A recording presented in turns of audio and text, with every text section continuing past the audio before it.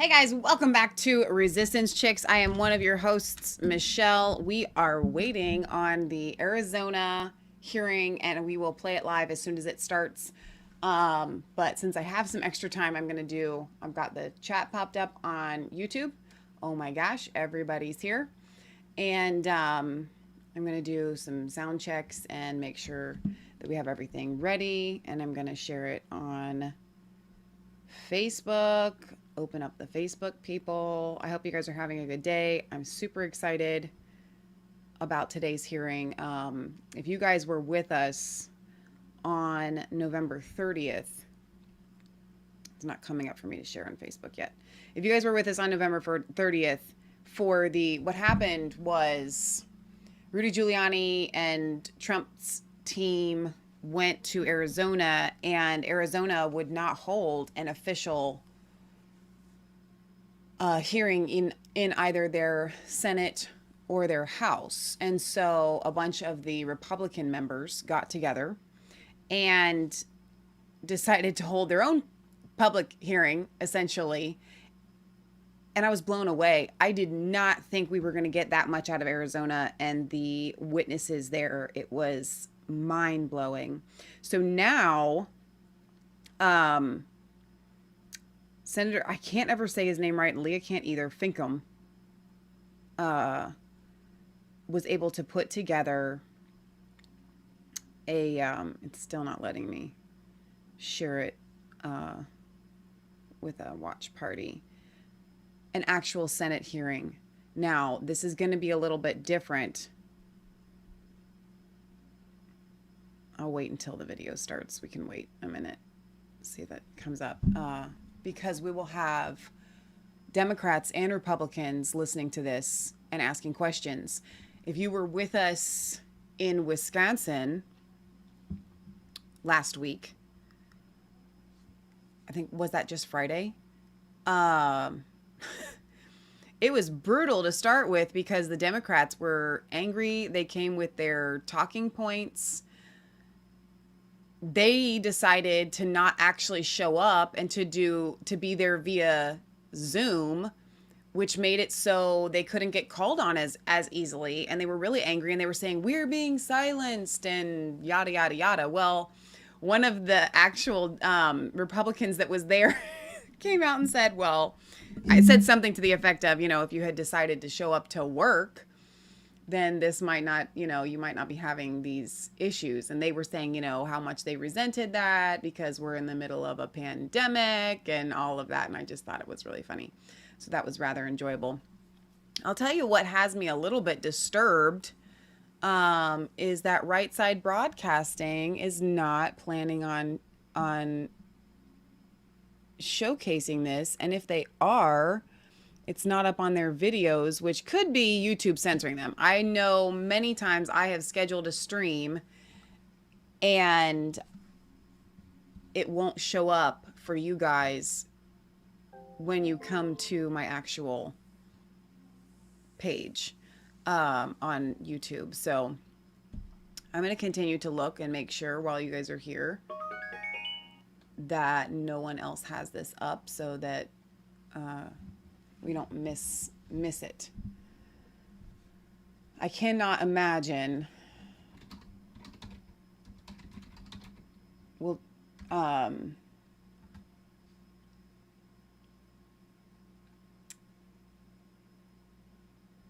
it streaming and NTD not actually showcasing it if they are able to do so.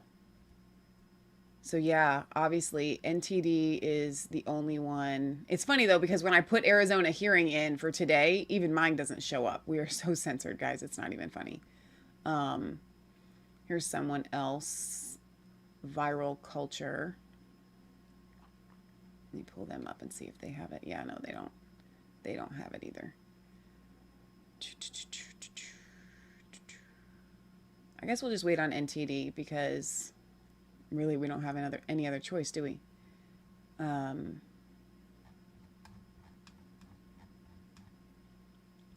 guess I could put it in my tags and see if we show up there. I haven't, honestly guys, I have not been putting I haven't been putting anything in our tags because tags flag you for stuff, but we'll go ahead and Arizona hearing, Arizona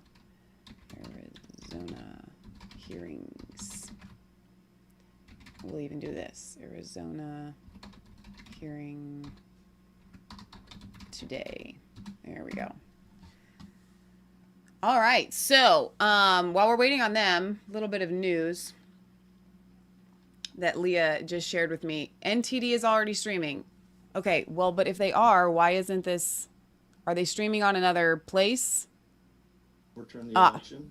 I needed to refresh. On the right that will decry it as being inadequate to bring justice to a tainted system replete with fraud. And there will be those who will claim that it merely is for show in an attempt by the Arizona legislature to appear engaged. Let me assure you, it is none of the above. Article 2, Section 1, Clause 2 of the United States Constitution vests the legislature with plenary authority to direct the manner in which the electors are appointed. To exercise this authority, the legislature must be in session.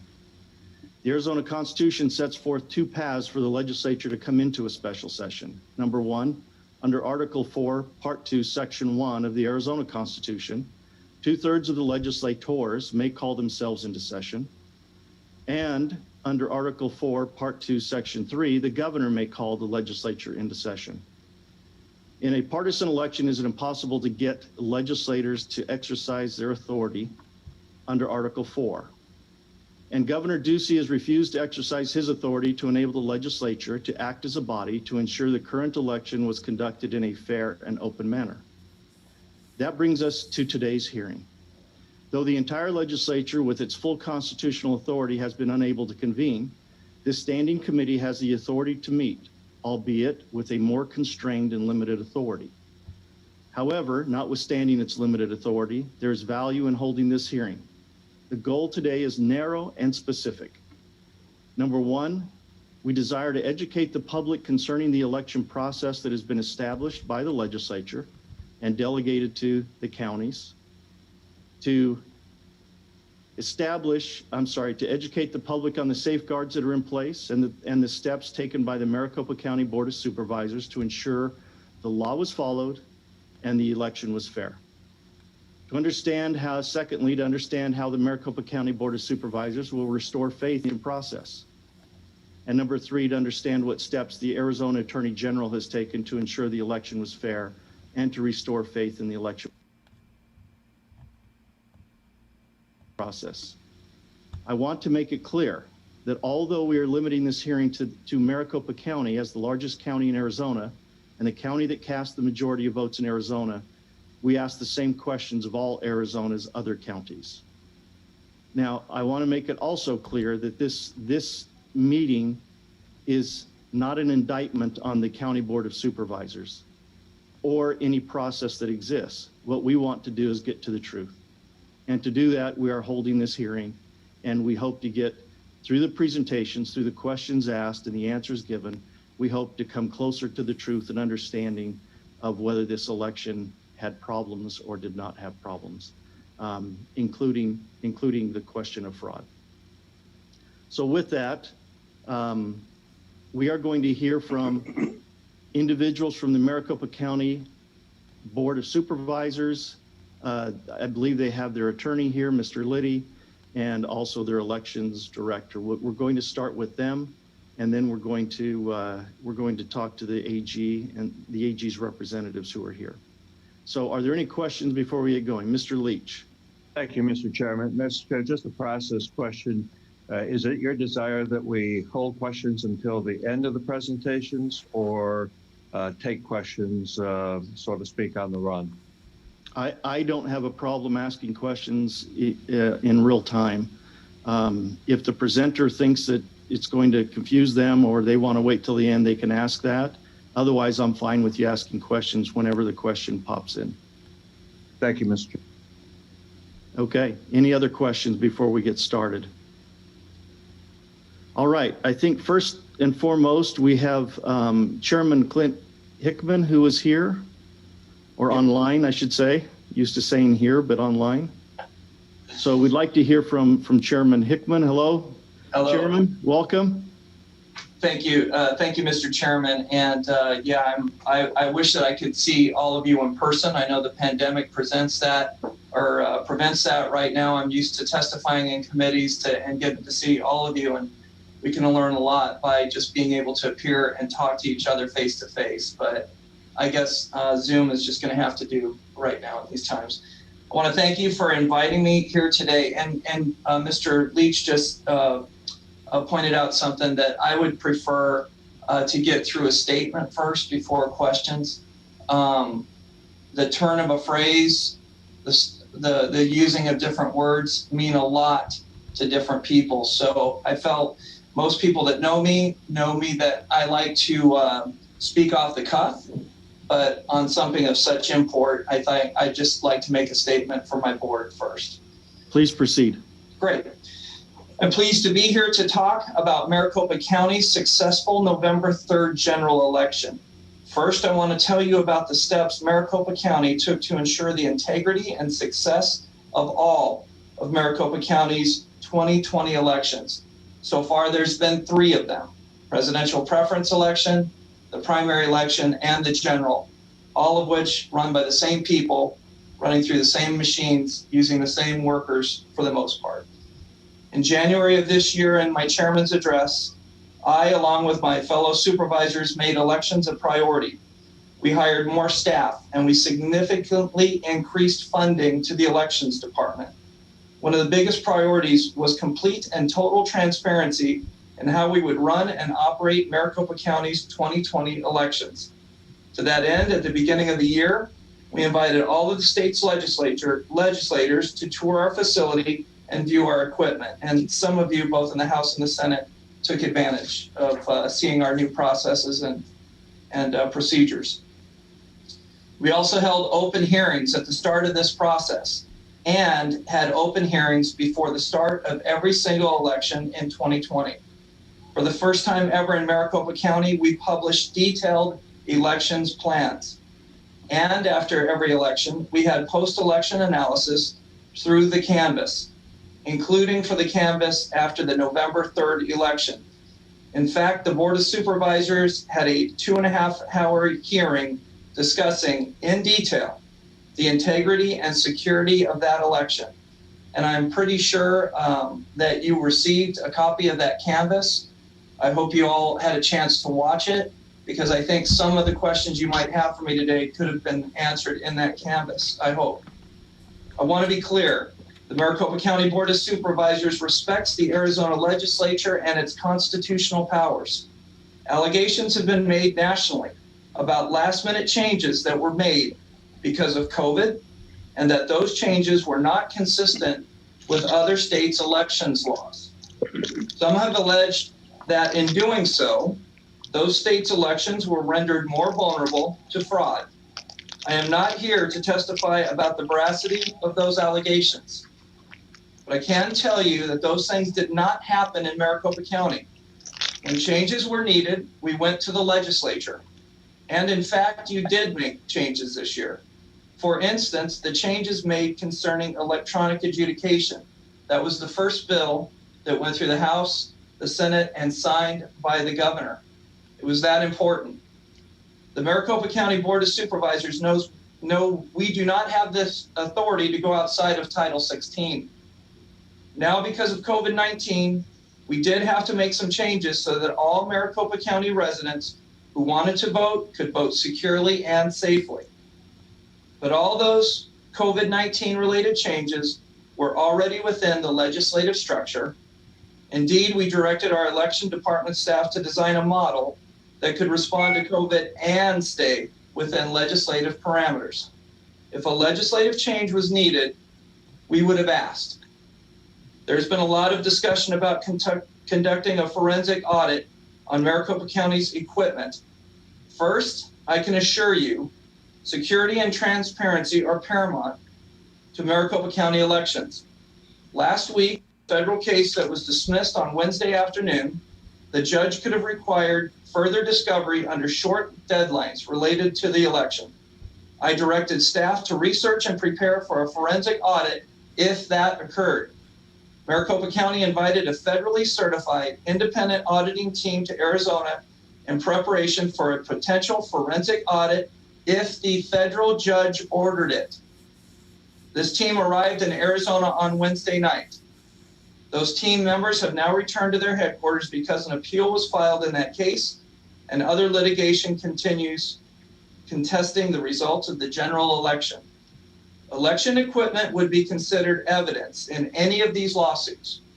Until election litigation is completed, we cannot engage in any audits of the equipment unless ordered by a judge to do so. But when appropriate, and as the law permits, I am committed to supporting a forensic audit. The people of Maricopa County have ample reason to have confidence in their 2020 general election. The county's tabulation equipment is not connected to the internet. The hand count audit we are statutorily required to conduct showed 100% accuracy of the tabulation equipment. And this hand count audit was performed by members of each of the political parties. The logic and accuracy testing of the machines that we are statutorily required to perform before and after the election revealed absolutely no anomalies. I want to be clear. I have complete confidence and trust in the results of this election, and I am committed to further verification of this election so that others can learn about our process and have the same confidence that I have. Thank you for the opportunity to speak to you today. I'm looking forward to continuing to work with the legislature and all the stakeholders as we continue to ensure and maintain confidence in Arizona elections. And before, that's my statement, and I think anybody on my board could have made that statement. We talk a lot as a board. I'm privileged to be chairman right now for another 23 days and 1 hour. Looking forward to seeing what the next chairman has. Ms. Eugenia Rita will be in charge of your committee that you chaired so well. And we'll have a new chairman to talk to her about that. But it's a complete, total privilege to be a leader this year with that board. I have found this board to be made of people with integrity, people of vision. I'm so happy to lead them, and I'm ready to take any questions you may have. And last, but certainly not least, I want my questions to be answered in a passionate way. I want it to be viewed that they are in a passionate way, but in no way are they defensive. This is where your job comes in. So I want you to know we're working with you, and I am here voluntarily. I did not need to be subpoenaed. I've talked to you, Senator Farnsworth. I've talked to many members, especially in my own district. Happy to be here. And some of the questions that you might have in the setting up of this hearing, also, Speaker Bowers had questions and concerns. Representative Ben Toma had questions and concerns, and I view this as the ability to speak to both houses of the legislature and hopefully get some questions answered or seek direction on which way to move forward. So with that, I'm ready. Thank you, Mr. Chairman. We'll go to the Vice Chair, Rick Gray. I think you had your hand up. Yes, thank you, Mr. Chairman. And I just want to acknowledge that Mr. Hinkman is actually my supervisor, and we've had a lot of conversations, sometimes through text at 5:30 in the morning. I remember one conversation we had. And so I want to thank you for your openness, your availability. I'm also thankful to hear, and I understand the constraints you have on when you have lawsuits in action that hinder you, but I'm glad to hear that you're looking at doing a forensic audit, as I've encouraged you to have, and 100% hand count, just so that our voters have a certainty that we know that this election was valid, because that's one of the concerns we have. So many people out there have so many concerns about the validity of this. And so I think it behooves us as elected officials to try and help them see that it was valid. And so I look forward to, after these lawsuits, getting over to seeing that done. So thank you for your involvement, your accessibility, and your work with this. Rick, thank you. Thank you. And I will confirm that Maricopa has been very receptive to our inquiries and have met multiple times with leadership, and we've had very good discussions. Mr. Leach, did you have questions? Thank you, Mr. Chairman. I have a number of questions, but I'm going to let it flow because I'm sure Senator Ugenti Reader has questions, and I'm sure the Vice Chair has questions also. Let me start by saying first of all, thank you, Mr. Chairman, Mr. Hickman, for the work leading up to this. As people have alluded to, there have been many discussions going back to the 2% audit versus the 5% versus whatever percentage, but you have been engaged, your folks, representatives of the county, have as well as employees of the county, and they were civil meetings. They were to the point, and where they had to be, they were much pointed. So I want to start by in our discussions leading up to this, take me through, if you will, the accreditation process, because we've talked about you've talked about an audit this morning, some type of audit, but the accreditation process, what all that entails, and specifically, you are accredited by state and federal, and what that means, and when it's done, prior to the election, if anything happens during the election, and then post accreditation and/or certification. That's kind of a big, large question, but I think you know where I'm going there. So I want to know what that accreditation process is, and does it expose any holes in the system where something out of the ordinary could happen? So, Senator Leach, thank you for the question, and Mr. Chairman, also for all of you on the panel. You will be having a presentation by people that I consider top in the field when it comes to this. You're going to have the ability to talk to our elections director. So on technical questions that I think are best to be answered by our professionals, I'm going to defer that in hopefully the ability to keep things moving. I don't want to go into something that he could do a better job of answering in a technical field like that. So we currently have the elections day of elections director, Scott Jarrett, who's going to be making a presentation. I haven't seen his presentation. He might go into that with the presentation. So I'm going to try to just say, Mr. Chairman, if there's questions I can answer, I will answer them. If there's not, that I think can be answered better, I'd rather defer to my people. And this is one of them. What we're going to do is we're going to move to the presentation by Scott Jarrett. Again, he's the director of elections. So we'll do the presentation. That may answer some of the questions, and then we can get clarification. So why don't we do that? Mr. Chairman, yes. I guess what I would like to do is also these people are going to be able to answer every question. If there's a question about processes that my board blessed or looked into, I'm here to answer those questions to the best of my ability for my board and as chairman. So I would like, absolutely, if people have questions about what the Board of Supervisors can and cannot do, I would love to answer those questions. So I can also get on with my life a little bit. We've got a big county to run. We have the first vaccines are arriving through, and our public health is asking me questions about that. So I want to be there for them as well today, because it's a big This guy is Yeah, a Mr. Chairman, professional we appreciate that. We smoke also blower. think this is a big day. Just and like it's to put that important out for us there. To have you present. We're glad Yeah. you're here, but And we'll move as quickly as we can, but we want to make sure that we're as thorough as this committee wants to be.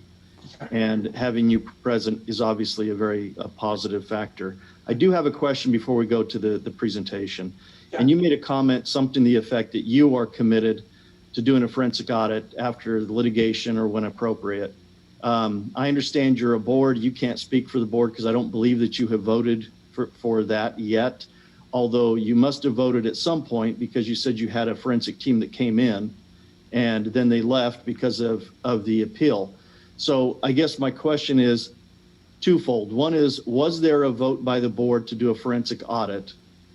Okay, then I'll follow. I see you shaking your head no. So No, there was no board, there was nothing on our agenda to speak to that. What you were saying with the forensic audit was within my purview as chairman to get things ready to go in case a audit was requested by a federal judge. I need to make sure I'm a businessman, and any good business, you put things in front as much as you can to enhance speed, and that's what occurred. My board didn't vote on that.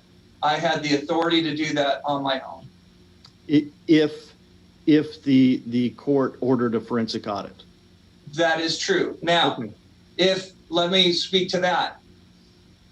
If the federal judge would have said that, I don't even know what that judge would recognize as an independent team. I just wanted to have that judge have an option.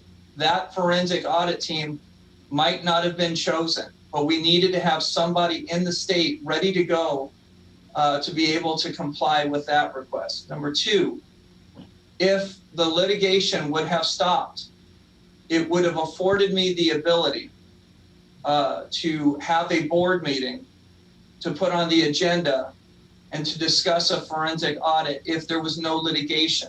I had the opportunity to do that.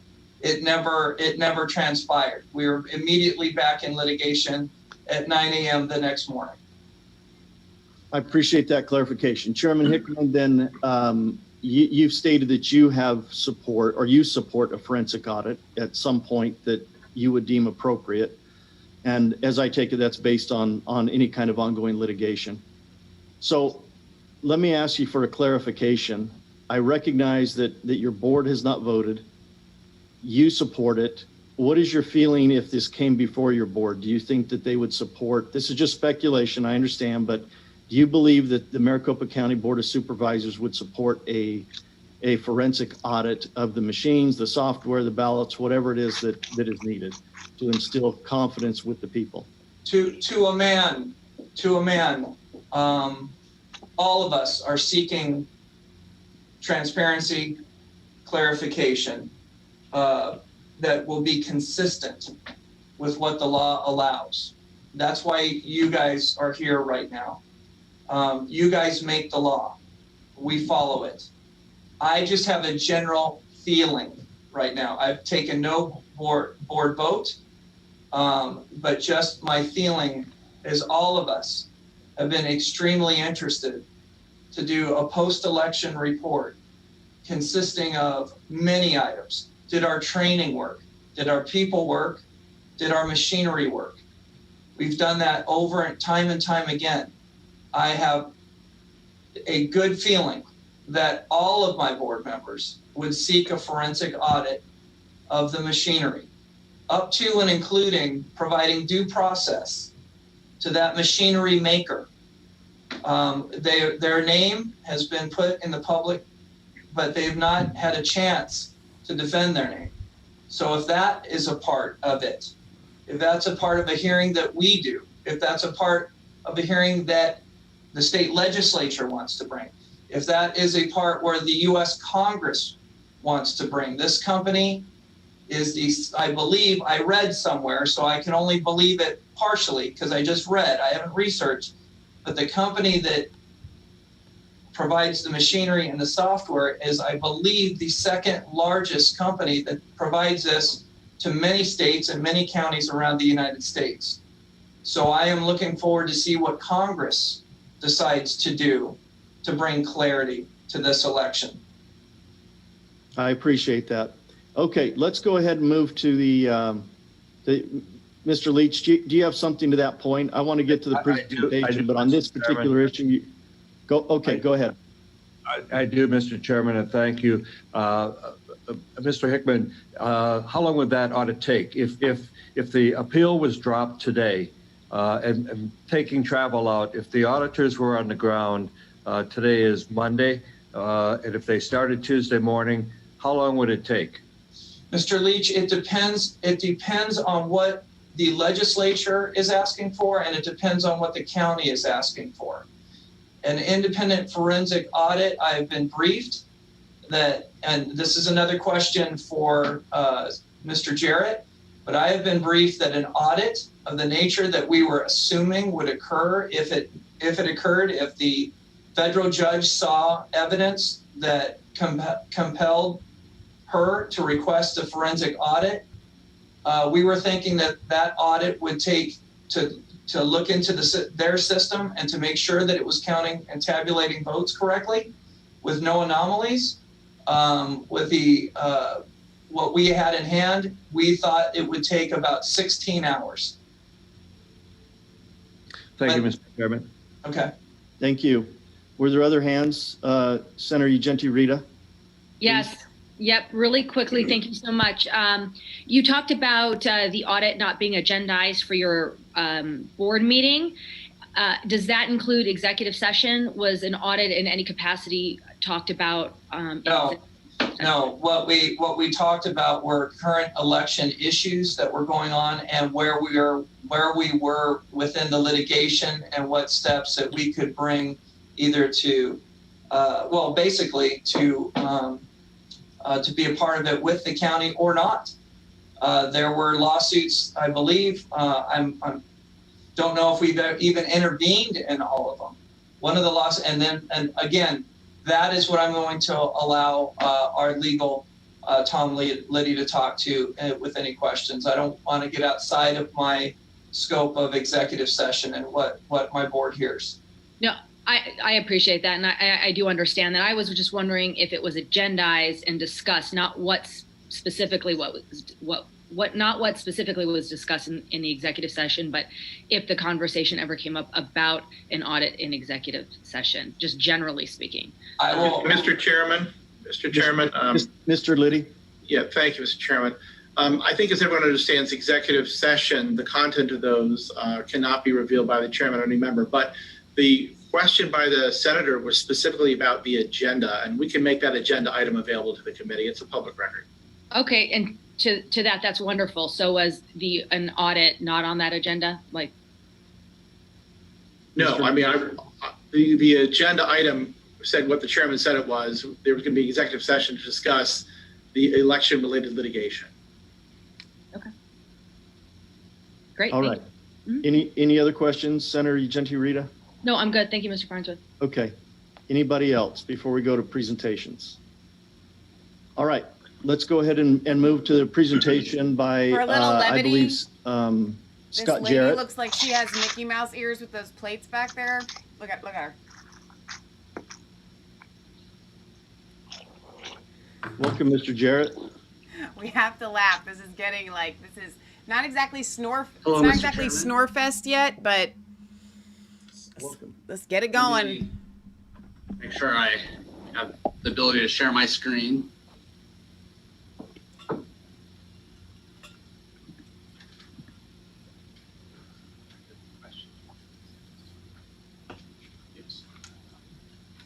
Mr. Chairman, can you see my presentation on the screen? I can. Members, you can see it? Yes, I can see it. Great. Please proceed. Okay. Good morning, Mr. Chairman and members of the committee. Thank you for your time, and I appreciate the opportunity to testify before you today. The Maricopa County Elections Department welcomes this scrutiny, and I welcome any opportunity to describe the incredible work of the Maricopa County Election Department employees. They are true American patriots who work tirelessly to host elections for the voters of Maricopa County. the candidates or measures that are on the ballot for the citizens of the great state of Arizona and for the Arizona State Legislature. Mr. Liddy also has a presentation and he'll be discussing we've had numerous court cases throughout this election process and after Election Day. And the evidence that was presented in those court hearings overwhelmingly show that the system used in Maricopa County is accurate, reliable, and secure. And I am absolutely confident in our processes and know that we conducted a reliable, accurate, and secure. I have to interrupt this guy. The judges won't look at the evidence. They keep dismissing everything. So no, it doesn't prove anything. With your permission, I would like to proceed with this presentation and answer any questions the committee may have for me during the presentation or afterwards. Please proceed. I would ask members maybe during the presentation to mute your microphones unless you have a question, please. Mr. Jarrett, please proceed. Thank you, Mr. Chairman. So in Maricopa County, in the face of a pandemic, we hosted an election with turnout percentages that had not been seen in 40 and 50 years. We had nearly 2,090,000 voters participate in the election with over 80% turnout. 991,000 of these voters or ballots were returned to us by mail. 209,000 of these ballots were voted in person, and 714,000 of these ballots were dropped off at a vote center or drop box. And as I go through the presentation, I'll be describing our central count tabulation proceedings as well as our how we tabulate votes at each vote center. And those ballots that I just described, there were 1.9 million of those went through our central count tabulation processing. We also had 167,000 ballots that were tabulated at vote centers on Election Day. And it took a lot of effort, a lot of resources. I want to thank the Board of Supervisors for all the additional resources that they provided this election department. But I also want to acknowledge that it wasn't just the additional resources that help us have a successful election. In many ways, it was the laws that were established by the legislature and some recent laws. And I want to take an opportunity to thank some of the members of the committee and yourself, Mr. Chairman, on some of those recent additions to legislation.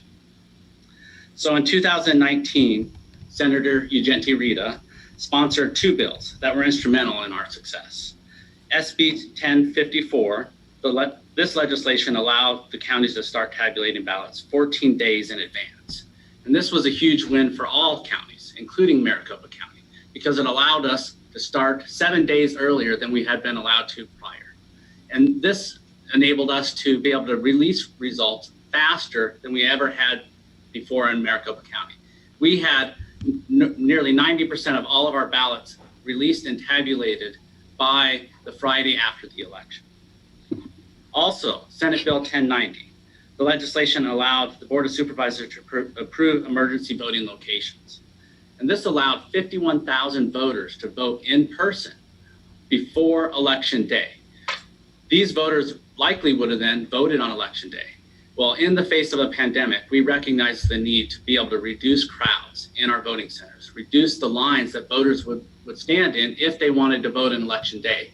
By being able to smooth out when voters voted and have them vote in that weekend before the election, it was a huge success and enabled those voters who wanted to vote and participate on Election Day.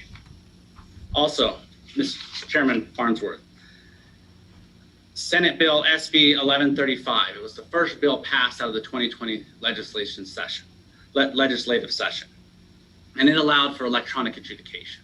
And this was incredibly important to the reliability of the Maricopa County election, but also how fast we were able to also tabulate results. And we just went through a court hearing case related to duplicated ballots. In Maricopa County in 2020, we had 27,000 duplicated ballots. I want to reflect back on 2018, a non-presidential election year, a gubernatorial election year, where we had 180,000 ballots that had to be manually outstacked. 135,000 of those ballots had to be duplicated. Many of those were related to voter intent issues. So we were able to reduce and only had to duplicate 27,000 as compared to 130,000 that we had to do in 2016. And that's directly related to this new legislation that was sponsored by yourself, passed through committee, and unanimously voted on by the state legislature in both the House and the Senate, as well as signed by the governor and the attorney general. So every metric that we use to calculate success in these elections show that we had an incredible election in Maricopa County. Not only do we look at historic turnout, we had fewer provisional ballots than we had in any prior election, less overvoted ballots, less undervoted ballots. And I'll talk about what an overvote and undervote is further on in this presentation. Before you proceed, Mr. Leach, did you have a question you wanted to ask now? Okay, you want to wait. Okay, please proceed. We were able to count ballots faster and release results quicker than ever before. We had fewer late ballots returned and fewer ballots that were rejected due to signatures that did not match. Let's pause on that one real quick. I'm not going to stop him. He can just keep going. They had fewer ballots that were tossed out because signatures didn't match. That means that we need to establish a robust set of controls. How did that happen? That's something to be proud of. Early ballots are counted. Now, did they check the signatures? Have direct oversight on. But due to the wisdom of the Maricopa County Board of Supervisors and the Maricopa County Recorder, they partnered to provide seamless voting processes for Maricopa County voters. And through that, I've become aware and been able to see firsthand many of these controls that are implemented for early ballots. So I can speak to them at a high level, which I'll describe now. And the first step of an early ballot process is making sure that we only send ballots to registered voters. So we are required by state law to ensure and to compare any voter that registers with government systems, vital records. After we go through this process, we make sure we also send a voter a registration card. Now, this registration card is important for two things. It informs the voter, it confirms for them that they are registered. It also shows them what precinct they're registered in, confirms the address that they're registered at, confirms the name, the party that they're registered with. But it also serves another purpose. It serves a purpose for the recorder's office and the elections department to do one more security check before allowing that voter to vote. We send it to their address. And if that registration card comes back undeliverable, then we immediately send out another set of election mail that would then confirm whether that voter needs to be inactive or that registration not to be processed fully, to confirm that the validity of that registration process. The next thing that we do, and this is before any election, is we send out a 90-day notice through the mail to any voter. And this, again, the 90-day notice it allows the voter to confirm this is their the party that they're registered with, this is the address that they're registered at, and other information that is important to the voter. But it's also important as one of the security checks for the election process. This is what the county uses to identify if that voter may have moved. And if they have moved, again, similar to that voter registration card, we will send out within 2 days, a second piece of official mail to start that process to try to identify where that voter moved to, if they changed their address, or if they've moved out of state, and then that would inactivate their voter registration.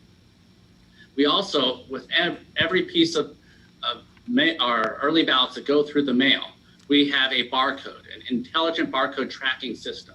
This allows us to track that barcode to the voter's home. If a voter can call and they haven't received it on time, they're expecting it, they've gone on to our Be Ballot Ready tracking status, it shows that the ballot's been mailed. We can trace this to and find out exactly where it is in the post office delivery process. But it also allows us to be able to cancel a ballot. There are many times that a ballot can be lost or a voter damages that ballot and they need a replacement ballot. Well, then we can cancel that first ballot using that barcode and then issue them a new ballot. Or this is also how we track if an in-person voter, an early ballot recipient, they're on the Pebble, they decide that they want to go and vote in person. we can use this barcode then to cancel that ballot that was sent to them in the mail, so they can then have that ballot that they voted in person be their live actual ballot that gets counted and tabulated. We also perform a 100% signature check on every single early ballot. So this signature check process is a robust process. There's many different redundant layers over this process. So we have entry-level staff that go through a 4-hour plus training of how to verify signatures. They are reviewing these signatures. They're trained on how to validate those signatures. They look at many different things in addition to the signature. They're looking at the phone numbers that are put on there, how the handwriting. I'm going to interrupt this guy, and I hope he doesn't make you mad. If you don't want my interruptions, signatures on file. I'm watching this on NTD. I take zero offense if you want to go over there so you can hear every little word that this dude is saying. I'm going to turn him down some more. All right, and here's why. I don't like to listen to liars. I will when I feel like it's useful. But I feel like I need to set this record straight as someone who has sat through, I don't know how many hours, I need to sit down and add them up, of hearings. And as someone who has been doing all of this research and listening to witnesses, it's fine for these officials to get up and to list all of the laws and to list all of the proper procedures, and then to say that because the proper laws and procedures are in place, that means that they actually were followed through. That's not what that means. As we have listened to countless witnesses through this entire process, we have heard time and time again where they are telling us these were the procedures and they weren't followed through. This was a procedure and it wasn't followed through. I sat and saw how signatures were not verified. They just pushed them through. The Arizona hearing that we watched on November 30th was mind-blowing. That hearing is why this hearing is supposed to be taking place.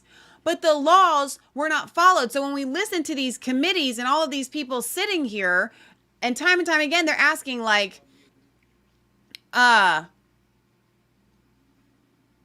can we do better? What laws can we change? And then we hear somebody like Miss Tarver in Michigan, and she says, no, the laws are already there.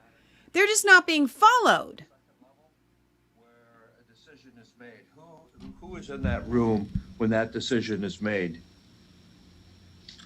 So at the second level, it's one of our senior staff members. So this could be a supervisor, a manager that's making that decision. Now there are still multiple levels. So we would not make even after that second level review, it would take it going to a manager level review, a third level review to truly make that bad. But that's only after the cure period has been satisfied. So we're not making it before the election or even 2 days after the election. We would not make a signature bad. We've made every attempt. So after, and we log on the envelope itself how many attempts we made. I'm turning him down again. You're supposed to log on the envelope, but we have heard from witnesses who said that didn't happen. I love what Steve says here in the chat on YouTube. Says exactly. That's like a murderer saying that they didn't commit murder because duh, it's illegal. I mean, this is insane. And when does that come into play? When a ballot is determined to go into what stage of review, and if it's determined to not be acceptable as a valid vote. So, Mr. Chairman, Senator Leach, the party representatives observe the process. They are not involved. So the political parties are able to assign observers to the signature verification process, the early voting process. I'll be discussing this in a little bit more detail further in the presentation, but also during the ballot tabulation center. But we hire Republicans and and Democrats, we work with the parties to hire individuals that they would like to be involved in this process. So the individuals performing these reviews are Republicans, Democrats, independents performing the signature review process. But the political party observers, they're just there to observe. Turning him down again. I'm sorry. I've got to say stuff, and we're just going to let him carry on there, and we'll come back as needed.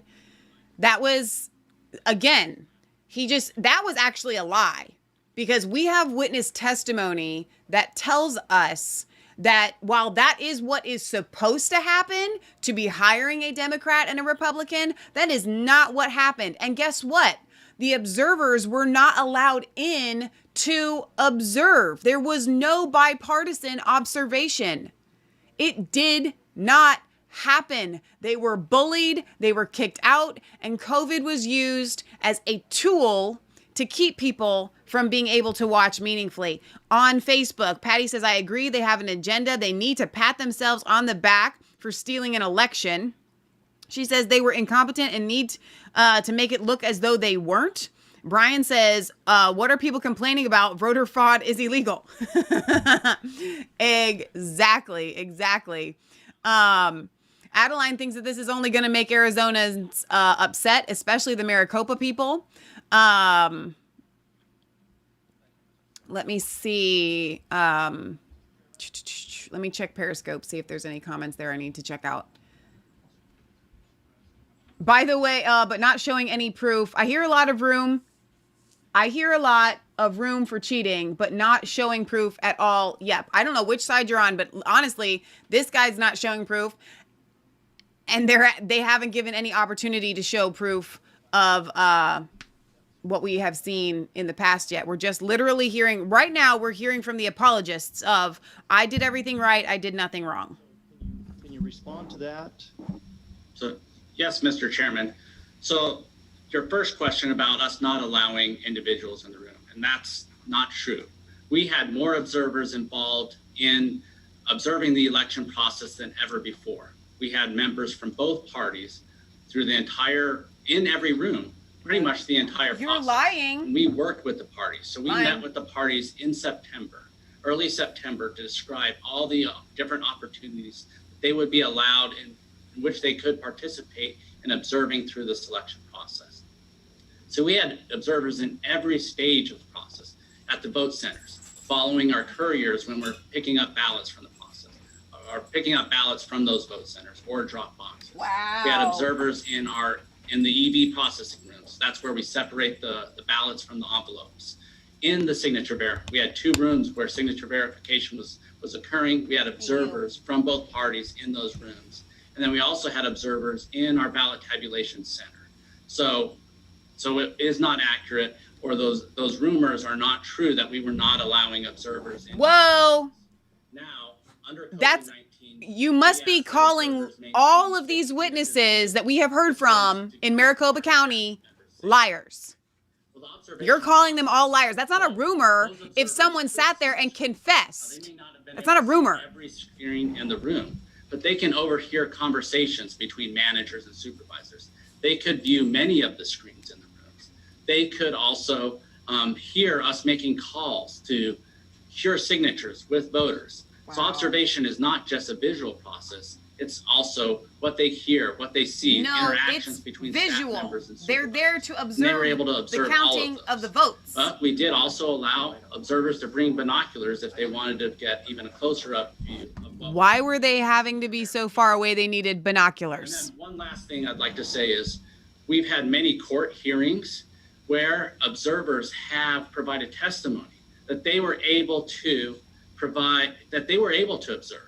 In that testimony in court, that they were able to walk through the process. They could view any computer screen they wanted. They could view 20 computer screens in one sitting.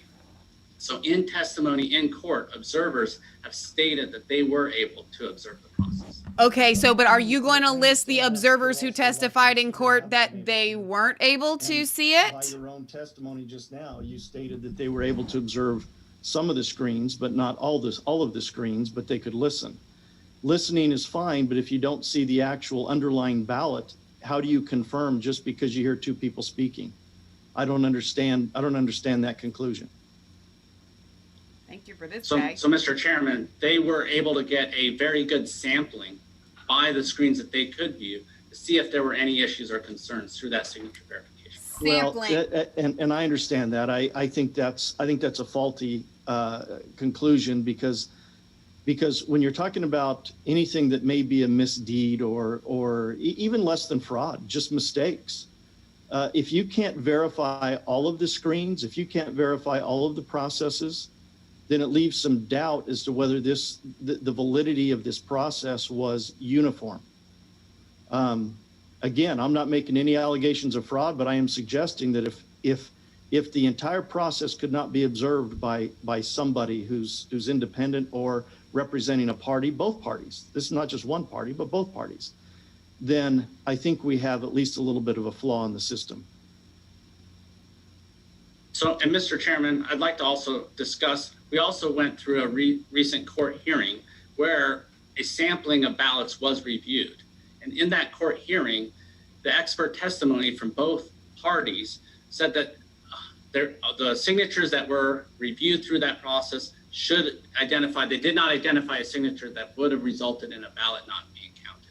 So even in a court hearing, the signature review process in Maricopa County, the evidence proved that we were doing our role and our job correctly. With all due respect, as to that one particular provision, you've talked about all of the provisions that are in place, and so that testimony is referring to one particular provision of the process. Okay, please continue your presentation. To that point, Senator Michelle Svensson. thank you. Is it muted? Nope. Oh, We okay, can- good. Oh, okay, excellent. Sorry, I can't tell. To Mr. Farnsworth's point, could you tell me where either in statute or in the elections procedural manual it outlines the authority to change the protocols for poll watchers? So in other words, I know you made some adjustments because of COVID-19. Did you have that discretion? Or is it specifically outlined, or maybe there was an executive order that allowed for that discretion that didn't otherwise exist? Can you speak to that? And again, I'm just asking because I know that some adjustments were made because of COVID-19, and I wanted to understand the authority under which those adjustments were made. Mr. Jarrett. So, Mr. Chairman, Senator Ugenti Rita, so I can take your question and research the exact provisions in the statute that speak to the observers in this process. But I will say, this is the first election that we had any political party observers want to look at signature verification, EV processing. Every election prior to this election, they did not even ask to be in the room. So we had more scrutiny over this election than any election in our history in America. Mr. Chairman? Yes, do you have it to that point? Yes. I'm sorry, I had my hand raised. This is D'Alessandro.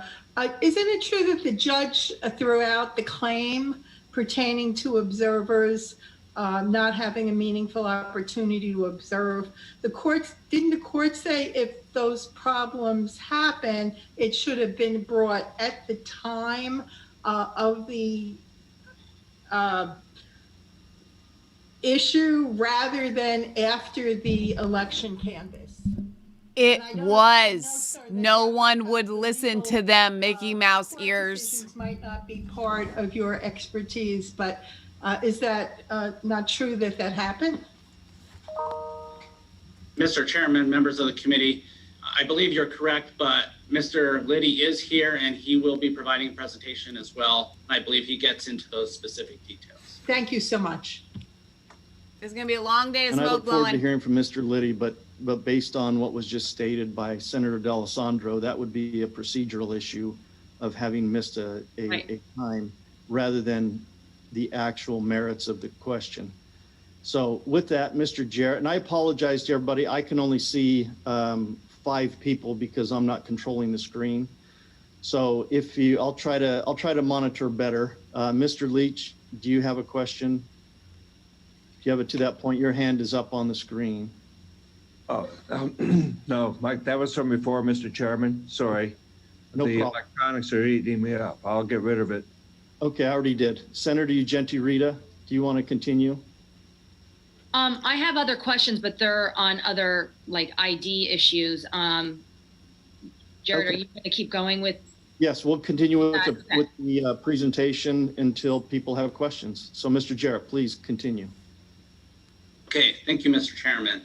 So in the last piece and really the last step after we go through that signature verification process is then bring those envelopes into, and we use bipartisan boards, Democrats, Republicans, Independents, separating those ballots from the envelopes, putting them into batches of 200, and then. And we know that they were not, in fact, bipartisan boards based on testimony of people that were there who have signed affidavits to that effect. So the next step of the process is voting in person. And this actually covers early voting in person as well as election day. So all voters, and this is a recent change as well out of the 2019 legislation, that all voters, whether they vote early or on election day, must show a valid ID. So in Maricopa County, we've established a site book check-in station to help expedite the check-in process. This is what really allowed us to manage the flow in our vote centers for the November election. We could have 9 to 15 people checking in simultaneously. However, there's a control process. There's a stopgap. Voters can scan their ID, but they can only progress so far until they have to show that ID to one of our poll workers. The site books do not let them progress until one of our poll workers comes up with a unique badge. They scan that badge. They are then required to log the type of ID in the site book that that voter showed before they're allowed to progress through and then have a ballot printed for them. We also, for this election, we went to a vote center model. Maricopa County, we have over 5,400 ballot styles. And we had to purchase ballot on demand printers to be able to provide that voter their correct ballot style. We use control slips that are printed from our site book check-in stations along with the ballot style to marry those up and to ensure that we give the voter their correct ballot style. Then, I think, Mr. Chairman, Senator Ugenti-Rita has a question. Okay, I don't see her hand up in here, but sorry. Senator Ugenti-Rita? Okay. Yes, thank you so much. Scott, what do you do to make sure federal-only ballots have a signature, or not a signature, but a ID check? So, Mr. Chairman, Senator Ugenti-Rita, so for federal-only voters, actually there's additional steps and security measures for a Fed-only voter. So if you are a Fed-only voter, you cannot have a ballot mailed to you for your first election. You have to vote in person for the very first time. Okay. And then they would follow a very similar process as any other voter.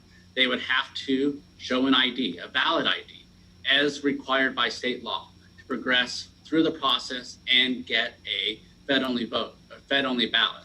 However, we had, I think it was right around 700 Fed-only provisional ballots that when a voter in this election came in and they said no, they demanded to vote a full ballot. They said that they were not a Fed-only voter. Well, because that status, because through that control slip, we knew that they were a Fed-only voter. They had not proved citizenship yet, that we printed them that if they demanded to vote that full ballot based on HAVA, we have to let them vote that full ballot. However, we do it through a provisional process. So we let them vote provisionally. And then that gives them the opportunity to cure that ballot. If they were able to come back and prove citizenship through that cure process, then that full ballot would have counted.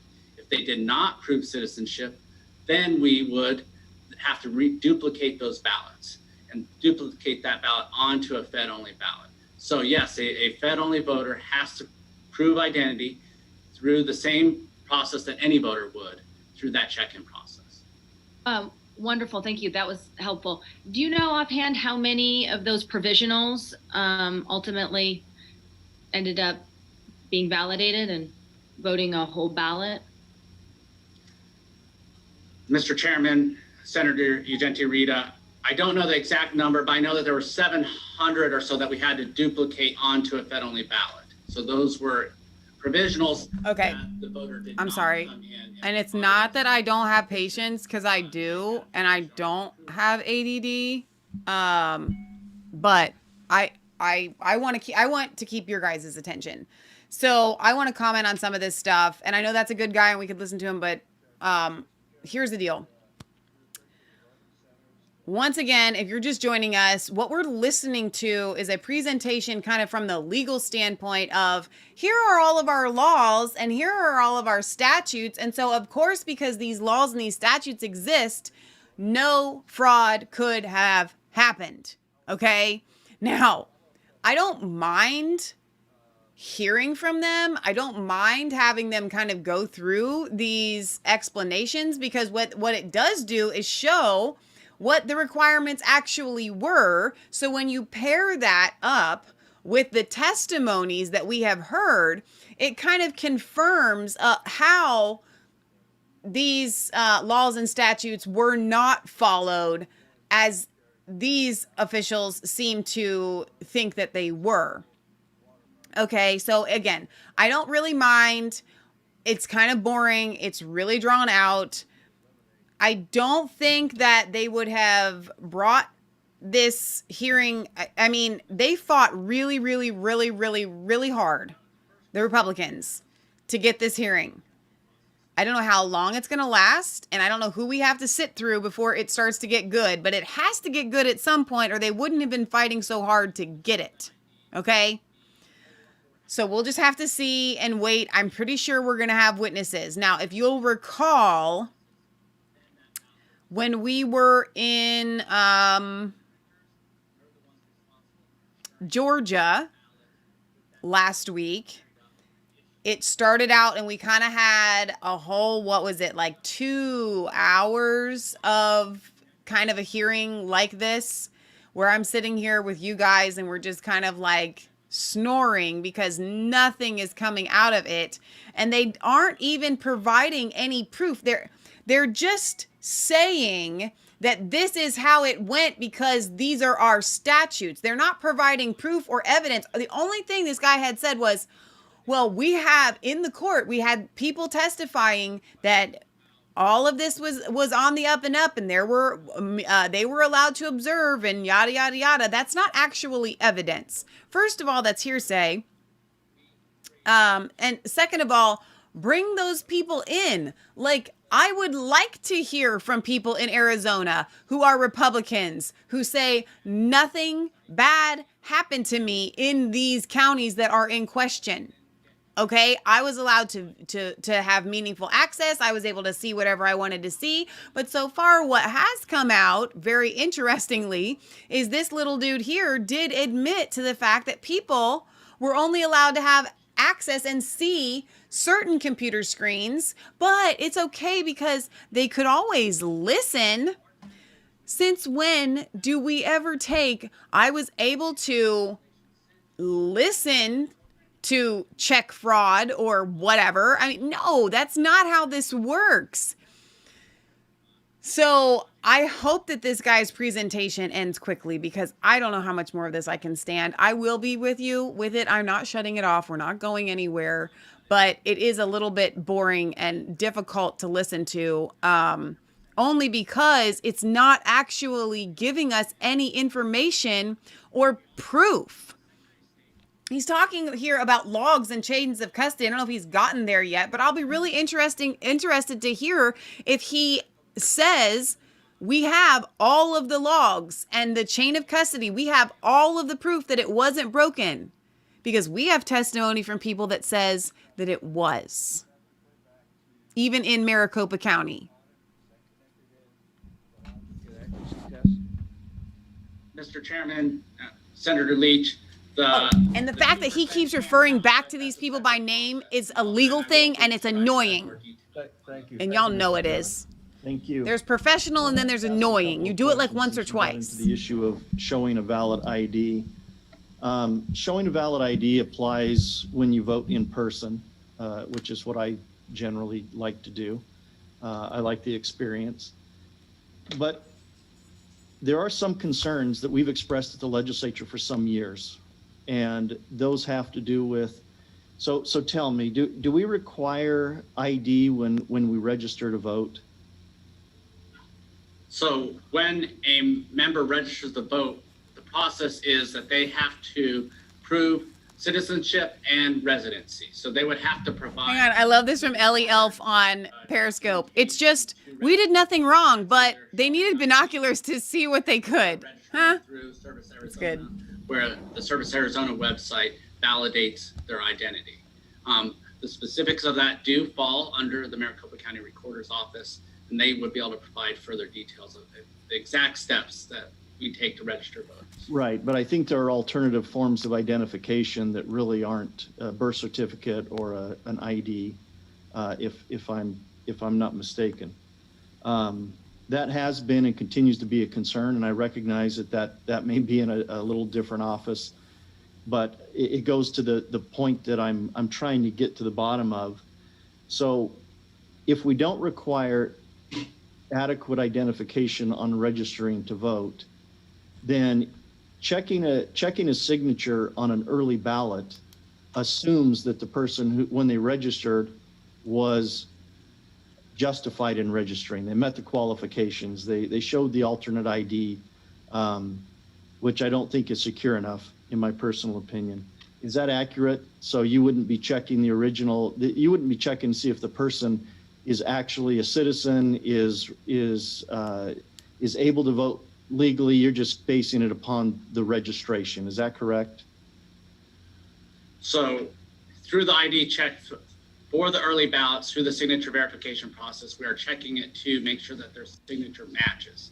The registration process is what verifies that they were have residency in Arizona and that they have citizenship. Right. Okay. So you confirmed what I just said. How do we, and maybe I'll save this question for later. I've just written down a few questions that I'd like to understand.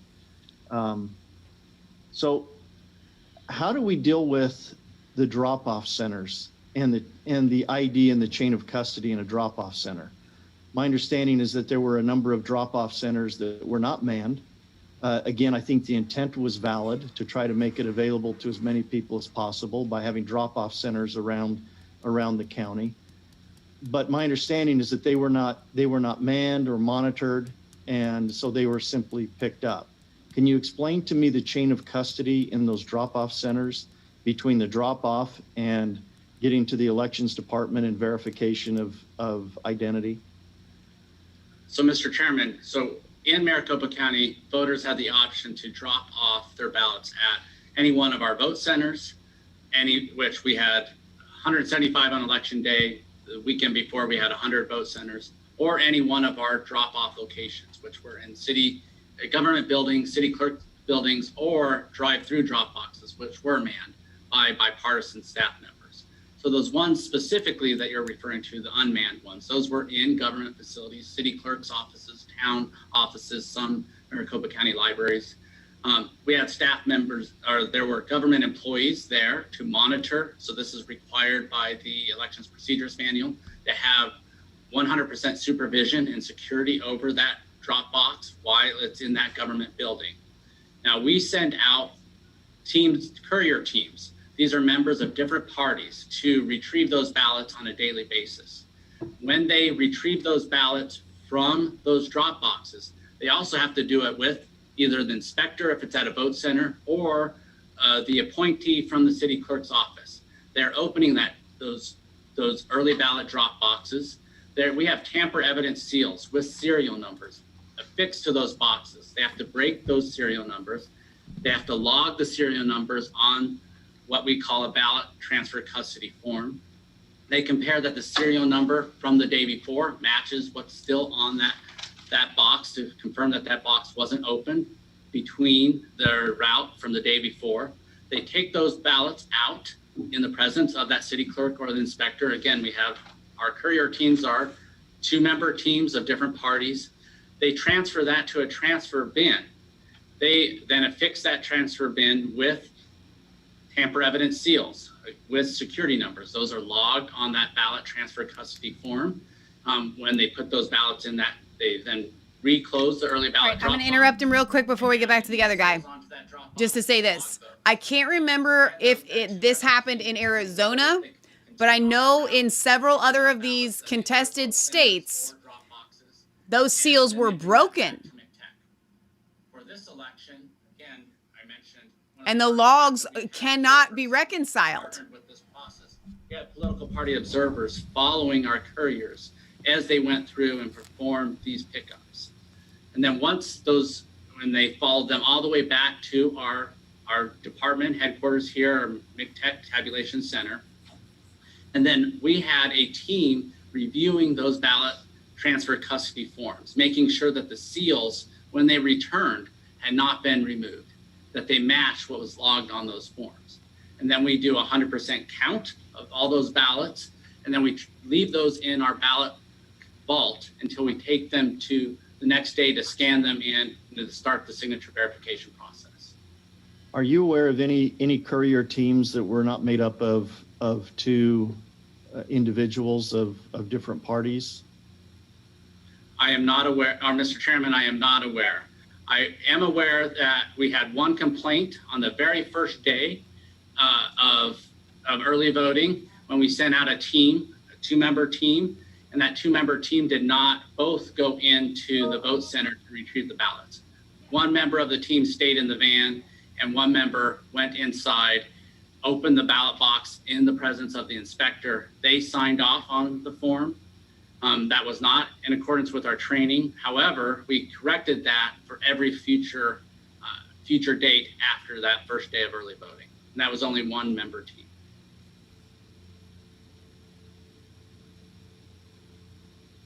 Mr. Chairman, I think you're on mute. Yep, I appreciate that. Senator Ugenti Rita, did you have a question?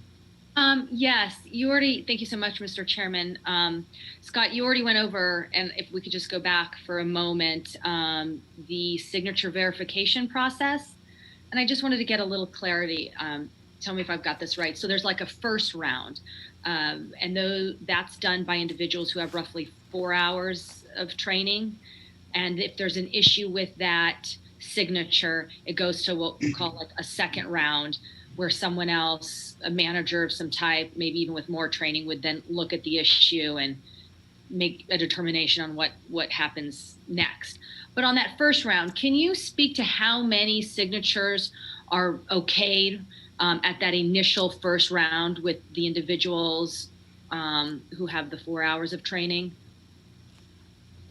So, Mr. Chairman, Senator Ugenti Rita, I don't have the specific numbers. I do know that about 1% on average for most elections go through and require a second round of review. But I do also want to add a little bit more clarity to that first round. Okay. So they can make a signature good, but we then do a 2% audit of every single signature that goes through and is basically determined as a good signature from that first round. And that's done by our manager level staff. And they're doing that to confirm that that first group, that first tier, is doing their jobs correctly. They can identify if there's any trends or patterns that are happening that that first tier would not be doing correctly. And then they could then address that through training or identify if maybe we need to make a staffing decision. And through that audit process, we did not find any concerns within this election. Okay, thank you, Mr. Chairman. So I just want to sum up. So the vast majority of signatures are, for lack of a better technical term, okayed or deemed sufficient at that first level.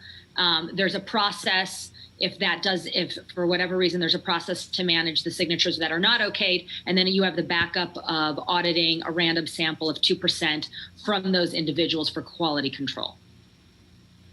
Is that right?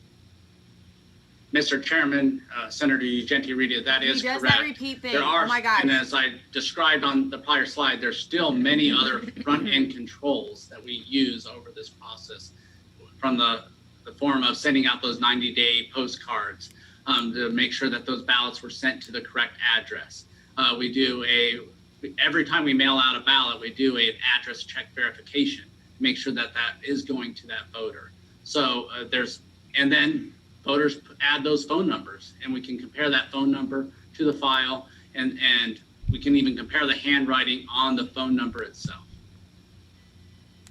We're going to get through this, team. But the vast majority today are being okayed at that You first and me. round. That's just what I was getting at. Mr. Chairman, Senator, you're correct. Okay, wonderful. Thanks for Stop with the clarification. repeating.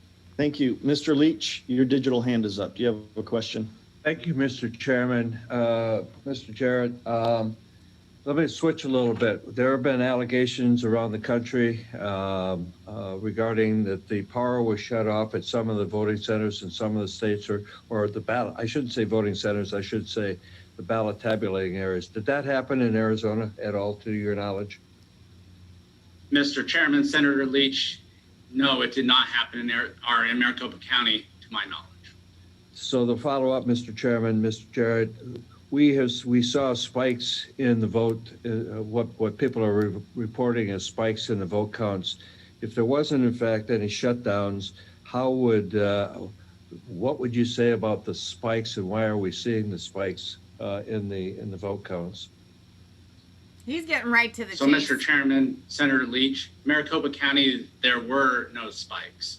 And in fact, once you go through the analysis, and actually Mr. Liddy will include some of this in his presentation, every single data reporting after Election Day describes the opposite of what those spikes are saying. They're saying that there was unusual spikes in the favor of Biden. In Maricopa County, actually nearly every single report subsequent to Election Day favored President Trump. And I can just tell you most likely why that was. So in Maricopa County, the vast majority of our early voting, especially those first few weeks of early voting through mail and in person, Democrats were turning out in much higher numbers than Republicans were. But as we got to the tail end of early voting, Republicans started coming out, and they actually surpassed the early turnout for what Democrats turned out for. Now, when we reported results at 8 p.m. on election night, those were just early ballots. And at that point in time, we were through the Friday before the election. So that's what the ballots that we reported at 8 p.m. on election night were everything that we had received by early morning on Friday. Well, the vast majority of those include more Democrats than Republicans. But then as we reported results on Wednesday, the day after the election, Thursday, Friday, Saturday, Sunday, those were ballots from Friday afternoon, Saturday, Sunday, Monday, and then what were returned as late earlies on Tuesday. So those were all then where predominantly those were including Republican ballots. So the spikes that have been described are not consistent with what we see in Maricopa County. Mr. Chairman, those ballots, and Scott, those ballots that were counted Wednesday, Thursday, Friday, after Election Day, what is the chain of custody? How are those held and protected? Who has access? Who doesn't have access? In what form are they held, and how are they protected so that numbers can't increase or decrease? So those ballots, until they are signature verified, are kept in the envelope, and they are stored in a vault with our vendor that scans these in for us and scans those signature. That's at Runbeck. So they're held in a vault. We have a sheriff's deputy at our Runbeck vendor maintaining that chain of custody. As soon as those ballots go through a signature verification, they are either approved that with a good signature, then those are transmitted and transferred to us. We send over a 2-member team to pick up those ballots and bring those ballots to our McTech tabulation center. Then they go through a bipartisan board where they separate those ballots from the envelope. Which we know full well that those boards were not bipartisan based on witness testimony. I'm going to read a couple of comments here while this guy continues to blow smoke here. Ann says, yeah, it is the defunded police. What idiots. I was thinking of moving, but I'm afraid wherever I go, they will move to my area. Ha. Kite Man says, Arizona hearing. Arizona not hearing. Dale wants to know, I thought the election was on Tuesday. Why are you still getting ballots on Wednesday, Thursday, Friday, and then again Monday and Tuesday, etc.?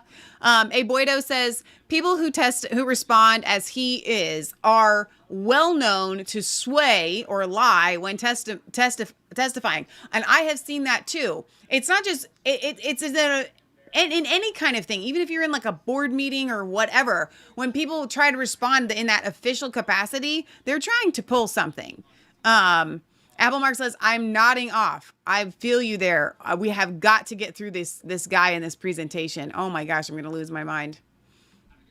Can you hear me, Mr. Chairman? I can. So when those EV processing boards are doing their inspection of the ballots, so they're separating those envelopes or separating the ballots from the envelopes, they're also looking for damaged ballots. So a ballot that might be torn. So then those might go into a separate batch because those can't be read by our tabulators. But then there's a separate transmittal tracking slip that would then send that to our tabulation team. So every single ballot is accounted for constantly, and we could verify and confirm that no ballots would be inserted into that process. And while, Mr. Chairman, and while everybody's entitled to a private ballot, there is identification marks on there referring to precinct. Is that not correct? Mr. Chairman, members of the committee, that is correct. That we do have a code on there that it can be traced back to the specific precinct in which a voter voted that ballot or where they live.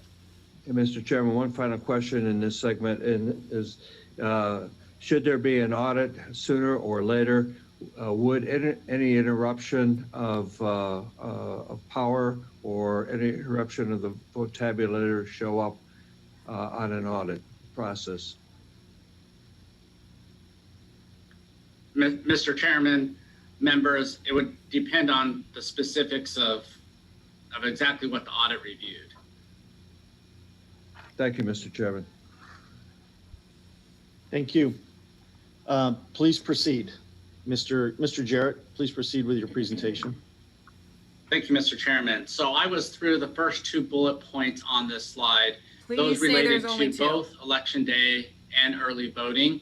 And then I was going to describe step 2A in this process, but because that related to how we transferred ballots from vote centers and drop boxes. But based on your question, Mr. Chairman, I've already described that process.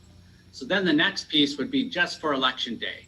So we only use our precinct-based tabulators on election day. And this is actually comes out of statute because every early ballot must go through a signature verification process. So that's why we do not use our tabulators prior to election day. And also for security reasons, we do not use our tabulators prior to election day. So our tabulators are programmed only to read election day ballot files. We do this for many reasons because there could be some voters that would bring in their early ballot and try to have their early ballot counted. Our tabulator wouldn't read it. There's also voters that may be upset that they were given a provisional ballot and they don't insert their provisional ballot in the envelope, and then they might try to insert that into the tabulator. Well, that would our tabulators would not accept a provisional ballot or an early ballot in our vote centers. Our tabulators also use 2 memory cards per tabulator. Now these memory cards are encrypted. They also have to be programmed at the exact same time in our ballot tabulation center. So you have to have access to our ballot tabulation center. You have to program those 2 cards at the exact same time, otherwise the tabulator won't work. And then we insert those memory cards into the tabulators. Those external ports are affixed with tamper evidence seals. So we would know if anyone tried to tamper with those memory card slots while those tabulators are out at our vote centers. We create a precinct ballot report where those seals are logged Our poll workers then compare that those seals are accurate when they're opening the polls. We also have a security key, a fob key. So in order to turn on those tabulators and open the polls, they have to have that physical security key, and they have to have a password that we've given our poll workers before they can open those polls and they're ready to use on election day. We also then have our poll workers run what we call a zero tape. So they run a tape. It's like an old-fashioned tape register. It prints out from the precinct or from the precinct-based tabulator. It shows that every contest, that's programmed in this election has a 0 vote. And our poll workers review that report, that receipt tape, and then they sign off on that ballot custody report, verifying. I love what Brian says here on Facebook. The Borg is adapting to our inquiry. Our poll workers, that's a Star Trek joke. Business, that's pretty good. They will, and all of this is done by 2 poll workers at different parties.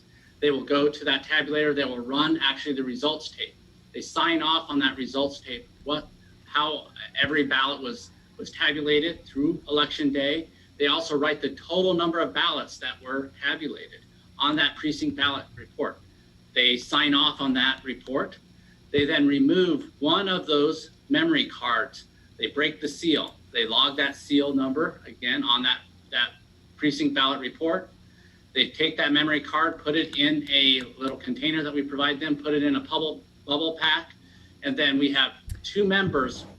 Curious Man says he's giving a really good description of what should happen, not what did happen. They put them in a black canvas bag. They seal that black canvas bag with a tamper evident seal. That tamper evident seal, that number is logged on that ballot custody report. So those ballots, that one single memory card, and any other critical documents that we need, like that ballot custody report, are then transferred to one of our receiving sites in Maricopa County. Our receiving sites are staffed with members from different parties. In this election, we used actually county employees from any one of our 50 county departments, and we made sure that they're from different parties. We also had MCSO sheriff deputies providing security over every receiving site. When those trucks left that receiving site and came back to McTech, our tabulation center, they were escorted by 2 sheriff's deputies sheriff deputy patrol vehicles with patrol deputies in those cars, ensuring the chain of custody all the way from the receiving site to McTech. Once those cards and those ballots are received by McTech, we do an inventory. We confirm that the seal numbers match. We bring those into our tabulation center. There's political party observers that were here present through that entire process, observing how we read in those memory cards on election night. Apple Mark, I don't sugar crack. Mr. Chairman, any questions before I move on to the next slide and talk about the tabulation process? Any questions by the committee members? Mr. Borelli. Unmute. Let me see my notes here. It's your note. You actually have notes? Because I don't. Were any of the ballots printed by a commercial printer at all? Mr. Chairman and Mr. Elections guy. Mr. Garrett. He got him, Mr. Elections Mr. Chairman, guy. Senator Borelli. So we, yes, we do have commercial printers that we use. We stress test every single one of our printers when testing them and readying them for this election. We have 3 different printers. One's Lexmark and 2 others are from Oki. And we use those printers to print those ballots on demand in our vote centers. Mr. Chairman, and I'm sorry, I forget your name, sir. It's Mr. Jarrett. Mr. Jarrett, yes, Mr. Chair, Mr. Jarrett. Mr. Jarrett. So, but everything is printed on site? Nothing is printed outside sources?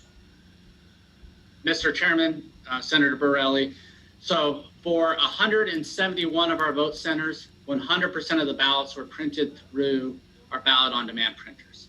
We had 4 vote centers where we did send pre-printed ballots to those voting locations. And those 4 vote centers, one was in Aguila, One was in Rio Verde, so it's north of Fountain Hills area. One was in Gaka Village on the Tohono O'odham Nation, and one was in San Lucie. And the reason we sent those 4 locations pre-printed ballots is it's very unlikely that a voter, out-of-precinct voter, would vote at those locations. And if an out-of-precinct voter did vote, we could have them vote on our accessible voting device. And the reason we made that decision is we wanted to expand the amount of vote centers that we could offer in this location. We were constrained by the number of ballot-on-demand printers that we could get due to COVID-19. The supply chain, we could only get enough to serve right around 170 voting locations. By not putting ballot-on-demand printers in those 4 locations, we were able to actually expand up to 175 voting locations. Yes, so another follow-up question. So, Mr. Jarrett, Mr. Chairman, Mr. Jarrett, did the county use run-back printing? Do they have a contract with run-back printing for Maricopa County ballots? Mr. Chairman, Senator Borelli, yes, that is correct. We use run-back, and they print all of our early ballots that go out through the mail. Right, and of course, Mr. Chairman and Mr. Jarrett, and everything that goes out in the mail, everything is folded, correct? Here it comes. Mr. Chairman, Senator, yes, that's correct. In order for, we have a 19-inch ballot, and the only way for it to fit in the envelope that we mail to voters is to fold that ballot. Okay, Mr. Chairman, I have another follow-up. On a provisional ballot, because some folks, they show up, they got their one they mailed in ballot or whatever, and or they didn't have it. They said that, there had been cases where someone said, well, somebody already voted for you, you're on the early ballot list, and then of course they say, I don't want to vote by mail, I want to do it in person. Are they handed a provisional ballot flat, pristine, or is that also folded in a pre-stuffed envelope? So, Mr. Chairman, Senator Borelli, if they have not returned their early ballot, and we can confirm that through our sitebook check-in station, that voter would be issued actually a regular ballot, and we would cancel that early ballot. So and that's one of the reasons we have so few provisional ballots in Maricopa County, in addition to the vote centers that we use. Yes. So, but if a voter, any provisional voter, comes into our voting location, that ballot is printed using one of our ballot-on-demand printers, and a provisional ballot envelope is also printed. Ballot-on-demand printers. And our poll workers are trained to guide them on how to fold the ballot so it will fit into the provisional ballot envelope. Right, okay, so either way, they're gonna have a folded ballot going in an envelope, and nothing is pristine, flat, and goes right directly into a machine, because everything is Good guy. put in an envelope and sent to the tabulating center, correct? So, Mr. Chairman, Senator Borelli, so if you vote using election day ballot, those are not folded, but any ballot that does go into an envelope is folded. Okay. Thank Whether you. that be an early ballot or a provisional ballot. Well, because if they show up at the polling center, they're gonna show an ID, they're gonna be given a ballot, but if there's a provisional that needs to be, obviously, later on, it's stuffed in a ballot. So my next question is on the adjudicated ballots, where, there's a coffee stain on one ballot, they get sent in via mail, however, and they have to do adjudication and obviously, swap vote for vote, and it's all observed. Is that ballot also folded, or is that run through pristine, non-folded? So, Mr. Chairman, Senator Borelli, so yes, we have a variety of reasons why we might have to duplicate a ballot. And so I think that's the process you're describing. And that's when we have, and those reasons could be because they are uniform overseas and military members, right? They return ballots to us through a secure portal. We had about so we had just over 27,000 ballots that we had to duplicate for this election. Okay. A little over 9,000 of those were those UOCAVA ballots. We also had Braille ballots. We had special election board ballots, which are large print ballots that we mail out to voters that but They do. they then could be those damaged ballots, so they're torn. Alright. There's a copy still. We're gonna just turn this guy down. Leah wanted to give an update. Yeah, because this is I'm on my last Smartie anyway. This is monotonous and it's hard to get through. And My you guys last want a one. little pick me up. That's what the Because Smartie was for. no, you need something better than that.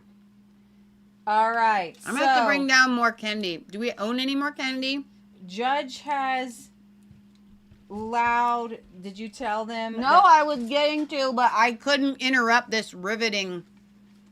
All right. Dominion's forensic result in just Antrim County. Here it comes. You guys remember we reported on this. We had a constitutional lawyer and Bill Bailey. Bailey, somebody Bailey. Won't you come home, Bill Bailey? Won't you come home? I learned that in 7th grade. Won't you come home, Bill Bailey? All right, so they had 7 IT experts look at the Dominion systems and do a forensic audit on the ones in Antrim County, 22 machines. And the Attorney General blocked the report. Now, we were waiting to see if the judge would release that report today. And yes, they were allowed to be released. So I would like to read a little bit about them. County clerk, there is a wonderful thread here, and I'm going to try to get this. This is in Michigan. This is in Michigan, yeah. This is a national security threat. Security group says it audited machines, and it is a national security threat. So the Dominion machines are intentionally and purposefully designed with inherent errors. We conclude that the Dominion voting system is intentionally and purposefully designed with inherent errors to create systemic fraud and influence election results. The system intentionally generates an enormously high number of ballot errors. The electronic ballots are then transferred for adjudication, a normally amount of ballot errors. Abnormally. Yeah. The intentional errors lead to bulk adjudication of ballots. Who's calling? All day I keep getting calls. You were talking to somebody for like an hour up there. Somebody that we know has somebody that they know who has COVID and wants to go to AmericaFrontlineDoctors.com Nice. to be prescribed with hydroxychloroquine. Oh, okay.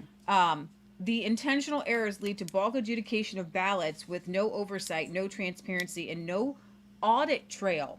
This leads to voter and election fraud. Previous years, there are on file the adjudication audit trails. You can find the adjudication and you can find it. Yeah. 2020 has been wiped. Whoa. By the software, like it's put into the software to just wipe it automatically, or someone went in there and wiped these ones? I don't know. They're just missing. You can't find who adjudicated, when they adjudicated, and how they adjudicated. Okay.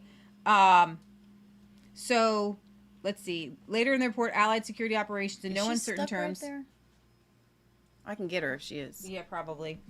Described Dominion's involvement in the elections as a national security imperative. And let's see. All right, there's a couple more things. This is breaking. So this is just the report. We're not being given any actual like evidence because it's a national security. It's going to have to go to.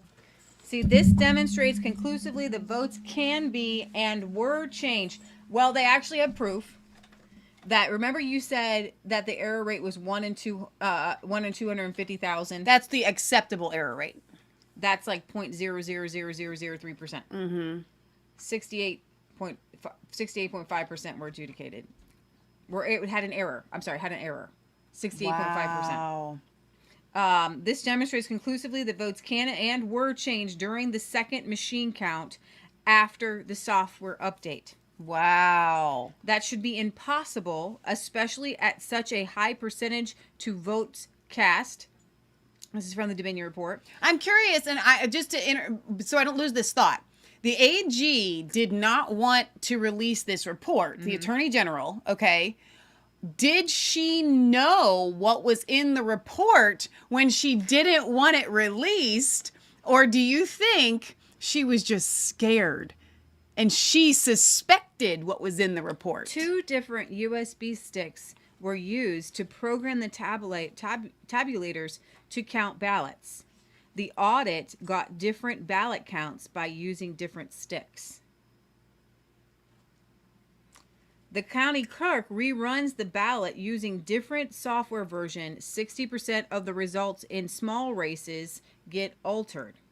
This resulted in greater than 60% change in voting results, in explicitly impacting every single election contest in a township with less than 1,500 voters. So the one thing that we saw was 600 votes added to the school board. They were supposed to be 6 and 3, and they put 663. So we estimate 1,474 votes changed across the two rolls. Between the first and the second time, the exact same ballots were run through the vote counting machine, which is almost the same number of voters that voted in total. This demonstrates conclusively that votes can be and were changed. Let's see, because the same machines and software are used in 48 other counties in Michigan, this casts doubt on the integrity of the entire election in the state of Michigan.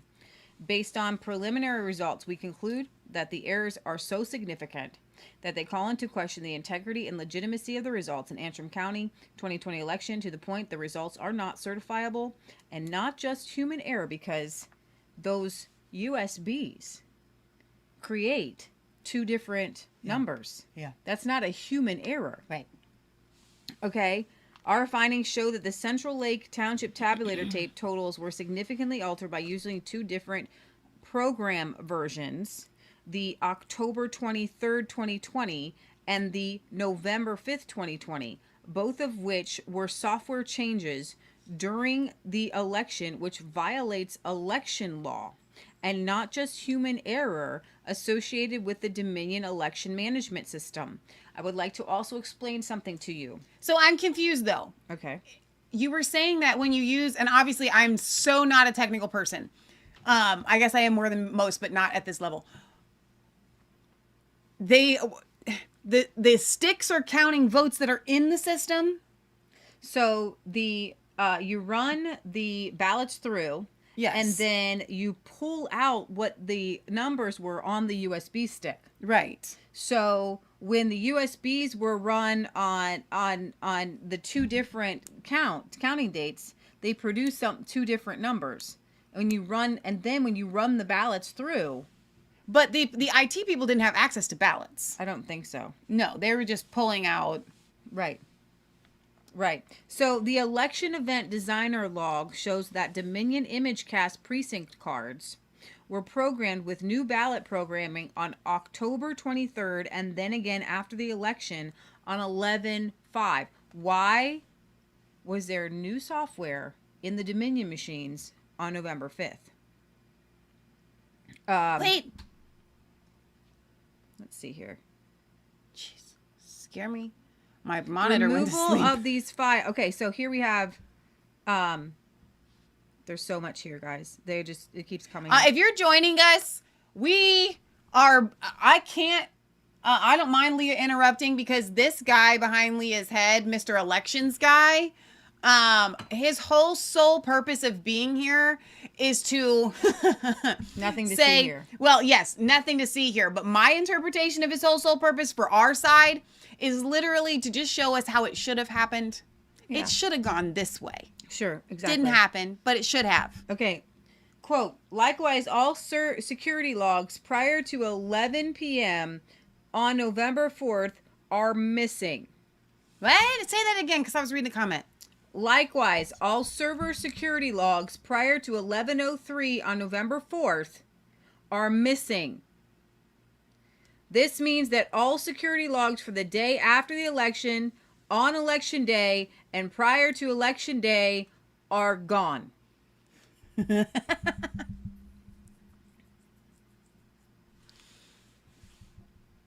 Other server logs before November 4th, 2020 are present. Therefore, there is no reasonable explanation for the security logs to be missing. In previous elections, the logs are still there. but not for our election, not for 2020's election. Right. Removal of these files violates state law and prevents a meaningful audit.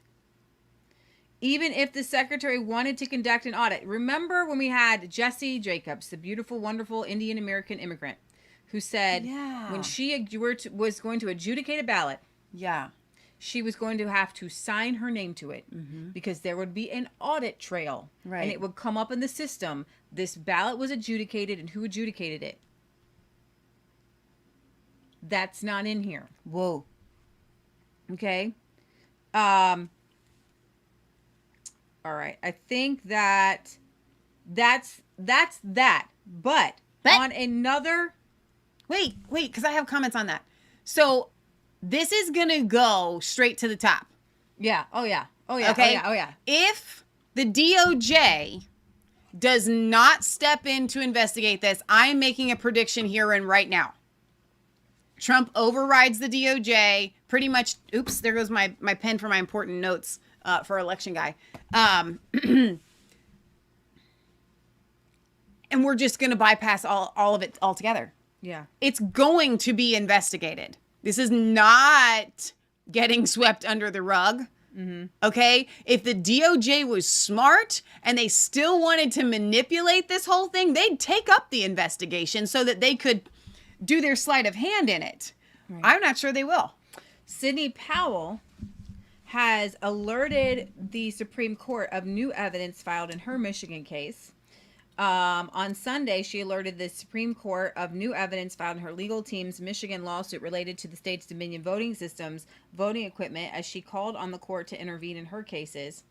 Powell, in a letter, notified the court of 2 batches of recently obtained evidence, the first of which she said came from an initial forensic analysis of Dominion's voting machines in Michigan's Antrim County that was prepared under protective order. So is related to this. She must have been allowed to get this, to get the results before it was released publicly. Right. I'm sorry, Patty, this is in Michigan. We're still talking about Michigan. Antrim County, where the votes switched.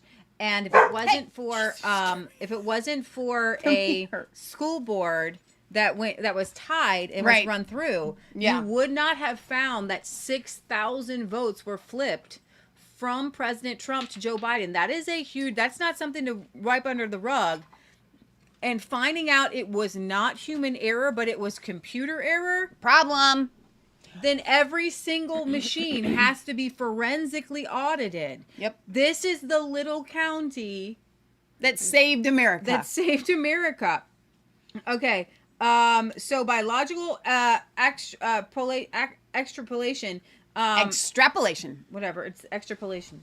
Explains voting anomalies and advises fraud throughout the Dominion voting system. The new evidence specifically provides additional and conclusive evidence of election fraud and irregularities. The final certified tally in Michigan. I'm glad Sydney has this information. Whoever got the information to Sydney is awesome. Yeah. So here's the thing. The word that the Lord gave me, and we are relying on crazy Christian stuff, no matter what Beth Moore and her crazy friends say about us being crazy. Beth Moore came out and it blasted us all for. Does anyone really care?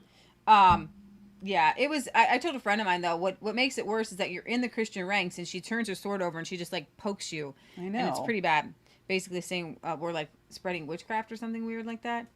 Which I would say you're being led by Satan, but we don't want to throw around who's being led by Satan.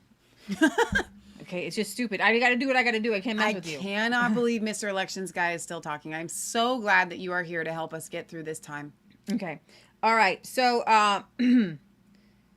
then in addition to this, here it comes. We have a cybersecurity that is off the chain issue because, and so somebody commented and said, I stumbled across your show and there were too many ums. Well, guess what? We are a 1-2-man band. Okay. And I don't have a person in the back to say, could you bring up that clip real quick for me? Oh, thanks. Okay. So maybe do you want dead air or do you want ums? Choose, pick your. I prefer the dead air. I try to really work on that without the ums. Just give silent, dramatic pauses while I'm thinking. I'm not good at that. Leah's ums help her to think, but they're not actual ums. Yours are usually just Oh, really? Just you do a constant Really? It's kind of like singing. You could change it to like more of a singing. Yeah, that's As you're awesome. thinking. All right, so I'm trying to find my thread here that I tweeted out real quick. Here we go. I found it. No, sing it. All right. So this is our government uses a software called SolarWinds.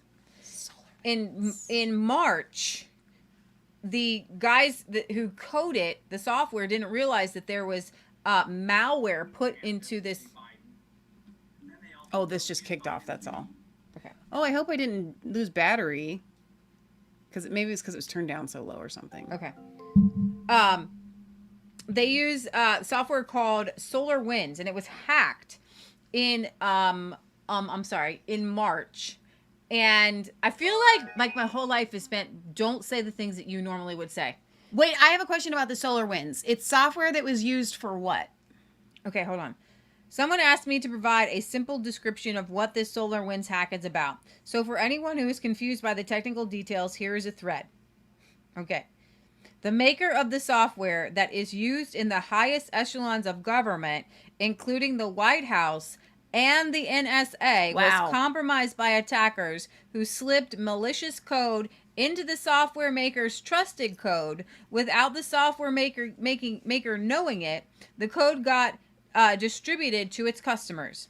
That malicious code, once it infected customer systems, opened a back door into those systems and contacted the hackers to let them know the door was open for them to serendipitously enter those systems and begin stealing sensitive data on those networks.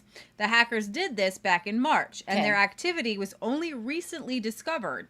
This means they have been inside our government systems for all these months, stealing data and spying on government workers without anyone knowing up until now. They also infected the telecoms and other company networks, other Fortune 500. So let me tell you some of these people who are SolarWinds customers. More than 425 of the Fortune 500. All 10 of the top U.S. telecommunications companies. All 5 branches of the U.S. military. The U.S. Pentagon, the State Department, NASA, NSA, the Postal Service. Should we all be NOAA. using the same hackable software? Probably not. You know what I mean? Like, mix it up. All right? So you got the CIA that uses one version, the FBI, you got the Pentagon, everybody uses a little different one. So if one gets hacked, they don't all get hacked. The Department of Justice, the Office of the President of the United States. Oh, no. And 5 of the top 5 U.S. accounting firms and hundreds of universities and colleges worldwide. I'm going to tell you who's behind this hack. China? You down with CCP? Hey, you know me. You down with it? So when Chris Krebs, who is our cyber guy, he's not actually a computer guy. He's an he's got a studies major. Okay, so how he even got the job to make sure our country's systems are not attacked, I have no idea. And when he said these were the safest election and nobody got in, the whole while China has been in our systems. He's the guy in charge of security. And China has been in everybody's back pocket in the entire country since March. He's gone now. I know, but this was under him. Yes, I know. I want to make everybody feel a little bit better. Otto says, I understood SolarWind gave a sort of God mode to users able to access and observe all system functions. Hello? Okay, Leah, they were all behind you. They said, one more thing. hang on, wait. They were telling you to just be you, that they come here to watch you. Don't you worry about your dums. Thank you. Okay, one more thing that you guys are going to love, because I love it. The ums don't bother me at all, says Ellen. It tells me you're human and not a robot and you have a brain to think. Ugh. Ugh. All right, so this is not what I thought it was going to be when I opened it up. But it's something better. No, it's something that is just as good, but I think there will be more to come. So I did not know that there was another case pending in front of the Wisconsin Supreme Court. Okay. But I have to tell you.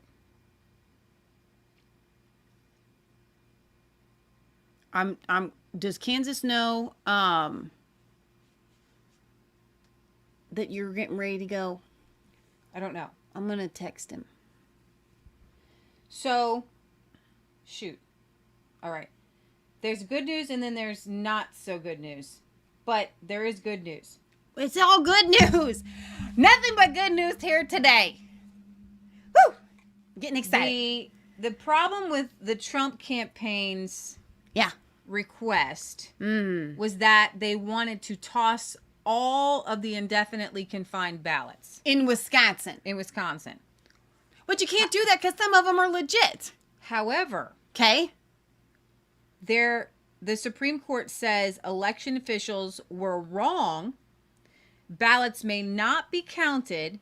They said the opinion which was released this morning says local election officials were wrong to suggest that voters could claim the status of indefinitely confined based on COVID-19. Right. Now, they listed that out. The election officials came out, just to remind you, they came out and they said, you can just go on the indefinitely confined list and vote. The problem with that is that allows you to vote without identification. So we had like 170,000 people extra sign up for that. The majority decision also held that if voters falsely claimed they were indefinitely confined, their ballots would not be counted. So, but that's a lot of legwork. That's my thing. They have to go. I don't know how this works. But the Supreme Court says, that's kind of big, though. I mean, there's 221,000 indefinitely confined. It is 4 times the amount that there normally is. Right. Okay. So you divide that. Maybe there's normally 50,000. So let's say that there's 150,000 of these votes. Yeah. And they break even 80-20 for Joe Biden. Okay. So if they, but I don't know how you go. But do you know how many patriots would sign up? Give me a list. Give me 10,000 of them. I will go to Wisconsin tomorrow. I mean, seriously, do you know how many patriots would sign up to They are not allowed to be counted. Now, they have not laid out groundwork for how do you check 221,000 people. But you wouldn't have to start there. If you had a list and you could see which ones just signed up this year, you just start there. Yeah, absolutely. Okay. Absolutely. I mean, and so then that begs the question, how fast can we get it done? Well, I believe truly they will get it done before January 20th. So I think it would be safe to say that barring YouTube will go to Trump. Yeah, exactly. That should that happen, and I think it will. Wisconsin will go to Trump. Unless and here's the thing: I don't put anything past the Democrats. Who is going to be the ones checking? Because they're the ones checking to see if they were indefinitely confined in the first place. Are they going to be the same ones checking to see if they're indefinitely confined? I think that if you had enough patriots doing I'm a professional white page searcher. If you had enough patriots bringing that evidence forward before the courts, Facebook stuff, things like that, I don't think it's going to be too difficult to prove it. This is a ground guerrilla warfare to get to get to those votes. But we will crawl and scrape, legally before the Supreme Court now. Right. They have ruled that those votes may not be counted. And that we can, for this election, get rid of go them. back and disqualify those people. Okay, so you're saying, is it the Wisconsin Supreme Court? Yes. So that's going to get appealed. If they do appeal, they're just going to stick their finger in their eye because that would get it nationwide. It would have to be covered. And our constitutional people will rule on this case because... But I'm just saying, no, they will appeal. I'm 100% convinced they will appeal because even knowing they will lose, it'll restrict the timing But I think that there is access to that list publicly available, so the Warriors can already be ready with it right now, finding out who is and is not indefinitely confined. Well, I'm going to tell you the Amistad Project will be on it. Yeah. This is a ruling for the Amistad Project that they will be on it. This is a great ruling. Yeah. This is what we needed. This is the these two things that have come out today. That's why I wanted to come to you in the midst of all this. These are the wins we needed. Yeah. These are the wins we needed. The wins we needed today. Now, some people say they might be small, but have you ever seen somebody get through? They're a lot larger than the winds this guy's been blowing. Okay, when you get through, all we needed to do was get through. And then with that, you can say, well, wait a minute. In Antrim County, if those forensics were that bad, then there has to be an audit of every Dominion machine. Yeah. Okay? We can't have machines that have a 68% error rate, or that 2 USB cards have different tallies. And here's the good news. I have good news for you, because I'm processing this through as you're talking, and I'm thinking, if I am the Democrats, I'm going to be doing whatever I can to get in to hamper and tamper with these machines before they can be audited, right? But anything that is wiped will be available, like to be shown, I'm sorry, this system was wiped. And in that, if they get into the system, they will not be able to alter the records to read something else. Does that make sense? Yeah. So whether you find that it's been omitted or not, do you understand what I'm trying to get at? It's all going to prove that this thing is so wonderful. Now, I think the easiest thing would be just to have tossed the votes. But if we have to go through every single one of them, here's the thing. They didn't say in the future. Right. They said for this election, they cannot be counted. And so if we can just make sure, what they're doing is they're giving us the opportunity to get that part of the election right over again. And all we needed was a court to say somebody did something wrong on such a scale that it affected the outcome of the election. And other courts, if this Supreme Court were in the other places, like with if this court, and I would just tell you this, if this course were in Pennsylvania, right? This is a good court. This is a good court, and I knew it, and I have been hanging on to this Michigan court in my spirit. I have been praying for them. We all have. I have felt about Wisconsin because you just said Michigan. Wisconsin. You meant Wisconsin. I have felt about this Wisconsin court that this was going to be the dam to break. And why? Because it was flying under the radar. Because God was keeping it under the radar. We were not focused on Wisconsin. When we went there last Friday, even the people that were sitting there for the hearing did not expect as much to come out. I didn't expect as much to come out because Wisconsin was not on the radar. They kept coming out and saying everything is on the up and up. Now, I do have a question, Leah, for you. Now, today we are supposed to see these states give their electors cast, right? Do we have a timeline on that? Because Kim C in the chat here, and I have no confirmation on this whatsoever, is saying that Georgia gave their 16 electors to President Trump. So I don't know where we would even... CJ Pearson is one of the electors and tweeted it, she says. So maybe you could go to CJ's sure, I'll try. Thing here. So I don't even know if I want to turn this on back on until Mr. Elections Guy is gone. I mean, this is... So I don't even know what this is going to do in the world, but Jenna Ellis will be testifying before Colorado lawmakers tomorrow on an official hearing for election integrity in Colorado. Does anything good come out of Nazareth? Well, Colorado used to be red, remember? Yeah. Red. But here's the deal. Just because we're not talking about these states, now that we have Antrim County, any state that uses not just Dominion, but ES&S and what is the other one? Any of these machines has to be looked at. So you guys want to take a second and hear, because this is going to get better. I'm sure it's going to get better. I'm glad that you're here. I wanted to go to CJ. You want to turn this on? Turn me on? It should be on. Well, this, I want you guys to have some good news inside of you. Trump campaign senior advisor Stephen Miller says we have more than enough time to right the wrong of this fraudulent election. Okay, and then find CJ. You turn it up. Trump campaign senior advisor Stephen Miller joins us now. They can hear it. Well, now we're Stephen, at noon, they're supposed to certify the election on January 6th. They're supposed to transmit it with the vice president with the gavel, Vice President Pence. What would stop that? Great to be on this morning. Thank you for having me. The only date in the Constitution is January 20th. So we have more than enough time to right the wrong of this fraudulent election result and certify Donald Trump as the winner of the election.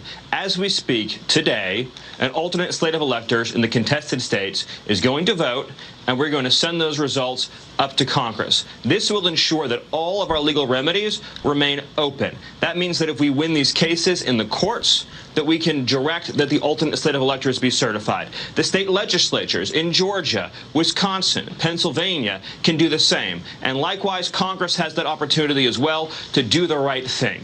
If you just cured 3 simple constitutional defects, Donald Trump's the winner of this election.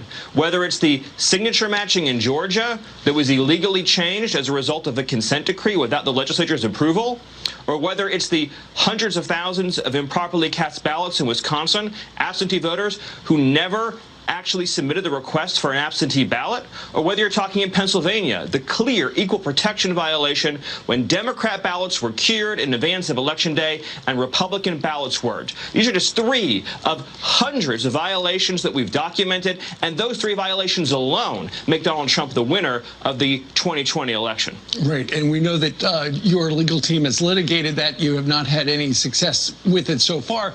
But, Stephen, explain, if you will, what these Trump electors are going to do today, because, you know, if a state went for Joe Biden, everybody votes for Joe Biden. You're saying the Trump electors are going to come in and say, hold on, we're not going to go along with that. We're going to cast our votes for Donald Trump. That's right. You have an alternate slate of electors in a state like, say, Wisconsin, or in a state like Georgia, and we'll make sure that those results are sent up side by side to Congress so that we have the opportunity every day between now and January 20th to say that slate of electors in the contested states is the slate that should be certified to uphold a fair and free election and an honest result. As you know, as you've covered, as we've all talked about, there were millions of ballots that were cast in violation of plain state law, federal law, the U.S. Constitution. You have underage voters. You have voters with felony criminal records who are disqualified from voting in their states. You have non-residents. You have non-citizens. You have voters who are deceased. You have voters who haven't lived in the state for years. And you add all these together, and you have Donald Trump winning the state of Georgia, winning the state of Arizona, winning the state of Wisconsin, winning the state of Pennsylvania, and I could go on. So that's what these alternate electors are going to do to preserve our rights, to ensure an accurate and honest result to this election. So, Stephen, Fox News poll, 77% of Trump supporters believed he was robbed, 68% of Republicans believe the election was stolen, and 10% of Democrats said that they agreed too. But what's your next step? The Supreme Court already rejected this. How do you plan on what's the next quiver, and what did Nancy Pelosi say, arrow in your quiver? Well, we have open election challenges in all the contested states. Take Wisconsin, for example. That's still working its way through the system. And if you look at what happened in Wisconsin, Wisconsin has a federal or state law that says in order to vote by mail, you have to apply. But in Democrat precincts, instead, they solicited hundreds of thousands of votes from people who never applied to be absentee voters. We have no idea who these people are. We have no idea if they're even eligible to vote in their state or how many fraudulent ballots were included. But we do know that those votes were cast in clear violation of federal law, and it is also clear violation of the Equal Protection Clause as well, because Republican voters were not solicited to issue those same ballots. That's still being worked through as we speak. And in Georgia, any day, the state legislature could stand up and require signature verification in that state. That one act would give Donald Trump the state of Georgia. There was a rejection rate of mail-in ballots of over 6% in 2016. After the illegal consent decree that was done without legislature approval, It went down to 1/3 of 1% at the same time as the number of mail-in ballots increased exponentially. Guys, that's not possible unless there is massive fraud. Stephen, so if there were underage people voting, if there were criminals voting, if there was illegal ballots cast, your legal team in almost every state 50 times lost. Some with Trump judges. So do you have the worst legal team who just don't seem to be presenting a good case, or are you just too late and this case should have been brought before the election? We did bring these cases before the election. But what you have to appreciate and realize is that the pressure from the corrupt corporate media to make everybody cave and bend is overwhelming. It is overwhelming. And so, yes, judges are caving. Yes, politicians are caving. We need heroes to step up and do the right thing. Ask yourself this question. If Democrats really believe, if Democrat officials really believe that these results are lawful and honest, why are they opposing an audit of the vote?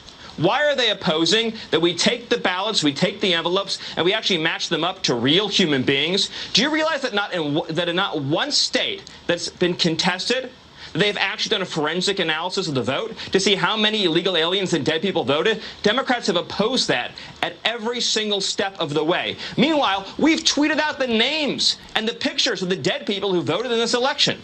That's just what we've been able to find. Imagine if you did a forensic analysis of the vote. Think about it. Using the pretext of COVID,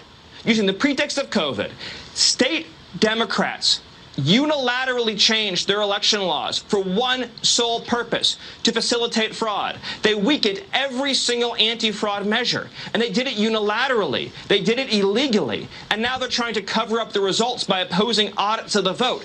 You only do that in Georgia, if you want fraud and encourage fraud. In Georgia, there was a Republican Secretary of State and a Republican governor. That's right. And it's a shameful episode. It's a shameful. All right, guys, so I'm going to head out. Wait, you didn't get to CJ. So CJ said that he did cast, like, I think that he basically explained what happened. Well, no, explain it for our viewers. So when you have these two different slate of electors, you're supposed to just send one. Well, now they sent both, and so both are casting their votes. Now, And that's in Georgia 5th, and Nevada, and we aren't sure about the other states yet. So on January 5th, the Congress would decide who they take. Exactly. January 5th is our date that we're shooting for. We have plenty of time to get all this stuff out there, especially with Dominion voting machines. I'm just curious to find out if there are other states that sent their electors too. Now they did. He was saying that they were going to. I kind of wanted a little bit more. Right now, the Republican slate of Georgia electors is taking the decisive action of casting their votes in support of real Donald Trump. So. All right, guys. So I'm going. There's Mr. Elections guy. Make sure we're all the way at the end so that we're not backtracking here. All right, back to work. Get your pens and pencils Chairman, out. That's correct. Okay. Thank you. Senator Ugenti Rita, please continue. Get paid just to sit around. Okay. So if the online image of the ballot is connected with a hard paper ballot, just one more time for me. Why can you not do the hand count of the precincts? You're going to cover up Mr. Elections guy. So, Mr. Chairman, Senator Ugenti Rita, because we are doing the hand count using the paper ballots, not the digital images. So statute requires that we do a hand count of those paper ballots. Those paper ballots come from the vote centers, so they're all stored. So if you go to any one single vote center, there could be any number of precincts in those ballots. Mm-hmm. So the only way to then get those into precinct order would then be to break the seal on all 175 vote center canvas bags, then sort them, and you'd never be able to put them back into that order that they originally came from the vote center. So you wouldn't be able to put it back in the order that you took them out of those canvas bags, but you would be able to do it, but it's cumbersome and time consuming. And yes, it could take, we're supposed to start this process, get our hand count done, and it would have taken, I couldn't even estimate, but probably a week or two just to sort them into the correct order, then to perform the hand count. We're talking about the fate of our nation. Hand count. It's worth it. And a digital count, since per the contract, you can very easily, what did it say? You could very easily order, you can very easily filter the ballots depending on what it is you wanted. Would there be value in that? So, Mr. Chairman, Senator Ugenti Rita, anything could have value. I believe that the current processes that we have in place through the logic and accuracy testing that tests the functionality of the system, the certification process of the system, as well as the electronic adjudication piece to this. When those boards are performing electronic adjudication, they are creating manual logs, logging every single action that they take. They're looking at the audit marks that are created from that first ballot that goes through the tabulator to now the second audit mark that gets created when that electronic adjudication report performs that function. We create then a system generated report that those electronic adjudicators use to compare every action that they took. They take that role incredibly seriously, and they would have identified issues or errors, and they didn't through that process. So I'm confident in our system. Now, based on what Senator Gray said about voter trust and hearing of concerns, I'm concerned about that. I want voters to have 100% confidence, be as confident as I am in this election process. So I am willing to talk through what type of changes, at a future date, when we start talking about legislation that could be implemented to help rebuild that confidence so those voters have the same level of confidence that I do. I appreciate that. And Mr. Chair, and the reason I bring that up is I'm just trying to take advantage of the technology that you guys are leasing. So if we're going to have these digital images and store them, then perhaps we could put them to use other than just adjudicating. Thank you. Thank you. Senator Borelli, did you have a question? You're on mute, Senator. Thank you, Mr. Chairman. And Mr. Jarrett, one more question. When you were going back to the signature verification in a signature verification room,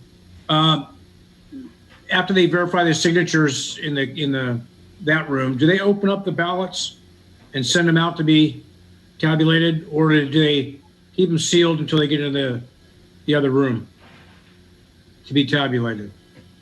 So the signature verification folks do not open up the ballots. That's a separate room. It's our early ballot processing room. Those bipartisan boards, members of different parties do the separation.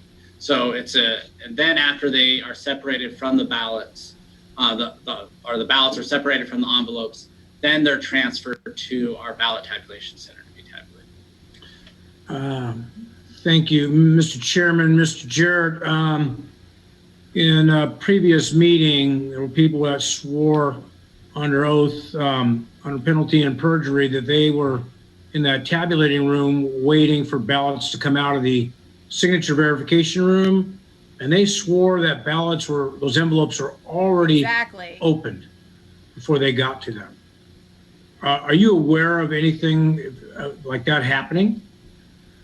I mean, not everybody can't be in the same place all at once. So, I mean, have you heard anything about that? I'm not aware of that testimony, and I'm not aware of that happening in Maricopa County. Okay. So if they only get opened once they have a good signature by our EV processing boards. Yes, Mr. Chairman, Mr. Jarrett, you just said once they verify the signatures on the envelopes, that they get sent to another room to get opened up and counted. So, Mr. Chairman, so the process is after a ballot has a good signature, it comes back from our vendor, which it was secured in a vault. The envelope is still sealed at that point. We have a mail room with that. We send these ballots through an envelope slicer, right? We're doing this for 2 million ballots or 1.9 million ballots that came back through Maricopa County. Then they're immediately transferred from the mailroom to the EV processing board, those bipartisan boards that actually remove them from the ballot. If they do not have, so the only ballots that are in our signature verification rooms are in ballots that have a need packet. Those are sealed. They're not opened. And those envelopes then will have a log of all the attempts that we are working through to try to cure that signature with the voter themselves, making phone calls, sending letters. If the signature is blank, sending that ballot back to the voter, so if time allots that they can then add their signature to the ballot and send it back to us. So, but those ballots that are in that room, the signature verification room, are not open. Right. So when it leaves the signature verification room, even if they've made numerous phone calls trying to contact that voter, they can't contact them. Obviously, it's going to go over to a different bin because it's kind of like a dead file. But the ones that did get verified and they leave that room, they are unopened, correct? That's correct. And they would need to go to our mail room to open them and then transfer them to our early ballot processing boards. Thank you. It was good. Senator Leach, do you have a question? I do. Thank you, Mr. Chairman. Mr. Jarrett, let me talk about Dominion and the people on site. When were the Dominion people, when did they arrive on site for the election, using the election day? Were they there at the beginning of early ballots being counted? Or did they come in for November 3rd? Well, let's take that question first. Mr. Chairman, so we have actually 2 members from Dominion that have an office here in the elections department, and they assist us with working. Sorry, having a connection. He shares office space with Dominion Mr. Chairman, can you still hear me?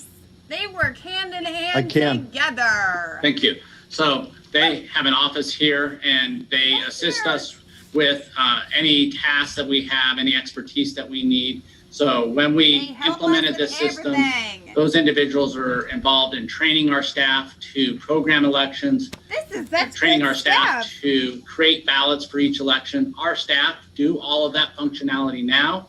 However, those Dominion staff are available to support us through an election.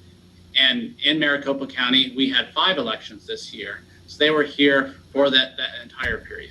Now, there are times where they are not here and they're working on elections for other counties, but they were here before and during this election. Mr. Chairman, Mr. Jarrett, were they, could they come and go as they pleased? Was that office available to them 24/7? Mr. Chairman, members of the committee, yes, they have access to our facility. They have a badge access to enter. Could they, Mr. Chairman, Mr. Jarrett, could they be there on their own without someone from the county watching what they were doing or how they were acting? Mr. Chairman, yes, Dominion can enter and be here because they have access to our facility. Now, all our ballot tabulation center, anything that's connected to our reporting system is under a 24/7 live camera. So, Mr. Chairman, Mr. Jarrett, so they could be working on the equipment without supervision from the county. Is that correct? Yes. Mr. Chairman, only under our direction, but yes, they do have access to the facility.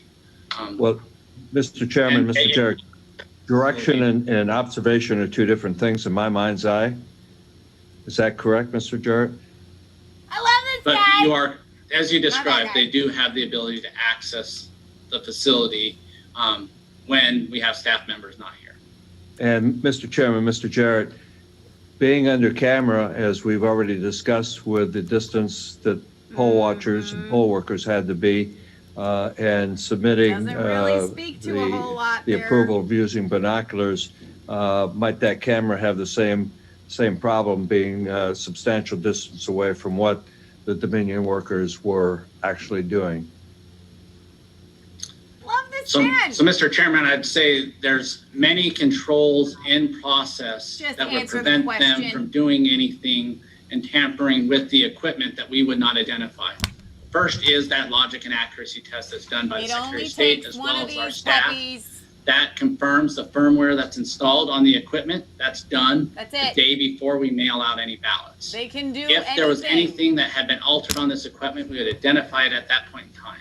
We do another logic and accuracy test post the election to confirm that it's the exact same software that's programmed on this equipment. And then, as I described before, if there had been any changes or altercations made of the equipment during the process, that would have rendered all those ballots that we sent out. Oh, no, that's good. Ballots that we sent out, any ballot that we print in the vote center, unreadable by our tabulators. No, not if it was a software update. If I have Windows 10 on my computer and they update it, that's the same software, just with an update. Point that I think that you were making to a question that I had, you said it depends on how the audit request or the audit guidelines are written.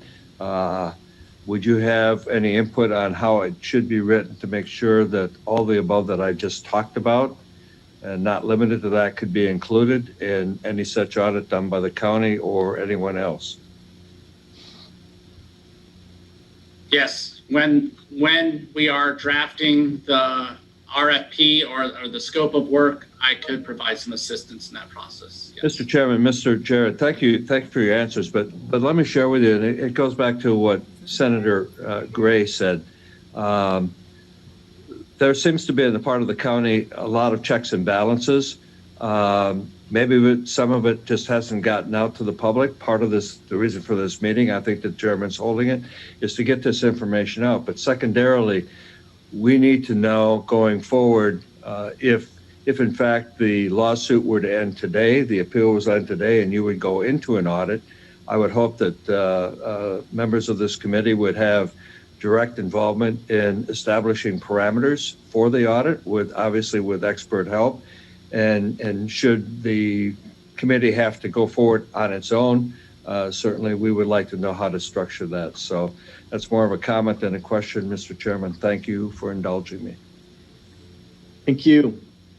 Mr. Vice Chairman, you have a question? Yes, thank you, Mr. Chairman. And Mr. Jarrett, going back to the Dominion office, what kind of work did they do? I'm assuming they had computers there. Were they using their computers to facilitate what you needed them to do? Mr. Chairman, Mr. Gray, yes, they have computers that our IT staff provide them. And yes, when we have requests for assistance, they assist us. Now, the computers that they're using on a daily basis are not connected to the election reporting system or the Dominion software. These are in their office. We actually have access to that office. It's really a cubicle that they sit in, and there's no way for us to not be able to see what's going on at any point in time when they're in their office work. So, Mr. Chairman, Mr. Jarrett, you're saying that they have absolutely no connection or capability of having connection with the software at all? Mr. Chairman, Mr. Gray, let me clarify. So in the computers that they're using on a daily basis, those do not. But yes, we give them, and under supervision and under direction, we ask them to assist with some expertise of the election reporting system, especially during election when we're transferring files from batches to the report. They are accessing the actual election reporting system. So they are manning some of those stations, but entirely when we have staff available during an election. Mr. Chairman, Mr. Jarrett, I also heard you say that if there was any change, that basically the software would not function right, the machines would not work. So are you telling me if there is an X or an O, maybe a few X's and O's, 6 of them, that are changed in that software, that it will totally malfunction? Mr. Chairman, Senator Gray, that's correct. Once we finalize that election programming code for those ballots, there's the hash code, the marks, the timing marks that will tell the tabulator when to award a vote or not a vote. That is unique to each election. So if there was any change to an election code during the process, it would render all the remaining ballots unreadable. all the pre-printed ballots that we mailed out, or ballots that then would be printed at a vote center on election day. Software update. Thank you, Mr. Chairman. Mr. Jarrett, my concern is that, again, depending on the requirement of change, if there was a major change, whether or not that software would cause that machine to malfunction, or whether or not it was structured to where if there were certain minor changes, that it would, in essence, still maintain its veracity as a functioning piece of software, but it could impact the election. And the only reason I say that is there's huge concern about the reliability and the potential compromise of Dominion software. So, Mr. Jarrett, who is it that writes the code for that software? Is it your office or is it the vendor? So, Mr. Chairman, so our office programs each specific election and creates the ballot style, but the source code is written by the vendor and the manufacturer. So there's two different pieces of code, right? The source code is what that goes through the EAC Elections Assistance Commission through their certification process. That is proprietary software. Our staff have no knowledge or expertise in what that source code is involved with the source code. So but a specific election, sorry, go ahead. Are you suggesting that those who have written the source code couldn't modify it at all without invalidating that election? Thank you. I mean, is that what you're saying? There's no possible way for them to modify the code? So, Mr. Chairman, based on my understanding of the system is that once we program a specific election on using that software, any alteration or change to the software or that election program itself would then render those ballots that we've created not readable. Okay. I'm not a programmer, but I have a hard time believing that the people who are writing the underlying source code could not incorporate the code that has been written in for a specific election, which is layered over the source code. My concern here, Mr. Jarrett, is not that there was malfeasance. I don't know. But I do have a concern that the county is taking the position that it just can't happen. I mean, there is a litany of white collar crimes, digital crimes in the history of this country and in this world from some very sophisticated people, and the victims didn't recognize it until some future time. So again, I'm not making any allegations, but I think it's really, really dangerous for us to say it can't happen. I think we need to be open to the fact that it can. And I'm not just talking about this election, I'm talking about future elections. That's from a personal perspective, I just think that's a dangerous position to take. To that point, Mr. Chair? Mr. Gray, to that point. Yes, that's one of the reasons I brought up the concern about these minor changes in the software program, because they do know their software, and obviously they're selling their product, but they know their software, and when you can go in and you can tinker with something, there's a possibility. Yeah, little tinker. And as the chairman said, I'm not saying that that's what happened. Let me be clear. I am not saying that that's what happened. But what I am saying is there is enough concern by our voters in our county that do have concerns about it, and I have questions about that. You are very confident that nothing happened. I hope that's the case, but I think it behooves us when there are concerns to verify that. That's why I think it's critical that we have an independent, qualified team of cyber experts that can come in and do a audit of that software and make sure that nobody else has touched that after. And I'm assuming, and I hoped that you would have locked that down and not had your Dominion employees working on that to be able to make changes to take it back.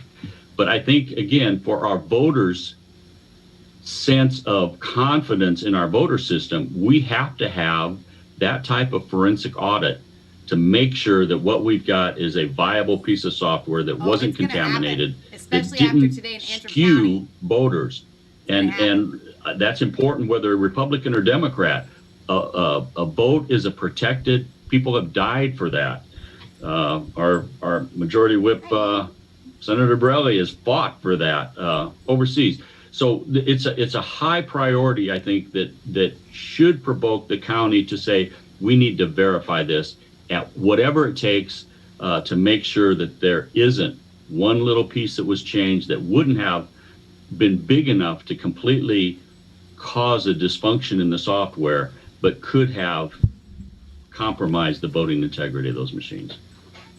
Thank you. Senator Borelli.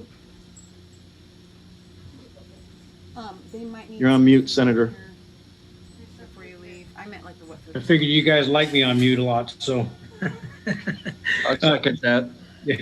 Mr. Chairman, Mr. Jarrett, I agree with the chairman that your position that this is like 100% secure and safe is a little misleading, because even in the owner's manual or the operations manual, the Dominion software on section 8.2, beginning on page 41, it actually clarifies and says how data can be changed and votes switched around and so on and so forth. So now I have my question, Mr. Chairman, Mr. Jarrett.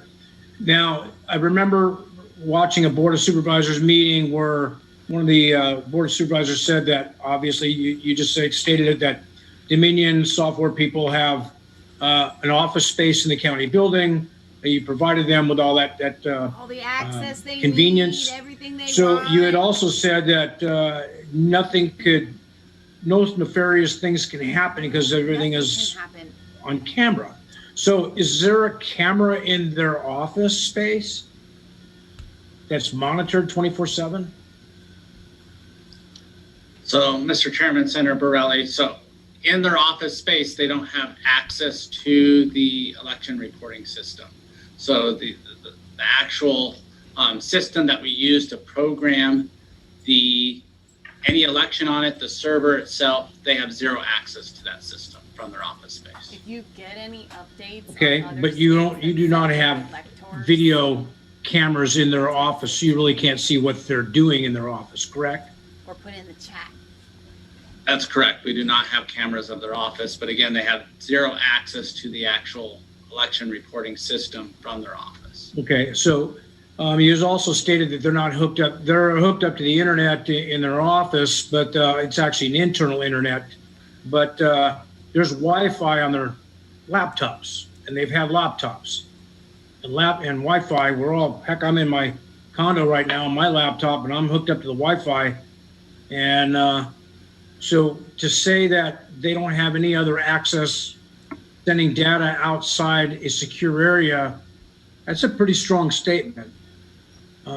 So I kind of find it hard to, I'm not calling you any names or inferring anything. I just find it really difficult to believe that, look, nothing's 100% secure. If people want to cheat, they're going to cheat. People want to steal. That's why we put locks on doors. But our constituents are screaming for blood. They want to make sure that their right, their obligation, their privilege to vote is protected 100%. And the integrity has to be maintained. And regardless of Republican or Democrat, just for future elections, we need to make sure that this is the protection of our democratic republic. So, and anything that can be any computer can be programmed to do all kinds of stuff. They had in Michigan, they had two changes that only the audit was able to actually discover. So naturally, you all did the preliminary testing, which is good but a lot of things happen during the performance of the system. So I really think hopefully we can work something out here where we get some continued cooperation from Maricopa County that we can get to the bottom of this. Anyway, I'm sorry, I just made a statement, but I find your statement that this is secure and 100% accuracy and integrity is a little bit hard to swallow.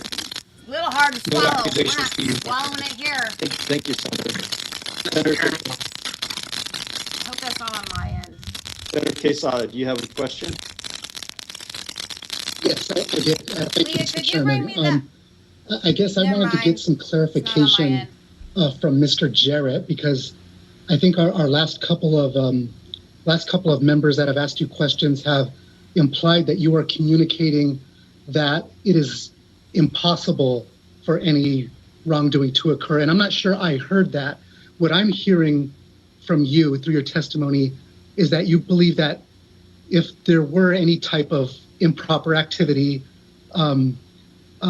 if that did happen, if codes were changed, if ballots were tampered with, that there would be evidence of that because of the multiple safeguard procedures that were in place that would basically raise a red flag and say to you, this is something that needs a closer look.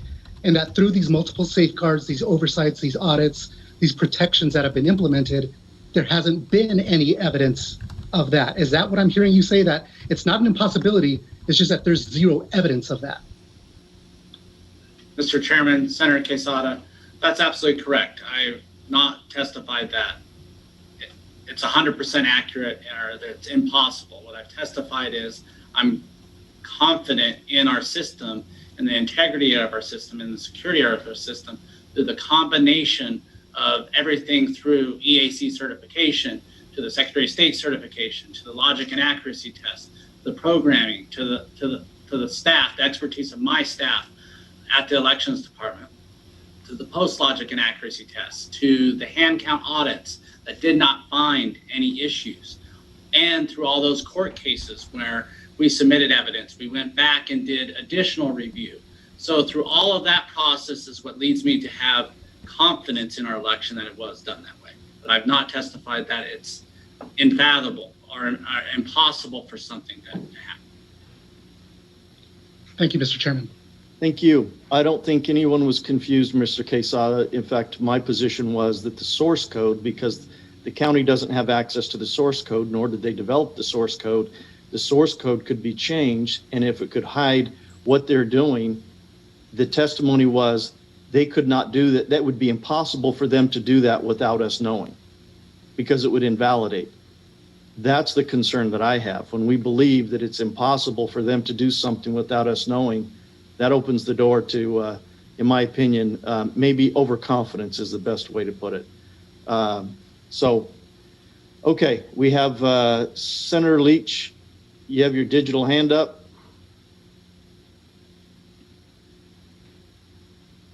You need to unmute, Senator. Should be up and live now. Thank you, Mr. Chairman, Mr. Jarrett. There have been allegations of increased internet traffic, IP traffic, from the 3rd of November on. Could you address that and maybe put a fine point on the internet connection? I know that you've said that it wasn't connected to the internet. I'm not sure if there was a stop date on that when it was connected to the internet, and the amount and the direction of this internet traffic being alleged. Mr. Chairman, members, I am not aware of any increased internet activity coming from our election department servers, so I can't speak to that. Thank you, Mr. Chairman. Thank you, Mr. Jarrett. Okay, any other questions? Mr. Jarrett, do you have more of your presentation? Please say no. Mr. Chairman, I do have one more slide.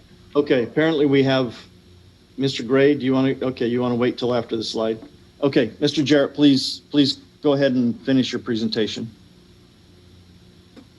So the last piece of my presentation just goes over the security of the election, and we've actually talked through many components of this through the questions from the committee. But just wanted to highlight, and there's no way that I can describe every single security protocol that we implement. All right. To ensure this. I just want to read a couple of comments here because we know what your security procedures are. We don't believe that you actually followed them. A Boydo says, no, I'm surprised you can't hear my shouting, because I had asked in the chat if my shouting was annoying anyone here on YouTube. it seemed to be annoying someone on Twitter. It's my show. You can watch somewhere else. Let's see. Richard Easter says it is not impossible. Kite Man Music says there should be one software program for all machines. Anne's calling them all liars. Phoebe said there should be no machines. Everything should be counted by hand. Anne wants to say, ask Susie, our favorite lady from Georgia. There should be no machines. Everything should be counted by hand. Or no, wait. Wait. That was a compilation of Phoebe and Anne's comment. Ask Susie how they remotely changed her control numbers on the poll pads and the tabulators.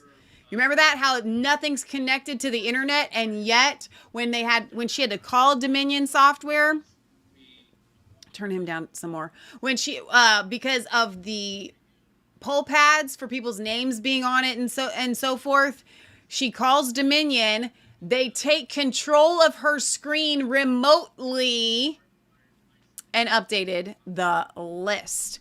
Curious Man says there should be nothing digital at all. Totally Jonesin says no digital or foreign machines. Kite Man says boxes of sorted ballots should be weighed to show accurate numbers of votes when within one or two. I could not agree more with you on that. So I think that's it so far. I'm checking the Ellie on Periscope says, so the average person in that job couldn't do it, but what about a tech guru that you didn't had that knowledge? Exactly. I could not agree more. Yep. All right, we'll get back to it. We can listen back to his security measures. So many different layers of security for the equipment themselves. Not only do you need to have a key to access it, you need to be able then to have the password itself, be able to access any system. That includes our central count tabulators, as well as the tabulators that are out at those centers. We have different user modes and different security settings on this equipment. I described that we have a user mode. So once our election is active for our central count tabulators, they are put into a user mode where they only can accept, they can scan, accept, or reject ballots. No other activity can be done on those central count tabulators in that user mode, and they stay in that mode for the entirety of the election. So we have an error gap. We do have to report results to our website and to the Secretary of State's website, but we create an error gap. So anytime that we plug a device into our election reporting system, it is only used once. So we immediately open it from a sealed package. We open that device, and then that's when we insert it in to create a copy of those reports, those result reports. And then we take that thumb drive and we take it to a dedicated laptop that's only used to report results. But we never reuse that thumb drive. That thumb drive is then secured, and we keep that in our vault, and it will eventually be transferred to the Treasurer's Vault for the 2 years of record keeping as required by statute. I talked about our encrypted data memory cards, the tamper evident seals that are on the ports, how those have to be programmed simultaneously together. If you were to remove one of those memory cards from our precinct-based tabulator, that tabulator would not operate. If you were to accidentally exchange that tabulator, mix up the memory cards from that one in a second tabulator, neither tabulator would work. It has to be the two that were programmed simultaneously. Those are encrypted, and then we have a very secure chain of custody process to return those back to the county. We also have robust audit logs on all of our systems. When a ballot goes through one of our central count tabulators or our precinct-based tabulators, there's an audit mark affixed to that digital image of the ballot that shows exactly how that tabulator calculated each contest or awarded each contest. So that is affixed through an audit mark. If that ballot had to go through electronic adjudication due to an overvote or a voter intent issue or a write-in, a new complete audit mark would be affixed to show how that tabulator was going to be read by our reporting system after the electronic adjudicators reviewed that ballot. We also use hard copy original ballots. So voters vote on a hard copy ballot. Those ballots, because of our new system and the digital images that they create, those ballots can be immediately secured. What you're seeing in this photo here on the left is our vault with all the different batches of all of those 1.9 million early ballots that were tabulated in this election. And then everything is on under camera 24/7, 365 days a year. So we have all that's video footage, and that video footage is backed up and available for review. So with that, that does conclude my presentation. Thank God. God. We have more presentations, one for Mr. Liddy as well. But if there are any other outstanding questions, I'd be happy to answer those. I don't feel How long like is Mr. that Liddy's video is gonna be any stored? better. How long is it available? So statute does require us to keep it through the entire election cycle for November general election, and through the challenge period. And because we have these ongoing court cases, we've extended it, and we do have it all the way through this cycle as a backup. Okay, thank you. Mr. Gray, you had questions? Yes, thank you, Mr. Chair. One question, again, going back to Dominion, when was their last point of contact where you've asked them to do something that would have caused them to interface with the machines and their software?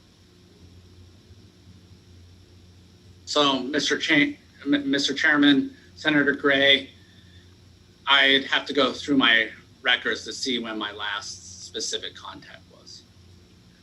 I don't know that on the top of my head. If you could get that for us, I think that would be very important. Again, my concern is the integrity of what was done and the feasibility of evaluating that. Another question I have outside of Dominion is, are you familiar with the grant that was given to Maricopa County from the the Center of Tech and Civic Life?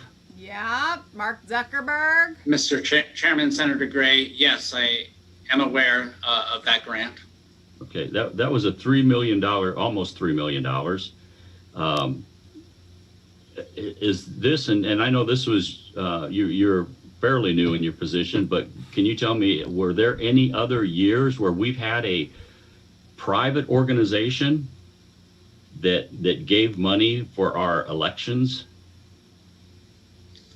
Mr. Chairman, Senator Gray, I can't speak to any prior years or elections. I know that this year was unique in responding to the challenges of COVID-19, needing to purchase new ballot on demand printers, making Dropbox sites available, all of those types of additional things. But what I do know is Maricopa County actually hasn't even expended any monies related to that grant at this point.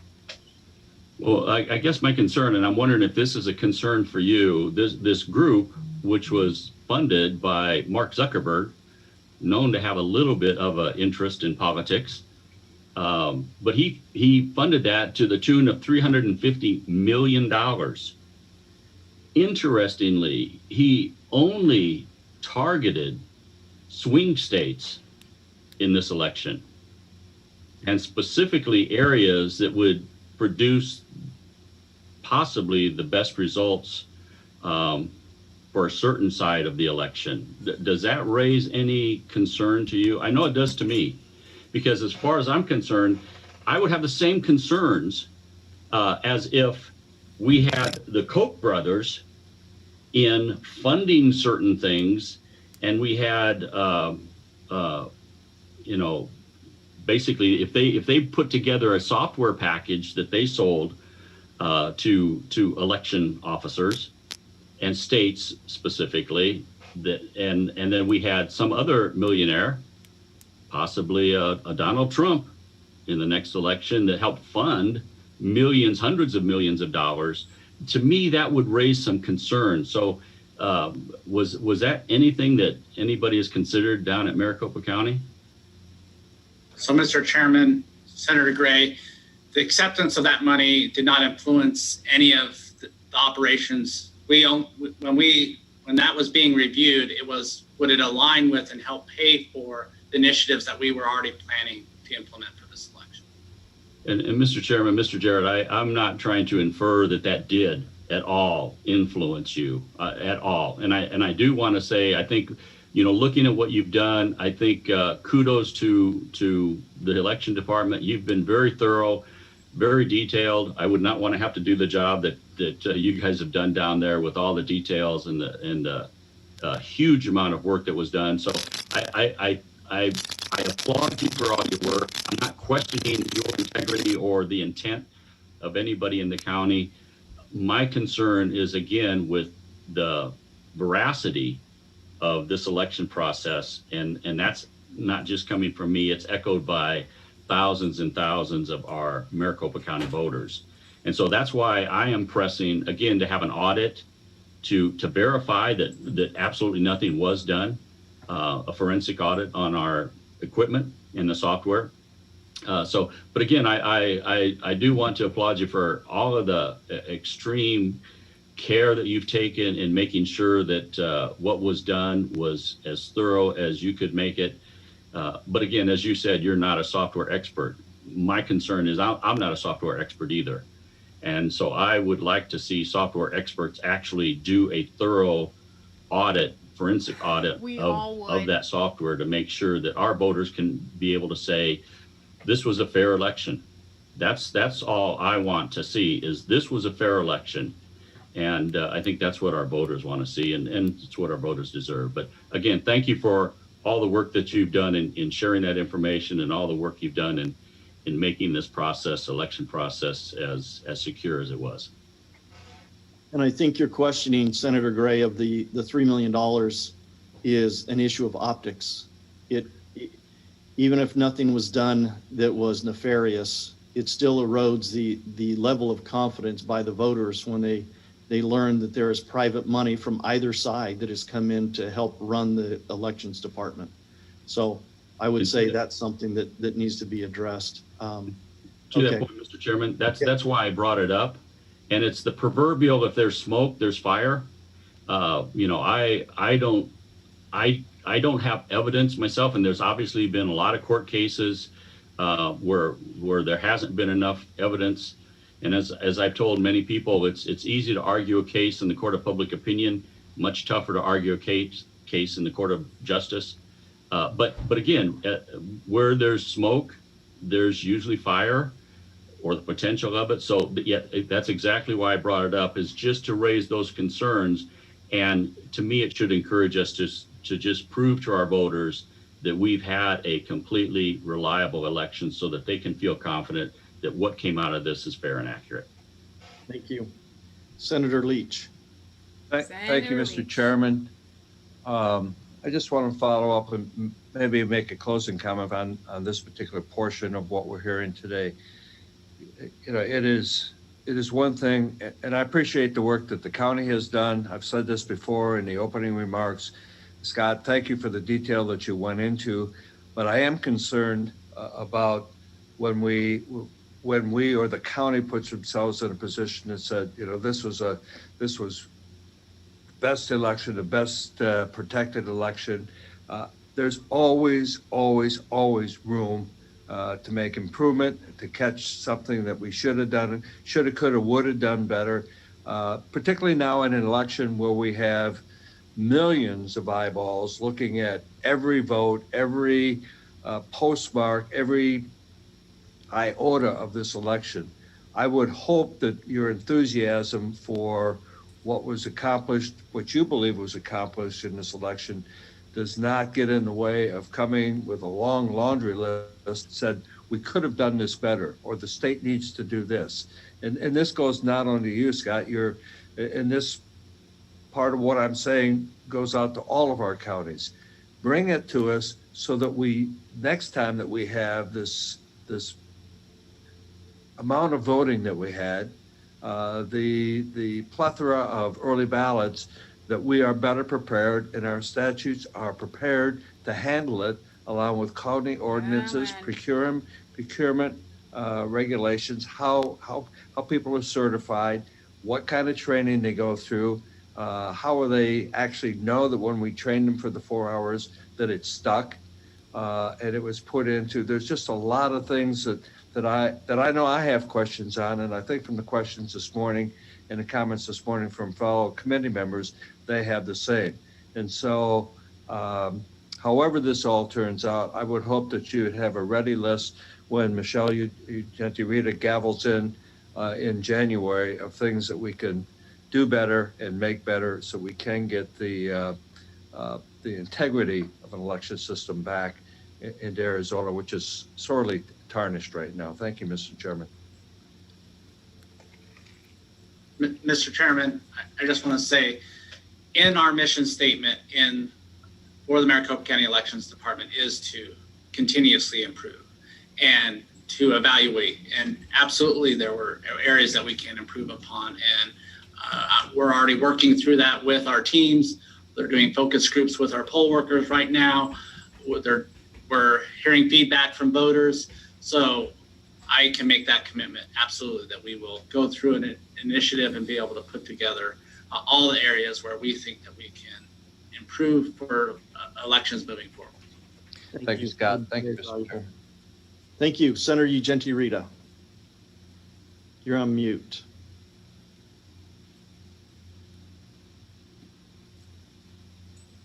Senator Ugenti-Rita, you're on mute. How about now? No, we can hear you. Please You can proceed. hear me now? Okay. Yes, we can. Okay, thank you. I appreciate that, Mr. Chairman. I just wanted to touch on one of the bullets here in the last slide. You know, for me, a big part of voter integrity is making sure that those individual voters are meeting our eligibility requirements to vote. So you've got on here as part of your security bullets, voter registration confirmation. Can you talk to exactly what you do to make sure that those people who are indeed eligible to vote are voting? And I'm not just talking about individuals' citizenship requirements, that's a huge one, but talk to me about cleaning up the voter rolls, removing people who are ineligible, for instance, either people who don't live here anymore or unfortunately are deceased. Do you play a role in maintaining or at least working with the county recorder's office to help maintain the voter rolls in any capacity? So maintaining those roles does fall within the voter registration team that reports up to the recorder's office. So I don't have oversight over that specific process. Okay, so since that's a huge part of, again, voter confidence and election integrity, what do you mean you don't have any role? Would you want a role?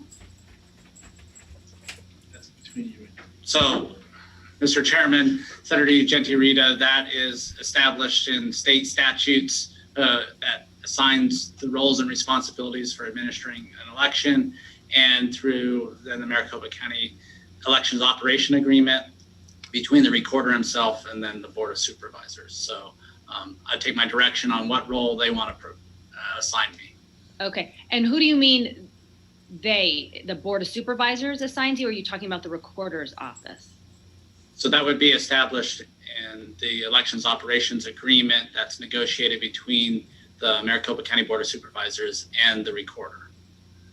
Okay, so that intergovernmental agreement, which has been around for a long time, you don't have the Maricopa, you're telling me that the Board of Supervisors has no role in working collaboratively with the recorder's office to make sure that our voter registration rules are up to date? Senator Ugenti-Rita, I think Mr. Liddy can probably answer that. Thank you, Mr. Chairman. I mean, these are questions that really are best presented to council, but the statute is what the statute is. Maricopa County does what the state legislature tells us to do. Certain powers are with the recorder. Certain authority over elections are with the recorder. And your specific questions are regarding the maintenance of the voter file and the procedures by which we keep that voter file up. It's important everywhere, but it's extremely important in Maricopa County, where we have very transient population, people moving within Maricopa County all the time. Each time they need to re-register to vote or update. So it's a very important question. But the operations agreement for the elections between the recorder and the Board of Supervisors was changed very recently. So it was established in the 80s. It was changed very recently. So it's not something that's been long established. And so we can get into questions on that if you want to. But really for this particular public employee, that's one level above his area. The relationship between the Board of Supervisors and the constitutional office of the recorder and how they're going to divvy that up via statute and via delegation is really not a question that would go to this witness, but maybe to the chairman of the Board of Supervisors. I can certainly provide some background on what's happened in the past, but even I can't tell you what will happen in the future. But that is certainly an area that the legislature may want to work with the counties.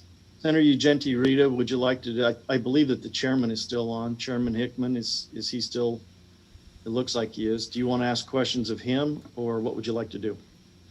Yeah, well, thank you, Mr. Chairman. I appreciate that. Yes. So again, there he is like magic. You just say his name and he pops up. That's amazing. Well, I can just say I'm enjoying the conversation for all of us, including the voter, Mr. Chairman. I appreciate it. Good. Senator Michelle Ugenti, Rita, please. Wonderful. Yeah, so I am very familiar with the intergovernmental agreement between the two offices. So I'm just, again, wondering, since you had it on your slide, that you do at some level try to make sure that those voting are indeed supposed to be voting. You send out that form to make sure that people are at their said addresses. So you are involved in some capacity. Are you not involved any deeper because of that intergovernmental agreement? And if so, perhaps that should be changed. Because again, making sure those who are eligible to vote, I mean, that's where kind of it all starts. So can you, Mr. Hickman, talk to me about, again, your position, or maybe even the board's position regarding your... Sure. Let me just put, I can't talk about the board's position. Could we get the only thing I can say is screen, just like the EOA that you're discussing started under Bill Gates. Started under the talking with our recorder, our currently elected recorder. Started under Chairman Shukri's direction. And then it was framed under Bill Gates' direction when he was chairman last year. What was that? And it was put into effect on elections for the first time on the presidential preference election. Hang on, I gotta interrupt him. He was like, that started under Bill Gates. I mean, no, not Bill Gates. Board of Supervisors. When it comes to day of and tabulation, and clearly there is still the statutory requirements of the elected recorder. So what you were talking about is sometimes we are identifying in this 2 years, we are identifying things either with Leah says maybe it's a guy with the cooperation same name of the recorder Another to Bill make Gates? changes. Maybe. But there are also have been times where we have come to the state legislature for you guys to make changes accordingly. Do I foresee a time, do I foresee after what we've dealt with this election? Yes, I have a feeling we will be having hearings in front of your committee to continue to bring transparency to the transparency and confidence with the election, no matter what that is. We will have, the voter has spoken, and the voter has hired a new recorder that will be sworn in January. I'm sure that our board will be having discussions with him and his authorities, but the voter has hired him to run that department, and registration is under the recorder, and the maintenance of the lists are under the recorder. So might we see each other again, or the future chairman? Yes, you might be seeing him along with the recorder, if so desired and necessary. I hope that answers your question. It does. Thank you very much. And that's exactly my understanding too, that power is vested, at least right now, and has been with the recorder's office. Now, you know, all recorders, all recorders, yes. all 15 recorders, of all the counties, yes. Yes, that's important. It's not just you guys, it's all counties. Thank you, Mr. Hickman. I think that's important. You guys do take positions on these bills. So it's kind of a mixed message. You know, if I've done bills to try to update the people list, and the counties have taken positions in opposition to that. But, you know, here I want to ask questions about maintaining lists, and then, you know, we kick it to the recorder. But in any event, I think this certainly demonstrates that, you know, we probably should look at who's responsible for maintaining these lists, because they are critical to running an election with integrity, because we do want to make sure only those who are eligible to vote are voting. So I appreciate the answers. It's been very helpful. Thank you to both of you.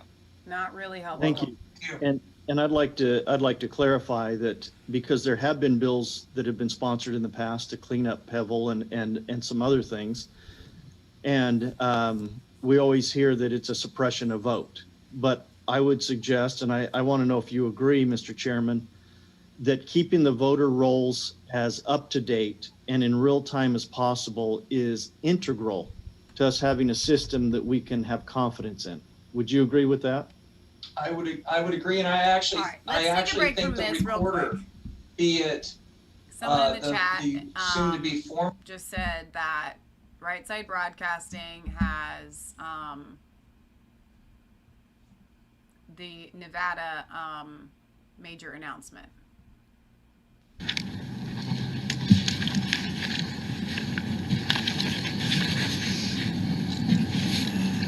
gonna rewind this a little later.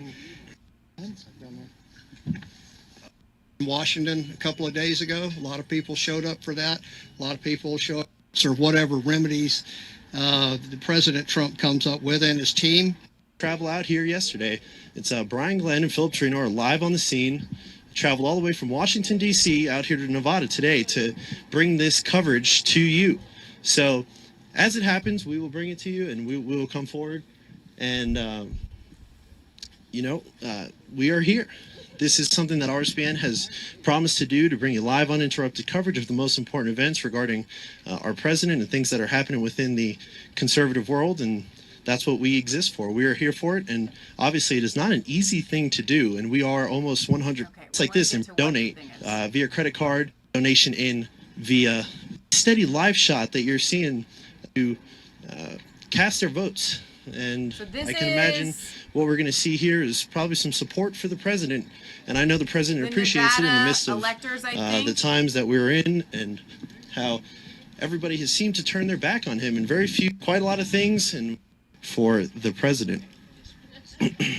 Again, if you're just joining us, we are here as the state legislator in Nevada, and we will see what happens. We are expecting to hear from the GOP chairman here in the state, and some state electors, and seen some congressional candidates here who are coming out to show their support for the president. This is super casual today.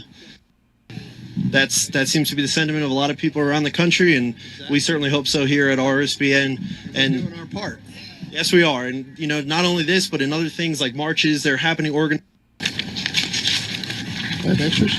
No, you just don't say Vice President picks up at some point in the packet. Yeah. So stop signing when you get to the end of president.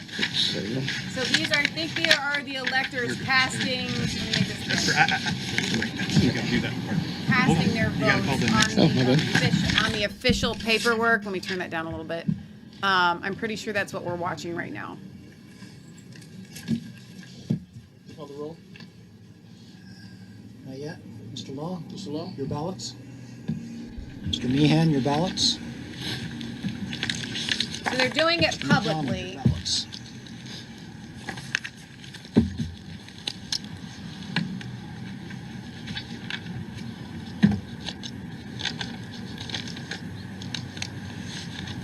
I would like to see the other states do this as All well. right, Donald J. Trump of the state of Florida, having received 6 electoral votes, is declared the winner of the electoral votes for the state of Nevada. We will now do the certification of the votes of the electors from Nevada for president. Certificate reads that we, the undersigned, being the duly elected and qualified electors for president and vice president of the United States of America from the state of Nevada, do hereby certify the following. We convened and organized at the state capitol in Carson City, Nevada, on the 14th day of December 2020 to perform the duties enjoined upon us, that being so assembled and duly organized, we proceeded to vote by ballot, balloted first for president and then for vice president. Name of the person voted for is Donald J. Trump of the state of Florida. He received 6 votes, and we will sign this certificate that will go to the Senate and also to the Archivist of the United States. I need to make really clear here what we're watching, guys, because I don't want you to get... I want you to be happy about this. I don't want you to get overly excited, all right? What they are doing in Nevada and in Georgia, and I'm not sure about the other states. We're going to have to just wait and see how it pans out. They are sending both their sets of electors, okay? So Nevada will be sending 6 Democrat electors and 6 Republican electors. They only have 6 electors. The idea behind sending both is then Congress, if there is a question, will then be deciding which electors to officially certify on January 6th. Does that make sense? But this is still an historic moment. All right, electors, that is 6 votes certified for President Donald J. Trump. I don't know the history on how this has happened before.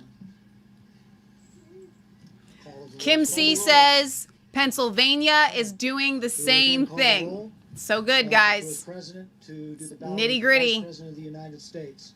Michael J. McDonald. Here. James DeGraffenreid Reed is present. Gerbert James Hindle III. Here. Jesse Law. Present. Sean Meehan. Present. Eileen Rice. Here. Let the record show that all electors are present for the balloting of Vice President of the United States. Good. I believe we do have alternates still. Do we have Joe Brzezinski still? Yes. And James Marchant? Present. Excellent. So now back to you, Mr. Chairman, for balloting for Vice President. This is so powerful.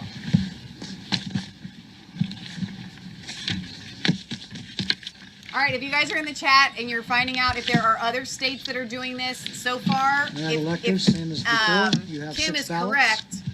Put in. If Kim is correct, we will have Pennsylvania, Georgia, and Nevada Turn them into the secretary. all doing this. I think Georgia, you guys can correct me if I'm wrong, has 16 electoral votes.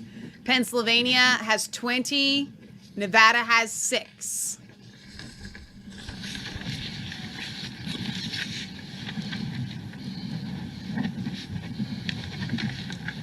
I would think that Arizona would.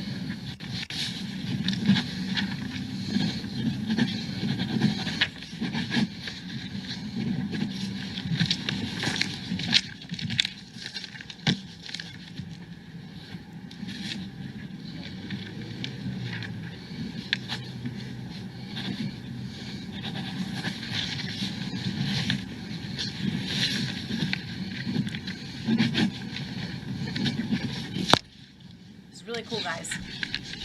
Super cool. I'm going to fast forward a little bit here and catch up so we're right with it. They're shaking their hands. They must be proud people today. Okay, so Richard wants to know, what is the advantage when we know that Congress is made up of Democrats? Well, it doesn't really matter. I don't think it's going to come to that. What we saw today, and let me turn this down just a little bit, guys. What we saw today come out of Michigan from Antrim County with the evidence of the Dominion voting machines, just from that, the small inspection there, it is earth-shattering, that evidence. So what everyone kept looking at was it's going to be December 14th, and then Joe Biden is officially president-elect. Well, technically, he's not officially president-elect, I don't think, until the 6th. But even with this, it makes it a contested election from an official standpoint. Does that make sense? So now the media cannot lie and say that Joe Biden is unequivocally the president-elect, because these states, by sending both of their sets of electors, make it a contested election, and they cannot sweep that under the rug anymore. That's what makes this really, really important.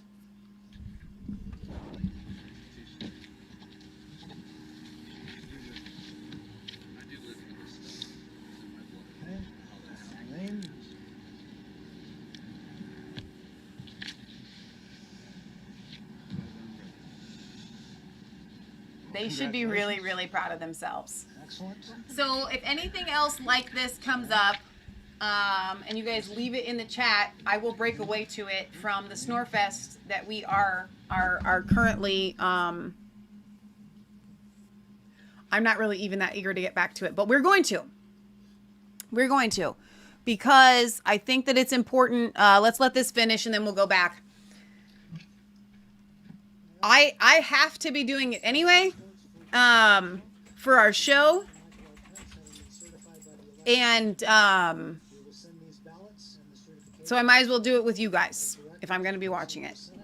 Blazer says, Michelle, are you pulling our leg? So no, I'm not trying to give over awesome news here. Back to you, Mr. Chairman. Thank you very much, Mr. Secretary. Before we adjourn, I would like, and it's only fitting, Jesse Loth, you sing the national anthem just before we leave. Sir. They're going to sing the national anthem. Great.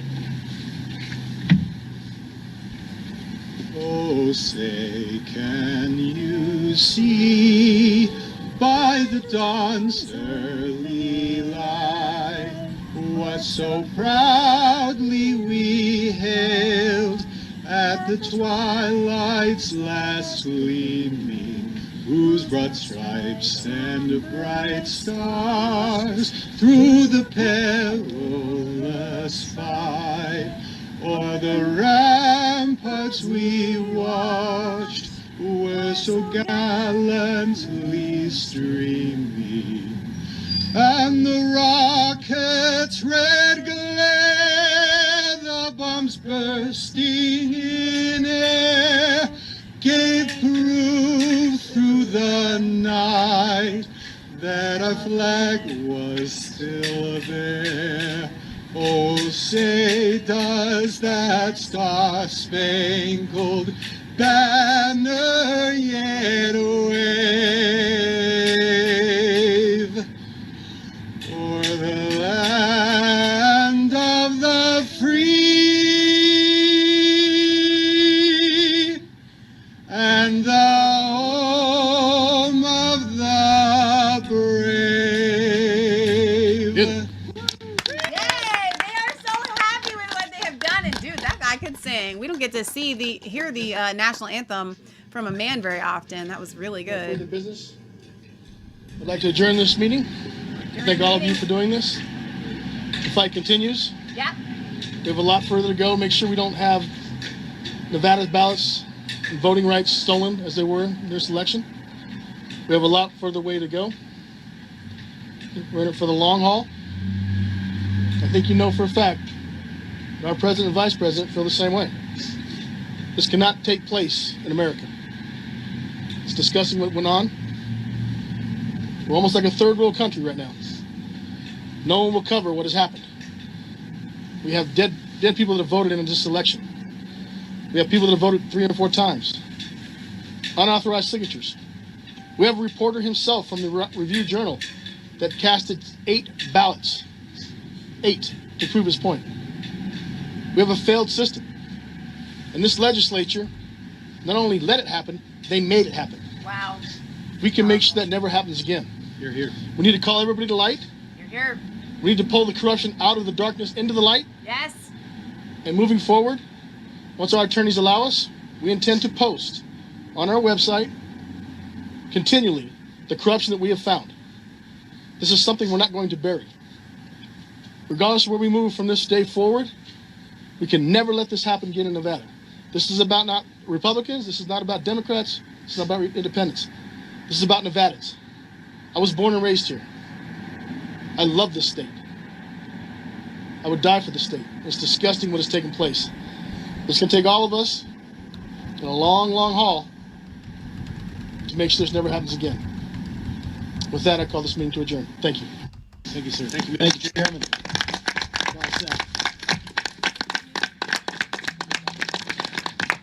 All right, let's get back to the Snorefest. And I hate to do it.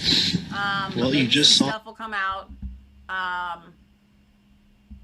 We're gonna catch up though. I'm not rewinding it. All right, let's make it big again. And Is that correct? That's correct. Not still. We're still asking questions for from Mr. Elections Guy. All right, let me turn this down. Okay. Thank you. I appreciate that. We still have a whole presentation to get to from the other dude. So I'm gonna be honest. I thought we were gonna hear from witnesses today. Once again, if I had thought that it was going to be this, I may have just watched it myself and not streamed it live because it's a lot easier for me to do other stuff and listen to it than sit here with you guys. But I'm still glad I'm here. But I want to explain because Blazer wanted to know what we just saw. Was that official? Whatever. Yes, it was definitely official. But the Democrats are going to be doing the exact same thing, sending their 6 official electoral votes. What happens when we have a state that sends both sets of electors? I'm not even sure of the historical standing of that. I don't have a chance to look it up right now. And Leah's walking a dog right now, so she can't do it for me. Maybe somebody else can. I don't know if it has happened before. I know that like individual electors have switched their vote before. But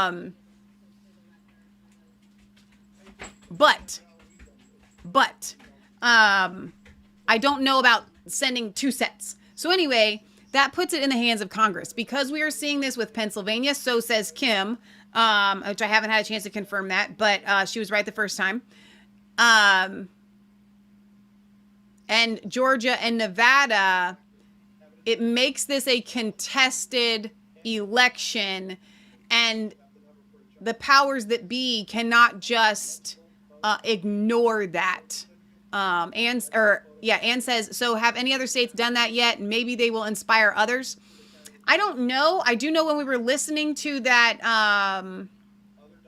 broadcast when Leah was here, she played from the Fox News, Fox and Friends, that the representative for the Trump campaign was saying that Michigan and Pennsylvania, I think, were going to do that. I didn't catch them all because he said it really fast.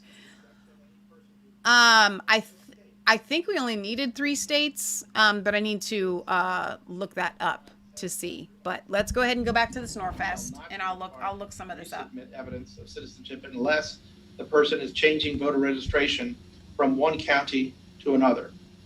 For the purposes of this section, proof of voter registration from another state or county is not satisfactory evidence of citizenship. A person who modifies voter registration records for the new residence ballot shall not be required to submit evidence of citizenship. After a person has submitted satisfactory evidence of citizenship, the county recorder shall indicate this information in the person's permanent voter file. I think that covers it, Mr. Chairman. Mr. Chairman, Mr. Liddy, that's great. I appreciate that. And that just triggered one question about IDs. Does a college ID, Is that, in your opinion, a sufficient form of ID? To prove citizenship. Chairman, I'm sorry, Mr. Chairman and Senator Gentile, I would ask that he answer that as to the practice of Maricopa County as opposed to rendering a legal opinion. Sure.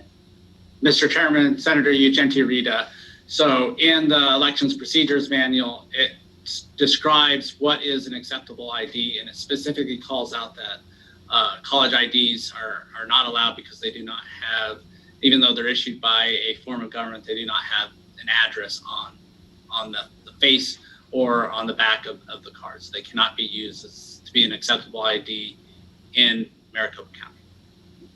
That's wonderful. Thank you. That's my understanding. And if a university were to add an address to the ID, would that change its eligibility? So, Mr. Chairman, Senator Gentile, I'd work with my legal counsel to determine whether we would then add that to our program for the check-in stations to be used as an acceptable ID. And if I may, I think that's really a question for the legislature or the court. Kevin McCullough says, breaking, move my mic here, get used to the words competing slates. Thank you, Pennsylvania. Pennsylvania, the conditional resolution states that electors certify their votes for president and vice president. Pennsylvania and Georgia have taken formal votes to send electors for President Trump, giving rise to a potential scenario of dueling slates of electors.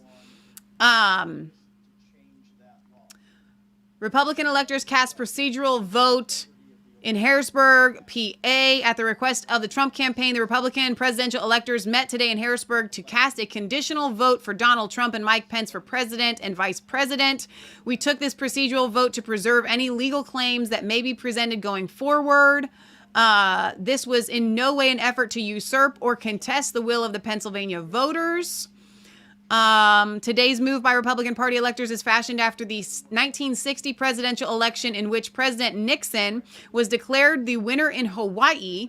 While Democrat legal challenges were pending, Democratic presidential electors met to cast a conditional vote for JFK to preserve their intent in the event of future favorable legal outcomes. The conditional resolution states that electors certify their vote for the president and vice president on the understanding that if, as a result of a final non-appealable court order or other proceeding prescribed by law, they are ultimately recognized as being the duty elected and qualified electors for president and vice president in the United States of America from the state of Pennsylvania. So, that is our precedent, it looks like. That 1960 Nixon JFK election in Hawaii. My desire to give this august body my full attention, I would request a brief 5-minute break so I no longer have to compete with my bladder. Understood. We will recess for 5 minutes. Okay, well, we could have done all that during the recess.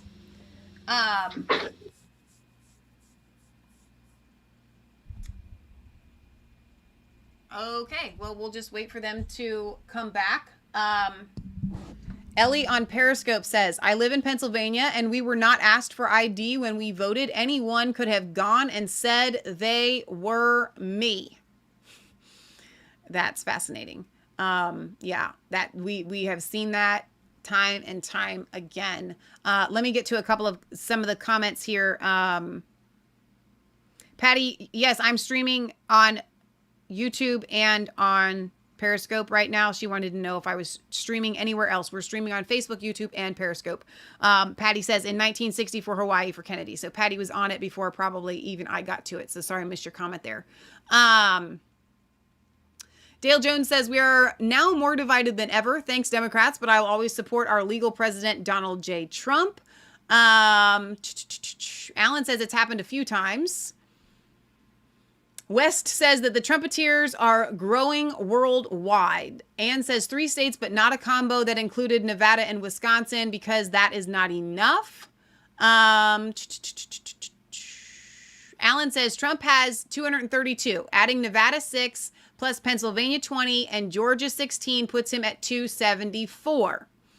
So thank you for doing that math there for us, Alan. I mean, your committee is recessed.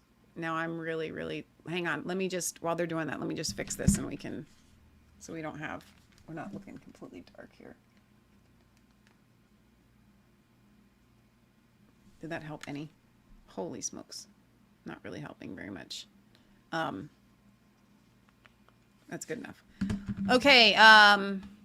Kim says, Governor DeWine tweeted today, I was proud to participate in the Electoral College process in which all of the Ohio votes are going to @real Donald Trump. Kim, is that real? Let's go check. Let us go and check Twitter. DeWine is not my governor, if I can say that.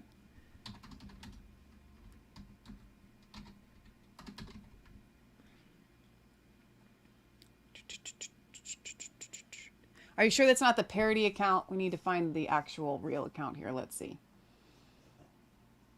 Yeah, no, he hasn't tweeted out since December 12th. You have to watch that on these accounts. They have a lot of parody accounts out there that will be tweeting. So be careful as you're watching. Make sure they have the blue check mark. Even though I hate their little blue check mark system, it is still really helpful to have that. Let's see. Amy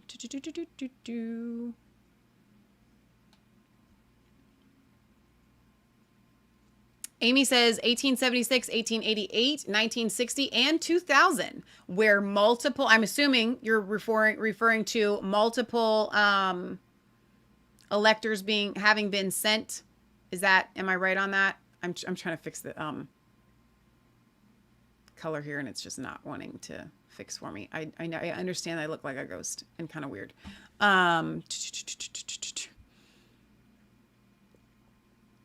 Michelle, name them all who are doing it. Okay, so right now we literally have Pennsylvania, Georgia, and Nevada so far. We'll have to see. Love Liz says CNN is reporting that Ohio cast their votes for Trump. All right, Liz. I've got two of you, Amy and Liz, on it. Let's see. Ohio cast votes for Trump. Electoral College. Oops, I spelled that wrong.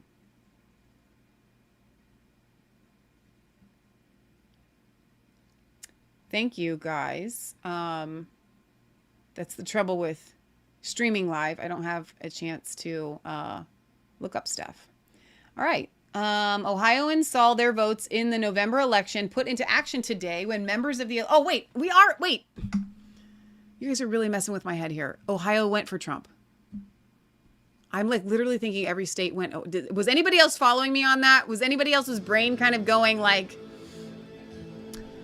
sideways? Of course we cast our votes for Trump. We went for Trump, you sillies. Okay, yes. I'm sorry. That was my own brain aneurysm of some sort there happening. Ohio went for Trump. I voted for Trump. I'm from Ohio. We were Trumpy all the way. I'm like literally waiting for every state to contest their votes at this point. So yes, Ohio cast their votes for Trump. Oh my gosh, you guys are making me lose my mind. You said it like it was some sort of breaking news. Yes, Ohio. Yes. Well, okay, but I didn't see that his blue check mark on there when I just went and checked.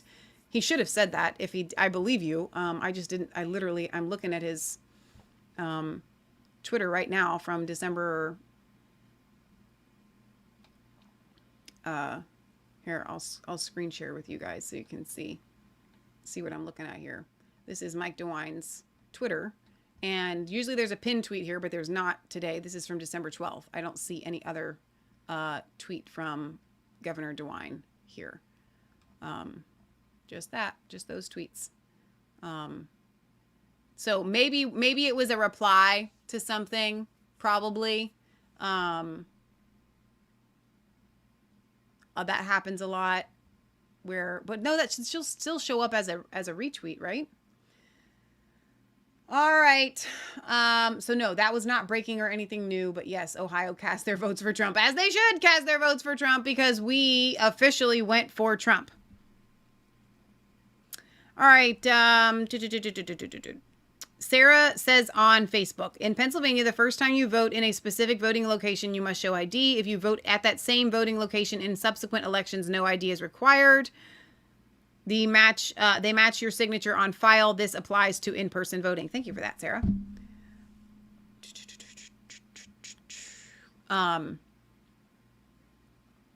Just call it a Biden moment. Yes, Dale, I definitely think that was a Biden moment. For sure. For sure. Yes, we have people coming in saying, yes, go to Governor Mike DeWine. I'm not going to the official governor's page. Okay. But I don't think it's not really that big of a deal. Like, I don't mind finding that out, but yes, you're right. Here it is. I'll screen share here. But he should have cast his vote for President Trump. That should come as no surprise to anyone. So yeah, let's just wait and see what happens as a result moving forward with these votes. I think it's fascinating that this is happening. I think we're living in unprecedented times, but very exciting times. I could not be more excited about what is happening, and I'll tell you guys why, and I'll take this moment to, although with their video going on in the background, it's a little bit difficult with the lighting, but I'm going to try to ignore it. Our nation has needed an overhauling. The swamp has gotten so thick and so deep for the past 100 years. Nothing short of like dying and coming back to life, like a resurrection of our nation, was going to remedy the situation. Oh, they're back.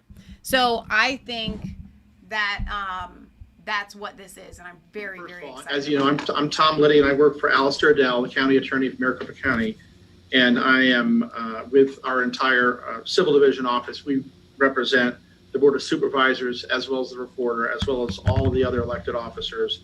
And with regard to this hearing, the employees, 58 full-time employees of Maricopa County who put on the elections every year. And I've been asked by my client, the chairman of the Board of Supervisors, to assist this council, as I have been over the past week through a variety of teleconferences, and as we pledged to do in the future, as this body and the future elections committee works to examine past practices to make determinations if they want to make changes to the legislation. And we pledge our availability to assist in that regard. But I'm not a fact witness in that everything that I learn with regard to my representation of my clients, but I am here to help to the extent that I can provide that for you. You obviously are very ably represented by your own counsel, and I won't be giving you any legal advice. That wouldn't be appropriate, and you don't need that. I will say, let me just start by saying that I have been working on election law since 1995, when there was quite a change in the House of Representatives, and my particular party, before I was working for the government, took over the Capitol, and I was asked to go up to the Capitol. And I practiced election law in many different states, nearly 20, over the better part of 30 years. And I can say with a great deal of confidence that the statutory framework provided to the counties in Arizona, specifically provided to our county, Maricopa County, is very strong, very robust. And my hat's off to the persons, the legislators, currently and in years past, who have worked so hard and so knowledgeably to give such detailed directions to the county. So my hat's off to you. And with that, all the county does, all our clients do, is follow the law. We don't decide the best way to run an election.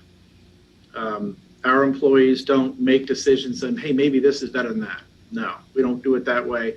We do it according to the legislature and for one very specific purpose. That is this great experiment we have in American Republican constitutional framework provided, as it was cited by this chairman at the very beginning of this hearing, Article 2, Section 1, Clause 2. it's very unique. The United States government recognizes the power of the state legislature to write the rules for the elections. Not the governor, not the Secretary of State, certainly not boards of supervisors, not even the Congress, although they dabble around the edges on federal elections, that sort of thing. But it's the state legislature that does that. And we recognize that awesome power and that foresight by the framers. And we take it very seriously. We don't do free form in Maricopa County. We abide by the rules as stated by the Arizona legislature. So as we go through the process, and you've heard in great detail from Mr. Jarrett how we go through the process, in particular this election, November 3rd, 2020, I just ask that you bear that in mind. Every single thing we do is informed by Title 16 as written by this legislature. And our county does not have the liberty to deviate from that. So with that, I do want to say that if the statute allows for criticism, obviously that's fine, and for contests, and there have been contests. It also allows for lawsuits, and they've had lawsuits. And under the Article 3 power, the rules are set by the courts on how those lawsuits run, and they've been tested a little bit in the last couple of weeks, and we're going to get ready to go through some of that. So there are rules for making pleadings in court, and there's rules for admissibility of evidence, and all of that stuff came into play as this variety of lawsuits went through.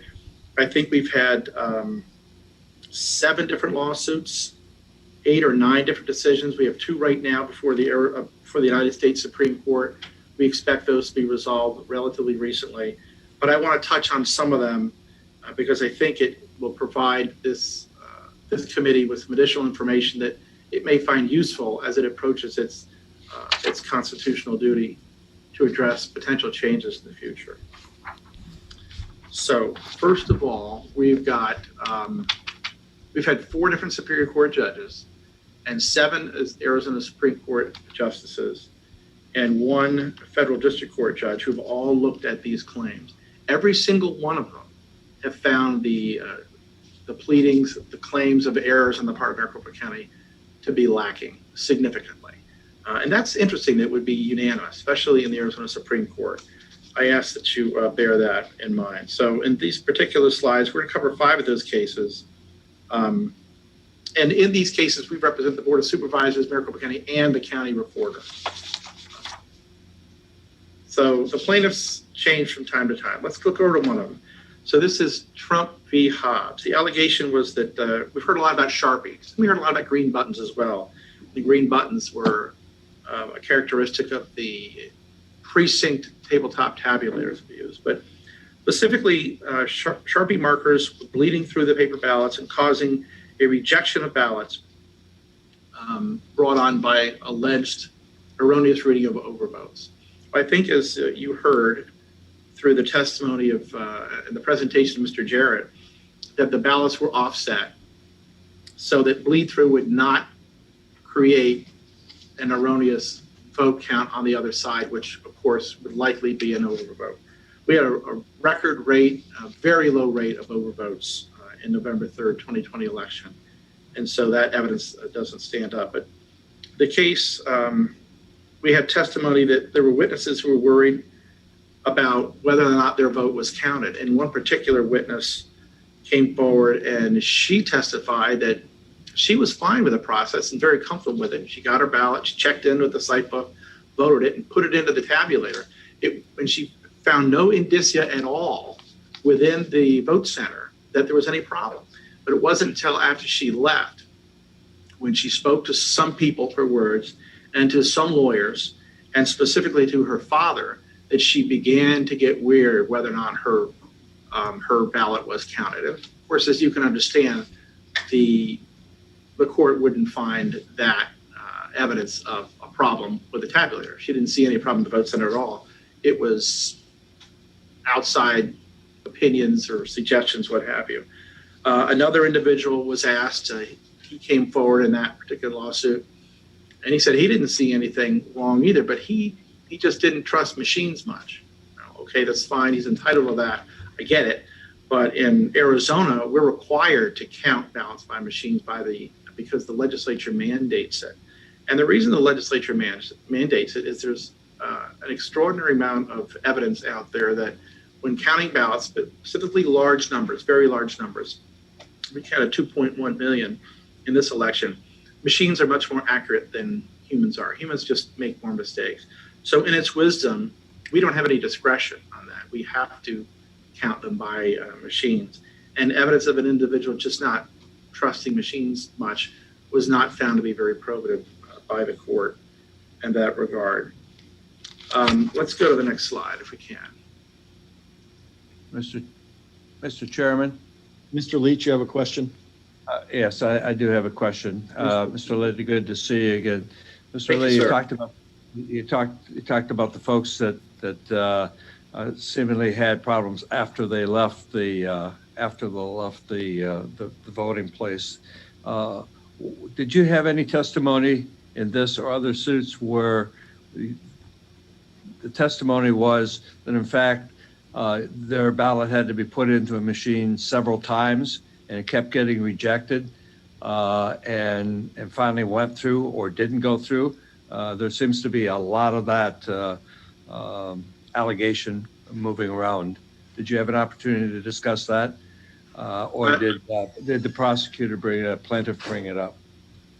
I don't know if in that particular case the plaintiff brought it up. I believe a witness did bring it up, but that is an issue that has come up in a variety of cases and even outside the courtroom. It's very common when someone feeds in a ballot for an not to go in initially. Often it goes in twice. After twice, sometimes it's put into what's called the third drawer, and then it's counted by a much better, much more robust machine down at McTech. But I would not dispute that on many different occasions when people go on election day to vote and they put in a ballot, that it is not automatically counted the first time. The vast majority are, but it is not unusual for one to not be counted the first time. We're not talking about day of voting as much as we're talking about the absentee ballot. So I don't know how much of this I really want to cover with you guys, but what we're gonna do is we're just gonna take breaks and go to Twitter. Jenna Ellis says, this is election interference. What is happening in America? From Philip Klein. Michigan Attorney General is threatening legislators with criminal investigation and possible prosecution if they disagree with her. And the Michigan governor and other officials are shutting down the people's house and preventing them from gathering today to perform their constitutional duty. Jenny Beth Martin says, breaking. The Georgia Secretary of State announced there will be a signature audit in Cobb County, Georgia, based on info that they did not verify signatures. Let's see. The .02 audit must be in 3 places: signature on file, absentee ballot, application, signature, and other outer envelope signature must verify all 3. Everyone's excited about the Georgia, Pennsylvania, Nevada electoral colleges casting their vote. Let's see here. I should be doing this on...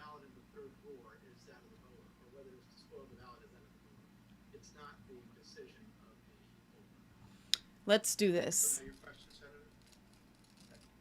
Well, I guess I don't have to pause it. I can just mute them. I'm going to screen share with you guys here.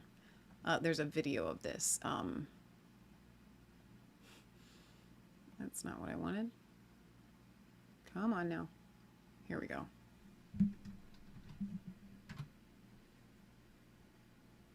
A video of these people being blocked getting into the house to enter the state capitol. Here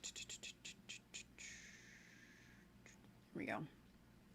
Video. Michigan governor uses state police to block GOP electors from entering the state capitol. They said that they were the Republican electors there to cast their vote for the president. State police declined to let them enter the building or leave votes offered in a manila envelope. All right, let me put in my earbuds and we'll watch this together. Wow.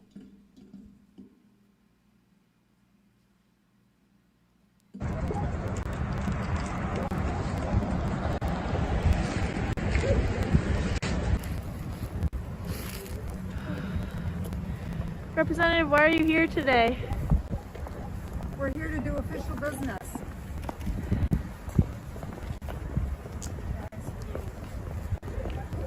Representative, why are you here today? All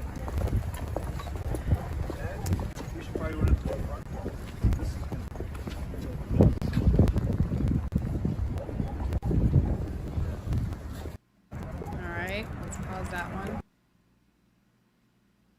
We're also on the governor's certificate of ascertainment. I'm not going to get into a political debate. I'm following Sorry, orders. political debate. Okay. It's the official sealed document. The certificate of ascertainment has also the GOP electors. They are here. They're trying to do their constitutional duty. I understand. And their constitutional duty requires them to be at the Senate chamber today at 2 p.m. They're here. All right, they're not. I understand they're not being permitted in. If you have a problem, you can contact the governor's office, the Speaker of the House, Senate Majority Leader, or.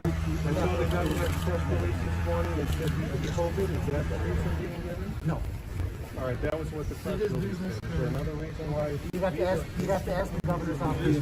That's a question I don't have. We have a copy of paperwork that was prepared as electors under their constitutional duty.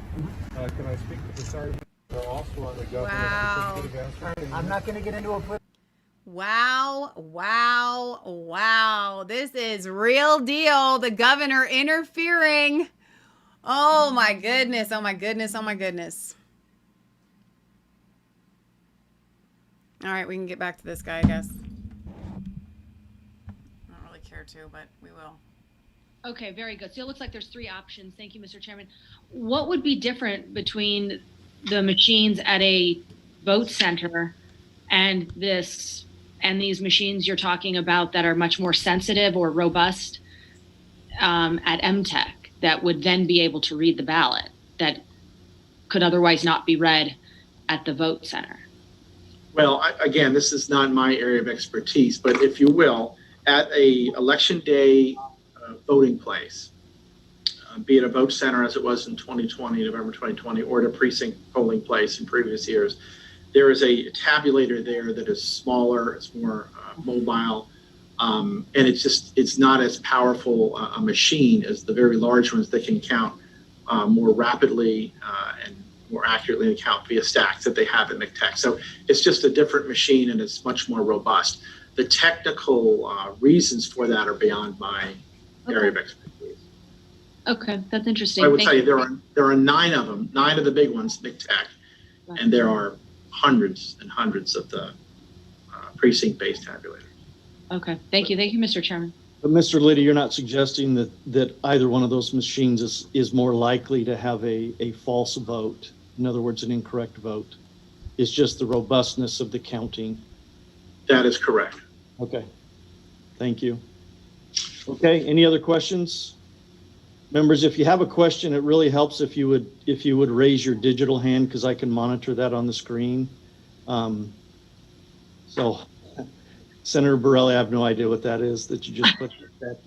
Senator Borelli. Yes, thank you, Mr. Chairman. I think it's a hand. I'm not sure. But thank you, Mr. Chairman. Mr. Liddy, by any chance you don't happen to know what the ballot adjudication rate is for the mail-in ballots? The ballot adjudication rate for mail-in ballots. By that, do you mean the total number of mail-in ballots that went through the adjudication process divided by the total number of mail-in ballots? Well, how many adjudicated mail-in ballots were there? I do not, but Mr. Jarrett may. Okay, I'll wait. He can. Oh, it's okay. He just provided it to me. Okay. That rate is 11.27. 11.27, and that includes the write-in ballots that obviously could not be counted by the machines. Yeah, Mickey Mouse, I'm sure got a lot of ballots, got a lot of votes this year. But yes. Okay, thank you, sir. Thank you. Any other questions? All right, hearing none, Mr. Liddy, please continue. Thank you, Mr. Chairman. The next slide I have up is Arizona Republican Party versus Fontes et al., and that et al. Is Maricopa County and the Board of Supervisors. And there were claims brought. Let me see if we again. Are you paying attention to all of these dismissed Do you know what it means to dismiss a case? It means not to hear it. You can't just look at what's going to be presented or the case that's being brought before you and say, I've heard it all, I've seen it all, there's not enough here, I'm dismissing it. Okay? They are dismissing this for political reasons because they want to hear no evil, see no evil, right? I don't hear it, I don't see it, I don't have anything, because they don't want to they're all weak, wimpy, judges that don't want their name associated with standing up for something. So if they are dismissing these like on a whim, like they just could not care less. As long as they dismiss the case, it's not on their shoulders. So when this guy is sitting here and he's talking about all of these cases that are dismissed, it doesn't mean a single thing. All it means is that the judges in Arizona don't want to hear about the fraud. That's all that means. So I don't know like how long we listened to this guy today go over all of these cases where he's just talking about judges that refuse to listen to evidence. Oh, did I pause that? Oh, we don't want to pause anything. We're not going to get lagged behind.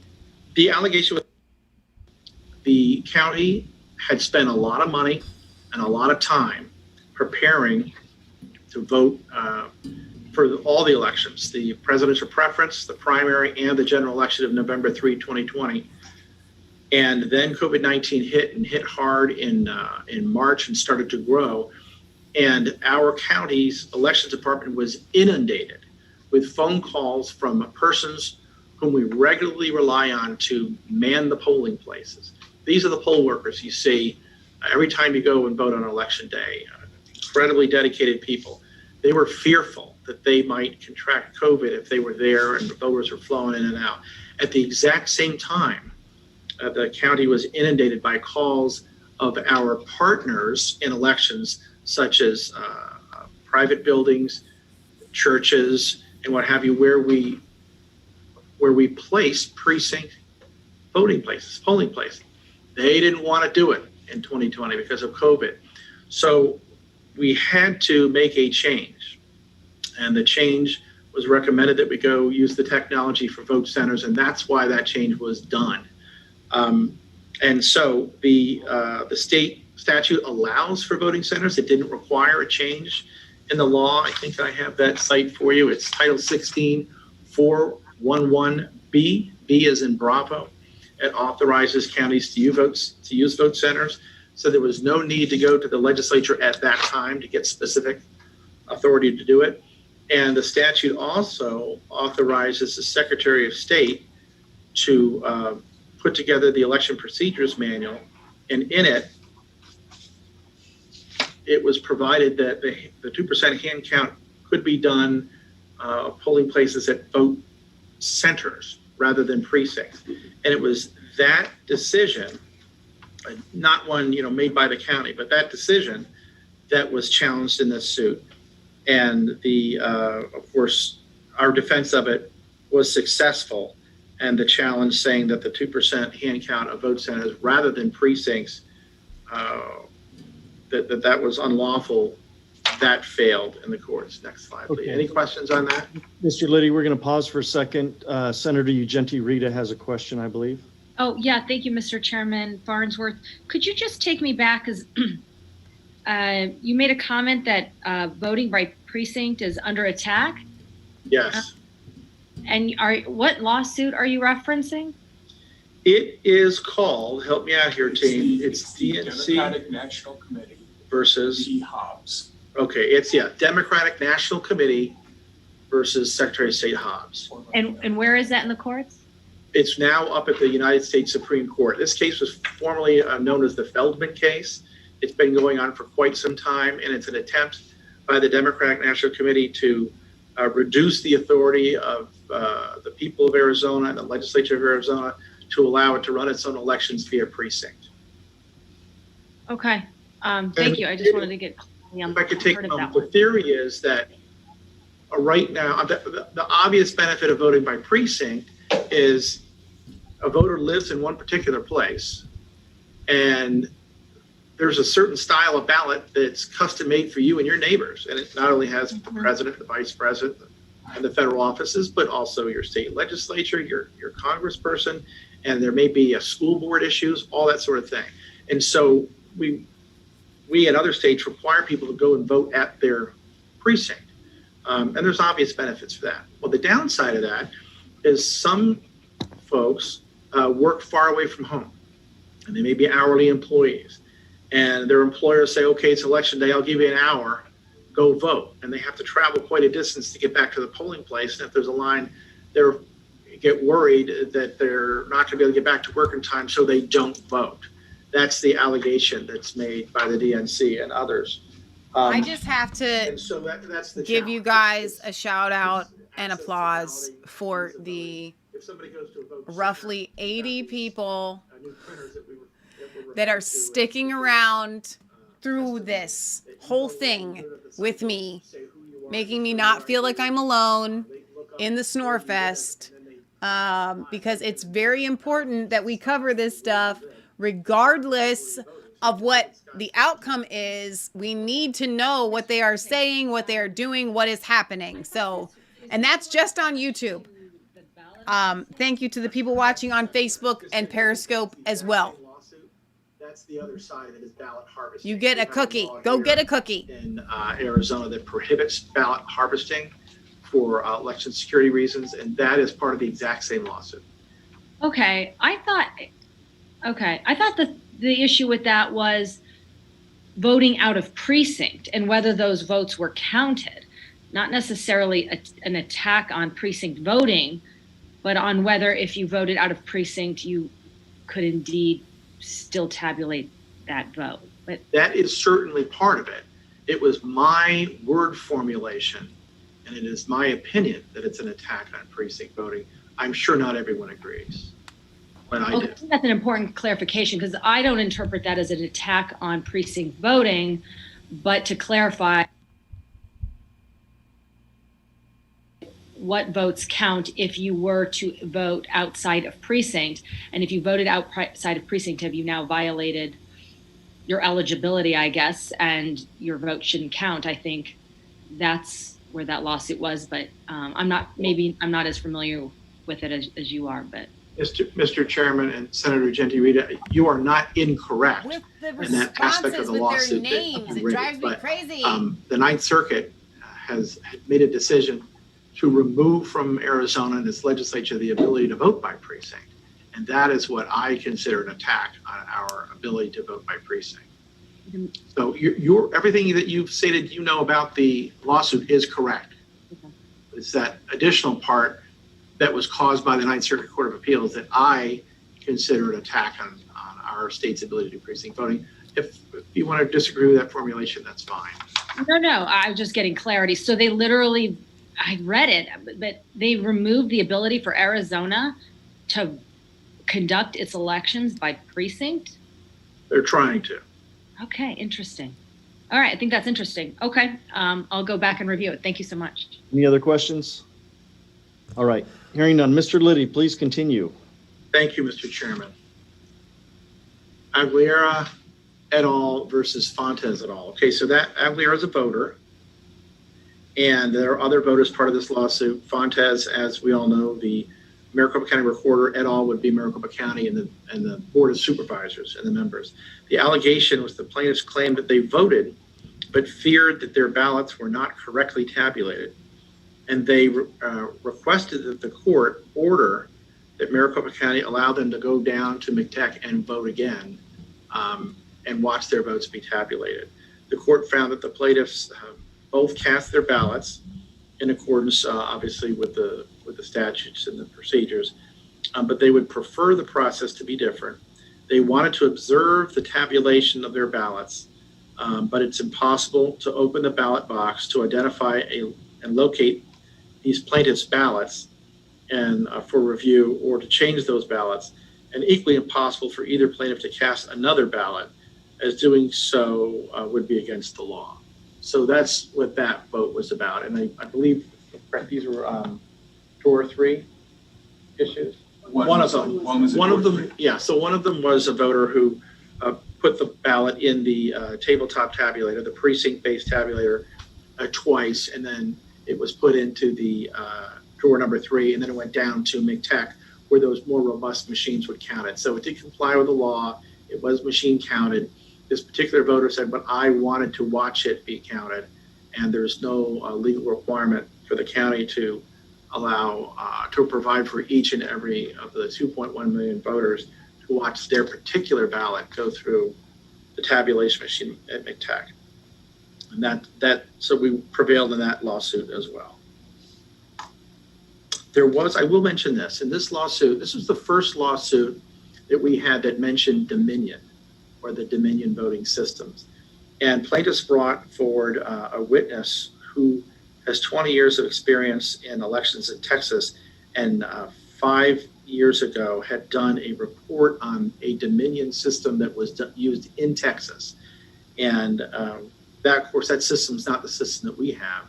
The system we have that machines we're leasing is different than that. And so that report was 5 years old. A different system wasn't probative to the question in front of the court. So it was a finding of note that the problems that allegedly occurred in Texas 5 years ago are not the problems that were alleged here, because they're different systems. And so that I just mentioned that because it was the first time. There was no evidence to support that any voters were disenfranchised in that case. Any questions on that before I move on? It's impossible Any questions? to open the ballot box. Hearing none, please continue. The next is Ward v. Jackson et al. And now this is a case that was brought by one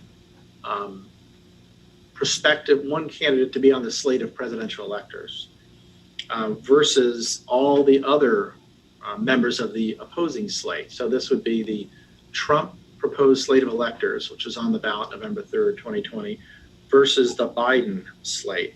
And this was an election challenge. And they said that that there were erroneous count of votes and that the wrong person was declared the winner. And the theory there was that because the law mandates that all ballots be machine counted here in Arizona, and any ballot that cannot be counted by a machine, whether it be an election day tabletop or down at the McTech Center in the more robust machines, or mail-in ballots that come in and can't be voted, they have to go to the duplication boards that we heard referred to by Mr. Jarrett earlier.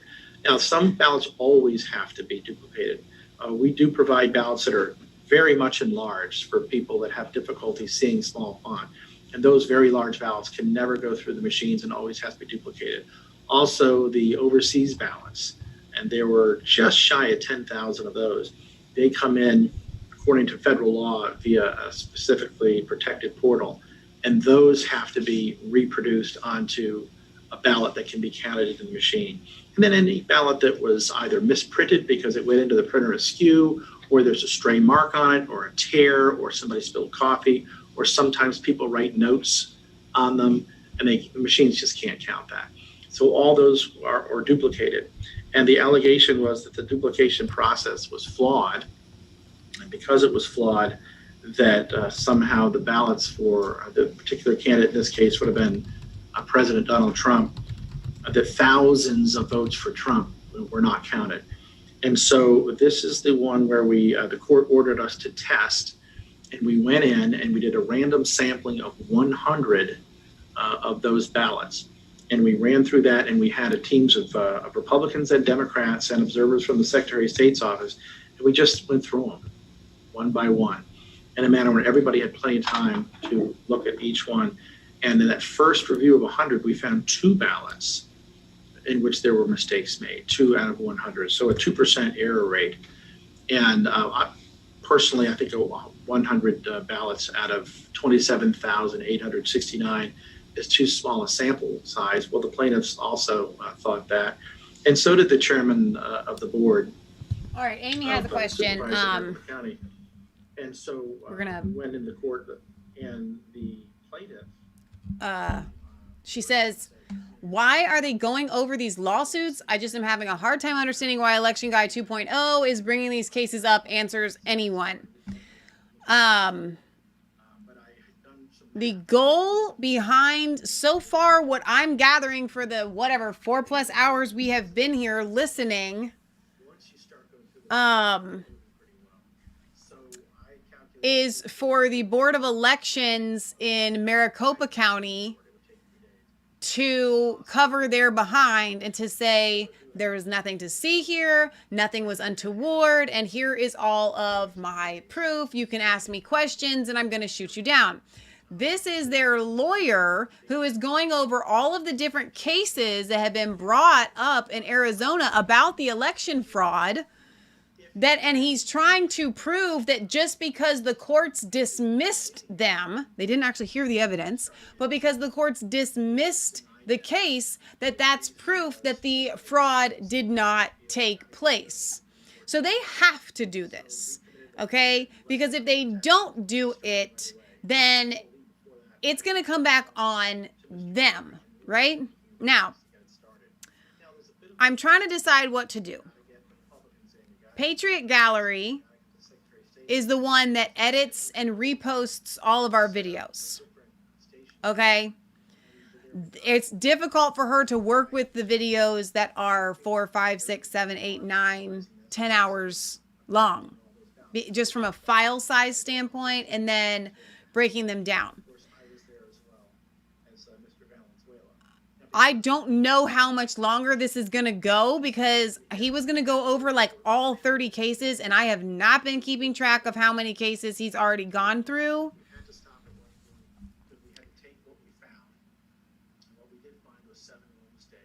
I'm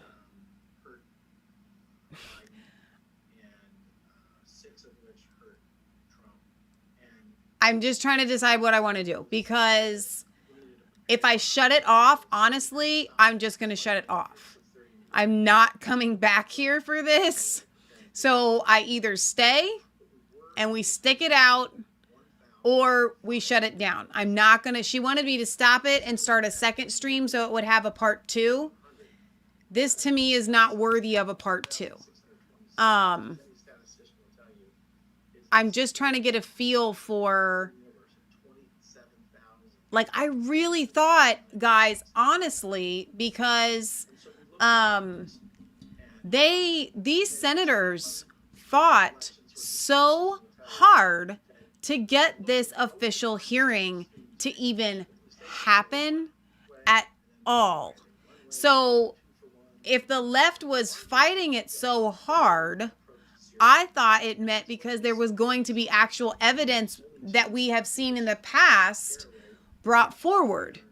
And so far, if I was the left, I would have been pushing to have this hearing happen, to listen to these guys. Okay, we're going to send our dudes and we're going to show you how everything was on the up and up and we're going to twist and spin it all exactly the way we want it to be heard. Like, so I don't understand where the pushback was coming from if we're not going to actually hear anything of substance here. Now, I know when we were listening in Georgia last week, we had like 2 hours of a snore fest, but then the rest of the day was just like bam, bam, bam, bam, bam. I had considered waiting until Leah got back from the dog walk, and I think that's going to be my answer. What I'm going to do, because she should be back here within the next 15 minutes or so. And when she comes back, we'll probably just round this off and then stop it. And then I'm going to continue to listen to it and monitor it. And if anything happens, then I'll start another stream. So I think that's the plan. Let's wait for Leah to get home. And I'm sure she's listening and has been listening as well. And we'll go from there. So we will continue to listen to this guy talk about all these dismissed cases.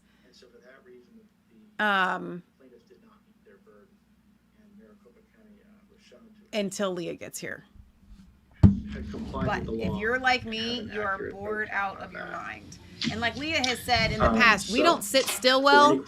I would be doing a million other things while listening to this instead of just sitting here. Any questions? Senator Ugenti Rita with the digital hand up and the real hand. Yeah. Both. Yes, I did both just to, cover my bases. I appreciate that. Yeah. But I'm continuing to monitor Twitter. Thank you, Mr. Chairman. I appreciate your testimony regarding the statistical No, it's fine. accuracy of this last election, but there were either, I don't know, mistakes, errors, anomalies.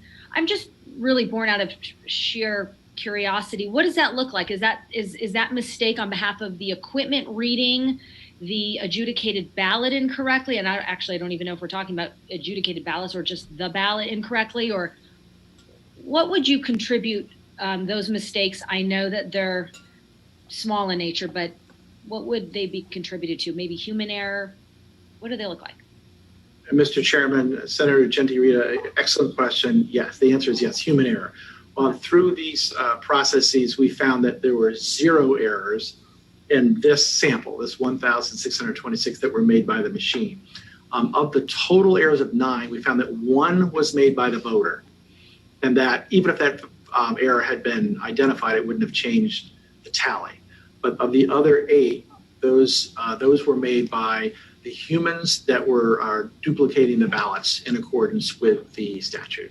Okay, Mr. Chairman, Mr. Liddy, so what does that look like for the adjudicated ballots? I'm thinking, it's my understanding you've got like a Republican person and a Democrat there that both have to agree. So how do they agree and make a mistake? They're humans, Homo sapiens, Earthlings. That's how, or as one plaintiff said, real humans. That's exactly how it happened. You're exactly right. We would have 2 people plus 1 supervisor, a total of 3, and they had to be of 2 different parties, and the supervisor is an independent. And they look at them, and I can describe for you what I saw, and I can't remember all 9 of them, but one of them was a ballot which I believe was for Trump. Okay. And then when doing the duplication process, it looked like just as, I don't know if you can see my hand, but just as my hand is here, if I were filling the oval right here in Trump, I might hit with this knuckle right here, the oval that's 4 below for write-in. And so the voter had clearly voted for Trump. I'm hopeful that you can still hear me. So the voter had clearly voted for Trump. And then it appeared to me that this knuckle here hit and filled the oval for the write-in, but there was no write-in. So when that went through the machine, that was counted as an overvote, right? So the error was made in duplicating the ballot because it was a vote for Trump and then a filled in oval at the write-in, but there was no write-in. Oh, wait a minute. So where is the human error? So the machine kicked it out as an overvote. Well, the human error was when duplicating the ballot, filling in the ovals 2 different places on the presidential slate where it should have been 1. The voter did not make the error. The voter voted correctly. So it was the human duplication.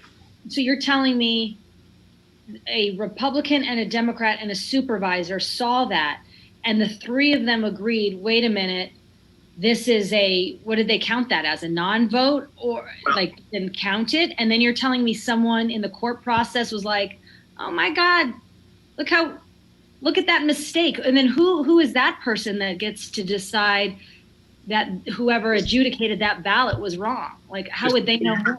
Mr. Chairman, compound and complex. I think you've asked me 3 different questions. Let me start with the first one. I wasn't there, so I don't know what the 3 people were thinking, but my theory would be they didn't see it. They thought they did it correctly, but they did not.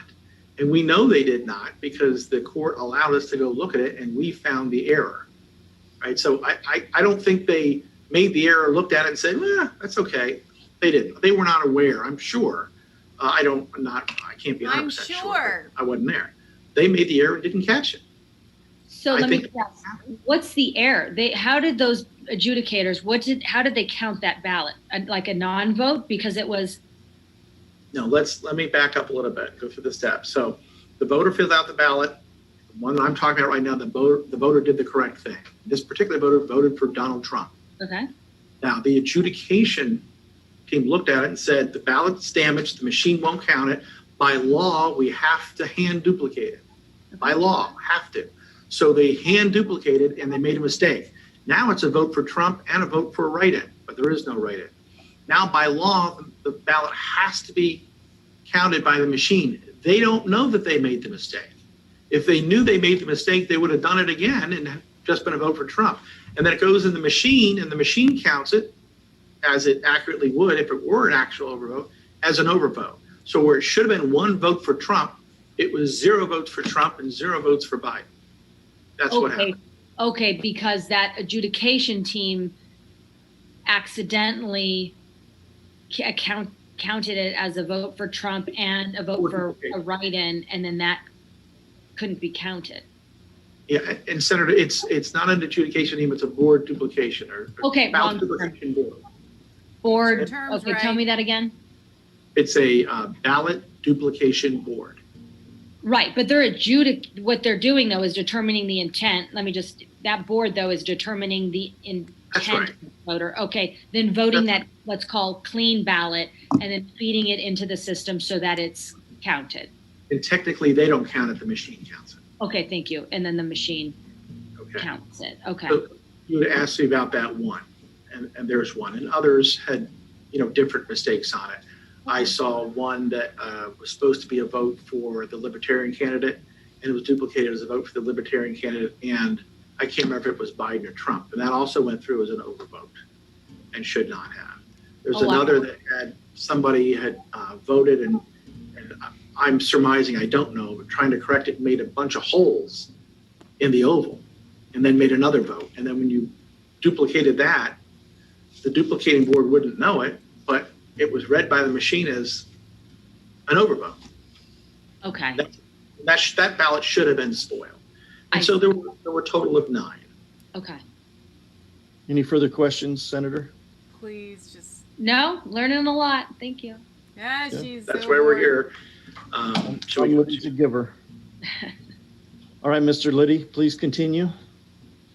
Okay, and then the next slide I have is, did I do this one? Word v. Jackson? Oh, I'm sorry.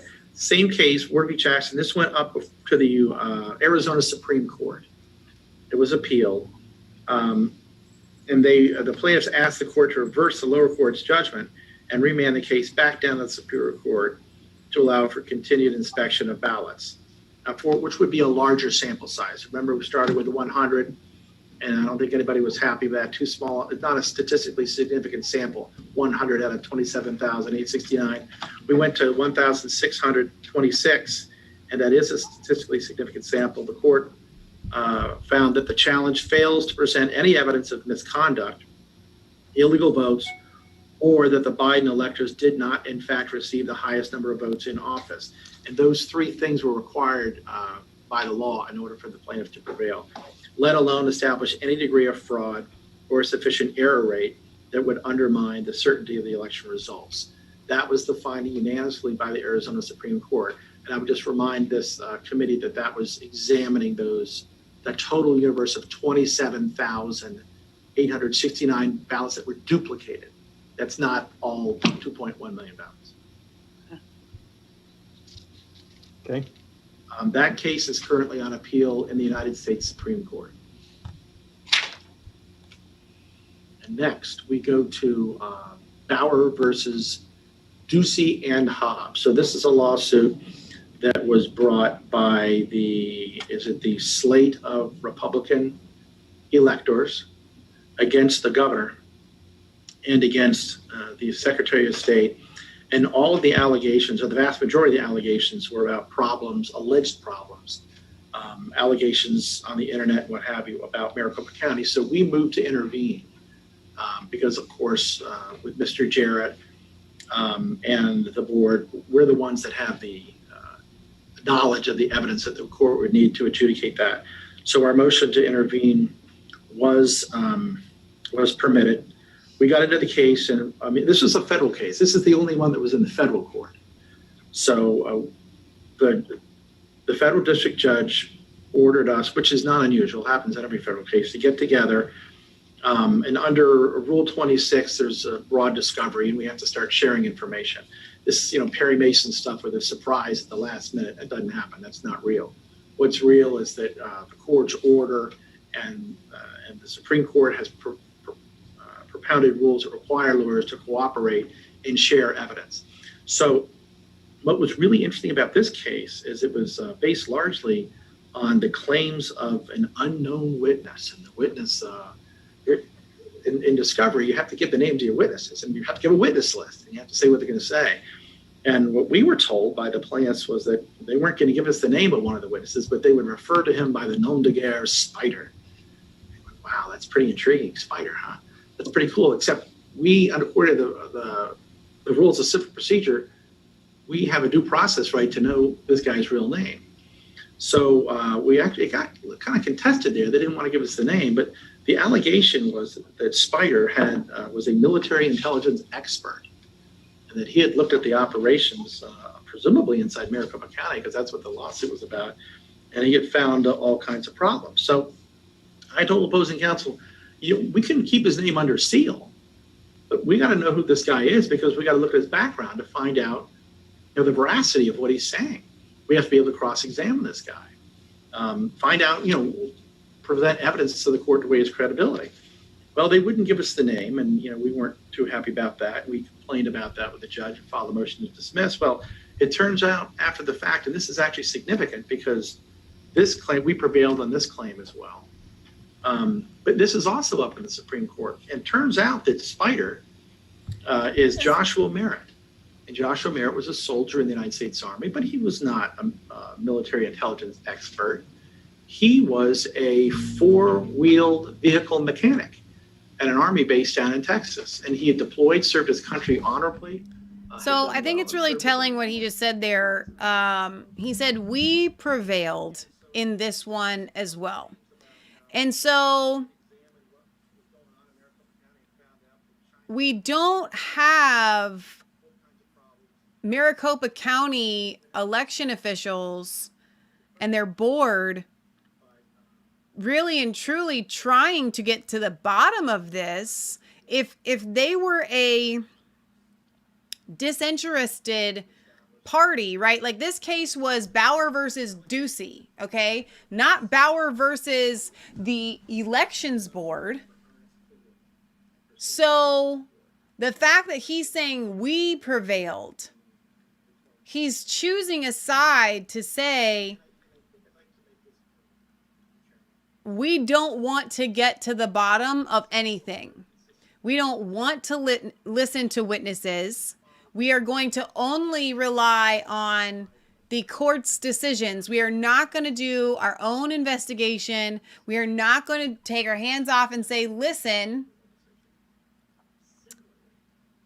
whatever, you guys want to see happen, we're behind whatever. They're literally making a stance to say, we don't want to hear the truth. We don't want to get to the bottom of the truth. And we are going to stand by and defend our election process because we don't care about those that have cast their votes. We don't care about their concerns.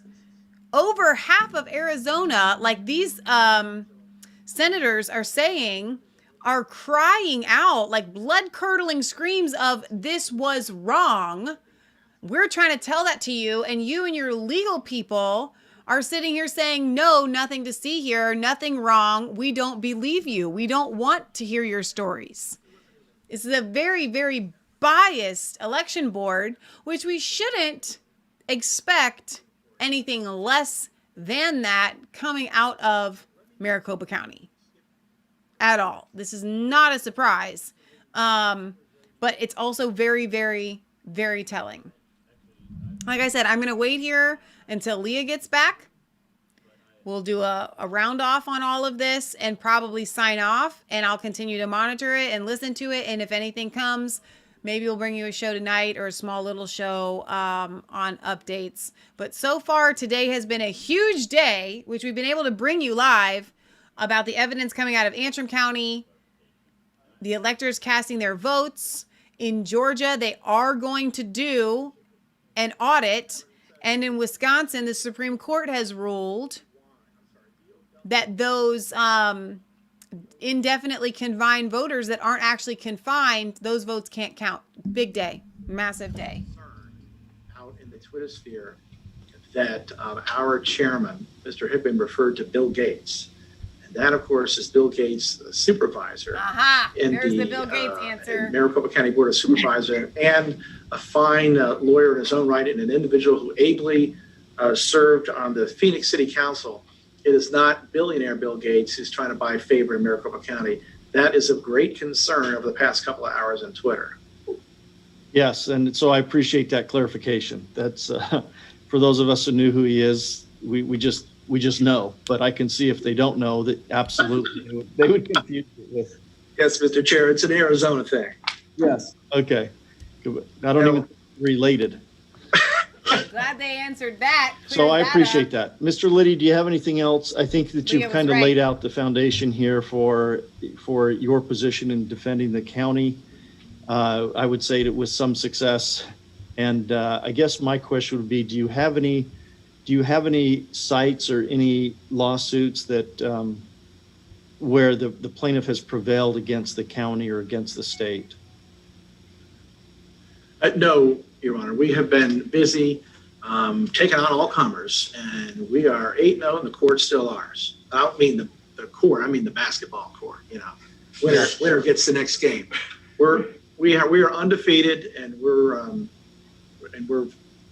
it's because our clients are so good. They did a great job trying to follow the rules that you set out. I do have one more slide. I'll flip to the last slide that I do want to share with you, Chairman. Only one more.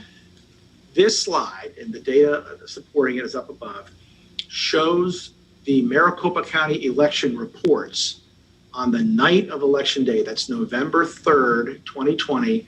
The first one starting a little after the polls closed at 7. The first report was shortly after 8 p.m. And then there's another one late on the night, and then a couple more deep into the morning. I think up to 1, it says up there on the left, 9:45 p.m. I've got on this chart, 10:50, 11:30, then 1:57 a.m. You'll see there entry number 7.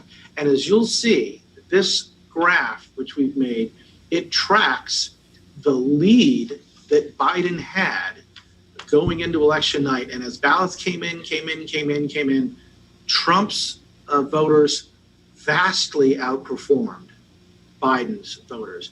And so there is a lot of criticism, a lot of complaint, a lot of commentary out throughout the country, if not the world, that there were Biden votes being injected in the middle of the night that allowed Biden to overtake the lead. Well, not here, not in Maricopa County. It was Donald J. Trump that kicked butt on election night, and all those votes started coming in. And you can see how Biden's lead just dropped and dropped and dropped and dropped. And I wanted to show you that, to show that all the allegations to the contrary are false. Appreciate that chart and that graph. How many cases do you have outstanding? Did you say 2? Well, if there are 3, Mr. Chairman, there are 2, which I just mentioned, that are at the United States Supreme Court, and there is one kind of an outlier, if you will. What we believe is a resident of Gilbert filed a court in Pinal County. And what that really is a copy and paste job of the federal court that I mentioned earlier. The federal claim that I mentioned earlier was Snyder, and that's out there in Pinal County, and we now know she's there. Okay, and she has moved from Gilbert to Pinal, so she is a resident of Pinal. And we argued a motion to dismiss today, or is it 3 o'clock yet? No, we'll be arguing that in about an hour and 15 minutes. And we're confident of that as well, Mr. Chairman. Okay. And then at least one of the lawsuits that's being heard at the Supreme Court, the remedy that they're requesting, is that a forensic audit? Yes. Yeah. Yes, that is correct. It's a bit ironic that one of the reasons why our board cannot go forward with a forensic audit is because the litigation is still ongoing. And one of those pieces of litigation is asking in part for a forensic audit. But we believe that while the conduct of the election is ongoing, and we believe it starts when Maricopa County has to design the ballot style for the election. That would be in late August. And then when the machines are certified, federally certified and state certified, we're hands-on. We can't touch any of that stuff. And then we follow Title 16, the rules for the election given to us by the legislature under that awesome constitutional power, by the book up until the election's over. And the election's over after canvass and certification, and then the exhaustion of the contest period, which for this election, the certification by the state, I believe, was November 30th. And the statute allows for 5 days. So the contest, anybody want to file a contest had to do that by the 5th of December. And then any litigation with regard to those, once it is exhausted, our belief is that the election is over, and then the Board of Supervisors will have much more liberty to examine its machines on its own outside the constrictions of Title 16. But there's still a real possibility that additional litigation could arise. Is that fair? Well, I think it's a possibility. Somebody can sue anytime, but I think it's unrealistic to think any would be successful because the legislature provided for contests, and contests must be filed between the certification and 5 days, and the 5-day time has elapsed. So we believe we're going to be near the end of this election very soon, depending on, knock on wood, what goes on with the Supreme Court. But you could have additional federal claims that are made, which then would, in your opinion, I'm just going by what you've talked about, which is you feel like you're frozen in regards to some kind of an audit or a forensic audit because of the ongoing litigation. So if there is new litigation that's filed, then you would be frozen until that was somehow adjudicated. Is that correct? Well, Mr. Chairman, I would say this, that it's very difficult for the federal court to get jurisdiction over the election in Arizona and the election in as it was carried out in Maricopa County. The place for that would be state court, and there's ample support for that in the law. And so I think that if there were to be a federal case and someone were to charge a deprivation of civil rights, it may go forward and we could be frozen. But I think it's most likely that those cases would not be taken by the federal court, as there's ample support that it should be in state court, and the contest period is closed. So although it is possible, I will concede with you, Mr. Chairman, it is possible, I would say it's unlikely. And I think that's probably fair. So what's the timeline that you anticipate for these that are currently in process, the ongoing litigation? Mr. Chairman, I don't want to jinx anything. So if you can read my mind, but I don't want to say it out loud, but it would not surprise me if by the end of the week. You're amongst friends, Tom. Finished. Okay. I would think that the United States Supreme Court would be highly motivated to resolve the two Arizona issues before it rapidly. Okay. We have two senators would like to ask questions. So Senator Gray, we'll go to you first.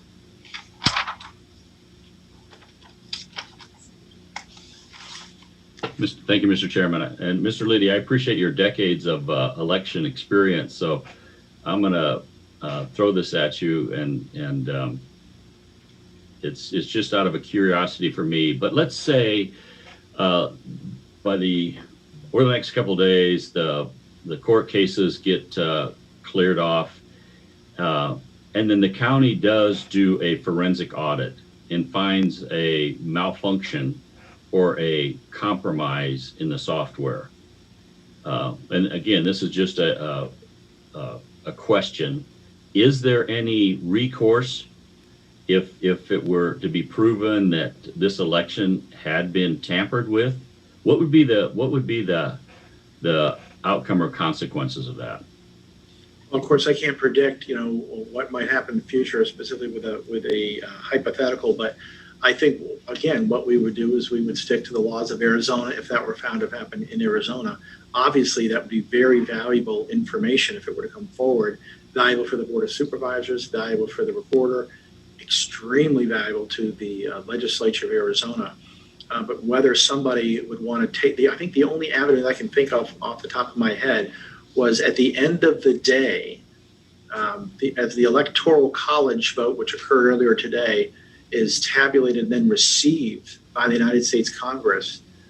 If one could make a showing before the United States Congress that the tabulation is incorrect and persuade the Congress, the United States Congress may choose to do something about it. But I wouldn't bet the farm on it. Thank you. Thank you. Senator Genti Rita. You're on mute. Can you unmute? All right. Am I unmuted? There you go. Yay. Okay, thank you, Mr. Chairman.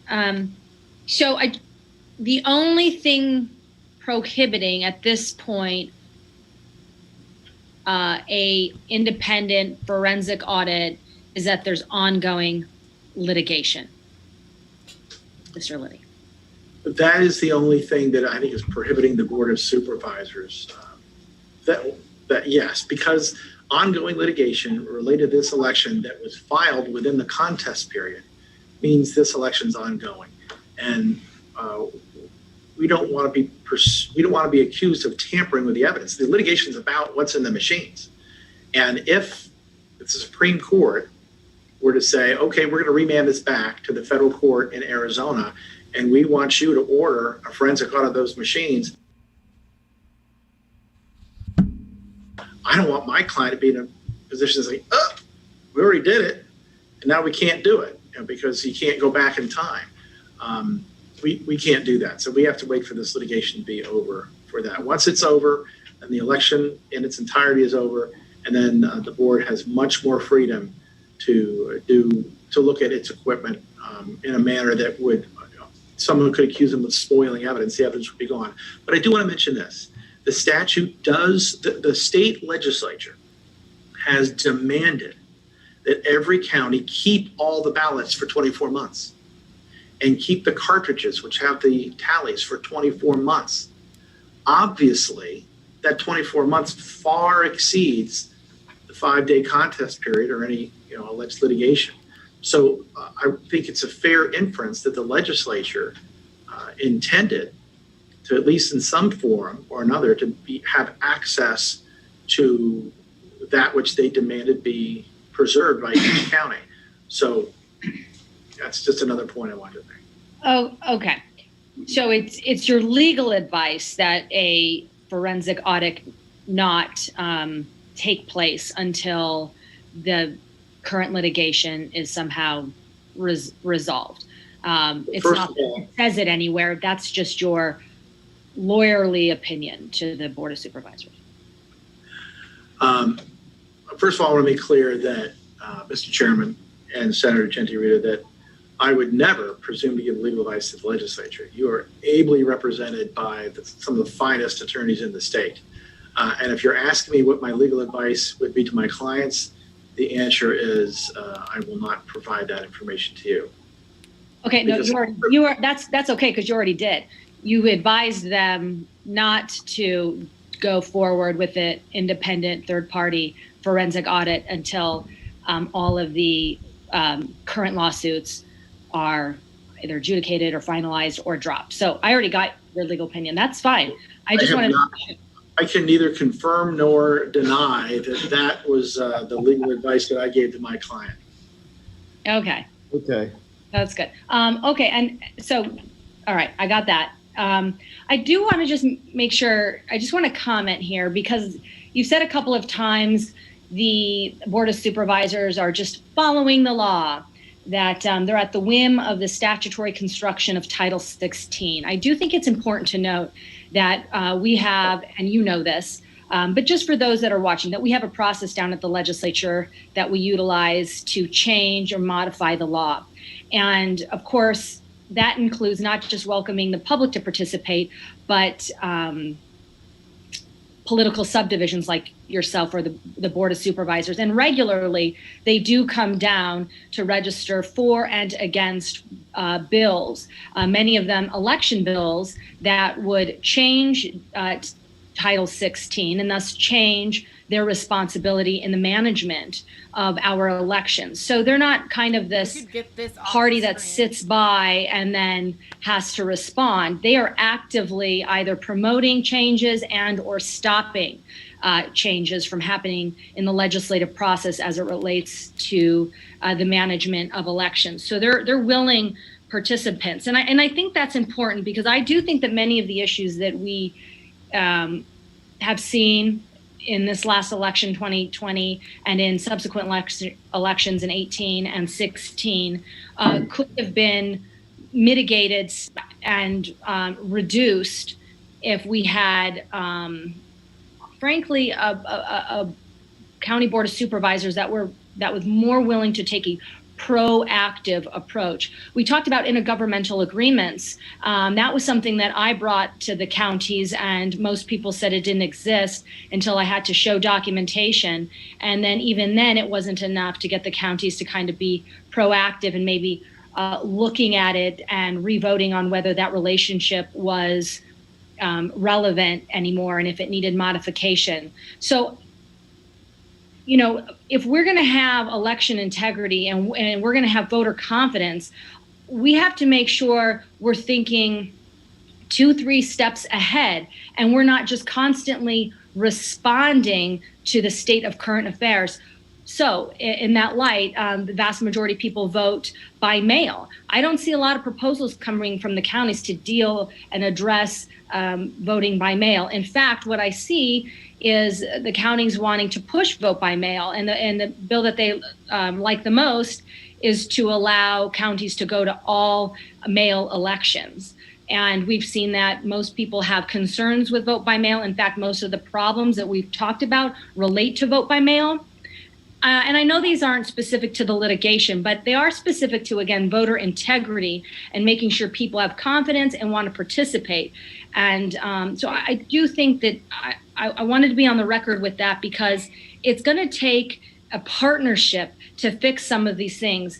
And while I appreciate us reacting to what has transpired, I think we should also, in tandem to that, look at trying to be prophylactic and identify measures that could prevent instances where either there's undue influence, tampering, election fraud, or a lack of confidence. Thank you so much, Mr. Chairman, for the time. Mr. Chairman, if I may, Senator Gentilrita, first of all those bills that you mentioned, Maricopa County has not been up there advocating for them. When you said they, and perhaps you're talking about other counties, but it was not Maricopa County doing that. And I want to make absolutely clear that I have been through Title 16, and there are no whims. Maricopa County doesn't do anything following the whims of Title 16. There's a lot of shalls. There's a lot of musts. The legislature writes the law, we follow the law. We're not just doing it on a whim. We are deliberately, with great deliberation, following the law as provided to us by the legislature. Nothing on a whim, not just following. It is our legal obligation to follow the law, and that's what we're doing. And the mere presence of the chairman of the Board of Supervisors in this hearing today, as is the availability of our elections director, and my somewhat unusual presentation, as I'm not a fact witness, I'm an attorney for the county. I'm here because my client, the chairman of the Board of Supervisors, has asked me throughout the week and now and in the future to work with your future committee and with this committee to do whatever we can to help facilitate the gathering of all the information you need in order to make the choices of whether you want to make changes to Title 16. But certainly we don't do anything on a whim. Mr. Liddy, I didn't say that. I said you kind of presented it like you were at the whim of our statutory construction. In other words, that you were a participant in the making of that. And I think it's important for the public to realize you are. You have contract lobbyists at the tune of hundreds of thousands of dollars that you pay for to come in and advocate against proposals and for proposals, but primarily as it relates to election law, against them. And you have in-house lobbyists, and you have, of course, attorneys. So you are a part of the construction of Title 16, and that's what my comment was referencing. And I do believe when it did come to updating our permanent early voting list, that the Arizona Association of Counties was opposed, along with the Secretary of State's office and the Maricopa County Recorder's I don't office. represent them. I don't know anything about them. You represent the county. I will tell you, Mr. Chairman, Senator, if I said anything with my vocabulary, my diction, my body language that led you to believe that my client follows Title VI on some whim, I humbly apologize. I want to declare for all the world to hear, no, we don't. We deliberately follow the law of Title 16. That's what we do. The power is with the legislature, according to the United States Constitution. And to the extent that the 4.7 million people that reside in Maricopa County and are represented in part by the members of the Board of Supervisors. I do have another bit of good news to share. We're going to hopefully wait till this guy is done. Obviously, he should be close to being done. Has a right to have his or her voice be heard in the legislature. But at the end of the day, it's the Arizona legislature that writes the law, Maricopa County. We follow it, but not on a whim. Excellent. I'm glad you said that because I'll certainly be quoting that in committee. Yeah, we write the law. Mr. Liddy, I think Maricopa County has a greater presence before the legislature than you can imagine through various avenues, including the Association of Counties, which regularly stands before my committee and testifies that they represent all 15 counties, which would include Maricopa. So if they're doing things that you're not aware of, Mr. Chairman, I suggest that maybe you need to look a little closer into what is being said on your behalf. There you go. So, Here comes the chairman, guy. Yes, there are associations that some of us belong to. ACO is an association that works with all the other electeds. County Supervisors Association is the association that my board members are involved with. And quite often, we try to work with their association, but there's also times when the County Supervisors Association takes a different approach or a different tack to pending litigation, especially when it comes to budgetary authority issues and the things that we are involved in. So I understand that ACO sees you a lot, and Senator Jenny Rita, I understand that. But please know that when there is something important to the county supervisors, you'll probably get a visit from the County Supervisors Association of all 15 counties. But when there's also something very important to Maricopa County, being the largest county, that's why you get to see Supervisor Gates, Supervisor Bill Gates, Supervisor Sellers, Supervisor Hickman, Supervisor Gallardo, and Supervisor Chukri. All of us represent individual districts of this beautiful county.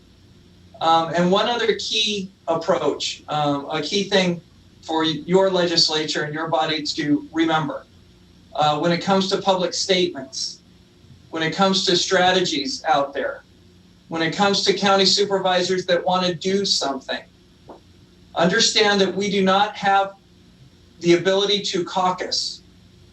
We have open meeting law. We do not caucus.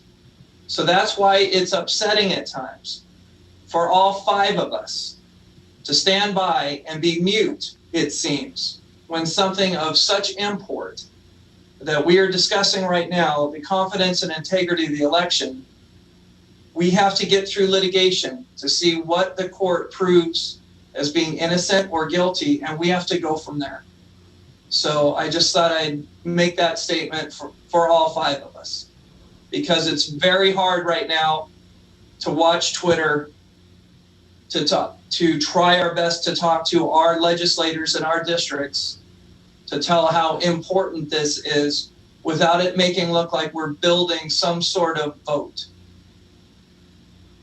Yeah, we understand, and we appreciate the time, but again, we understand the constraints that exist with open meeting laws. We understand the constraints that exist with the board. But again, I will reiterate that Maricopa County, as a member of the broader coalition of counties in Arizona, has a fairly robust voice, or at least is represented as having a fairly robust voice at the legislature on a very regular basis. So if they're not representing Maricopa County, then I recommend that you rethink your association with them and come down and visit us, and we're happy to see you. Chairman Farnsworth, I think that you understand that it's important to me because Senator Rick Ray talked about one phone call at 5:30 in the morning. He's not talking about all of the phone calls and neither is Ben Toma. Neither is Joanne Osborne. So neither is Sina Kerr. They've been in direct contact with me. They've been involved in meetings that I've talked with constituents that have real concerns.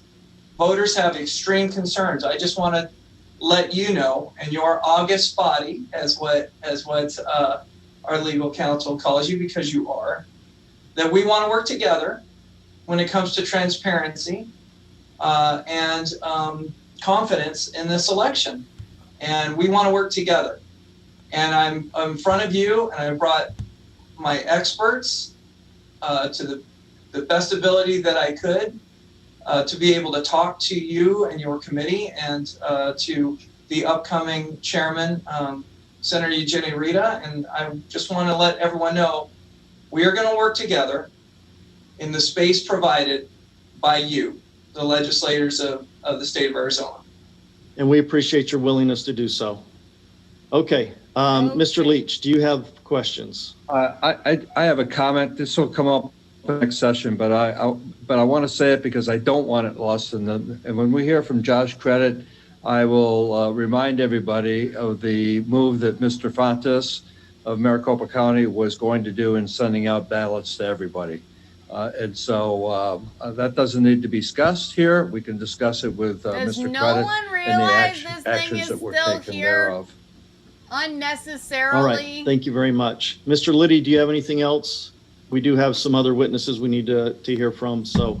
Mr. Chairman, only to thank you and your committee for allowing me to present to your if we're gonna have committee. I'm gonna tell you what we're gonna do. We're gonna start a whole separate stream. We appreciate your time and your presentation. Let's hear who's coming in a minute. Members, any final questions for Mr. Liddy? Who are your witnesses? None. Okay, thank you very much. I don't think we have anything else for the county.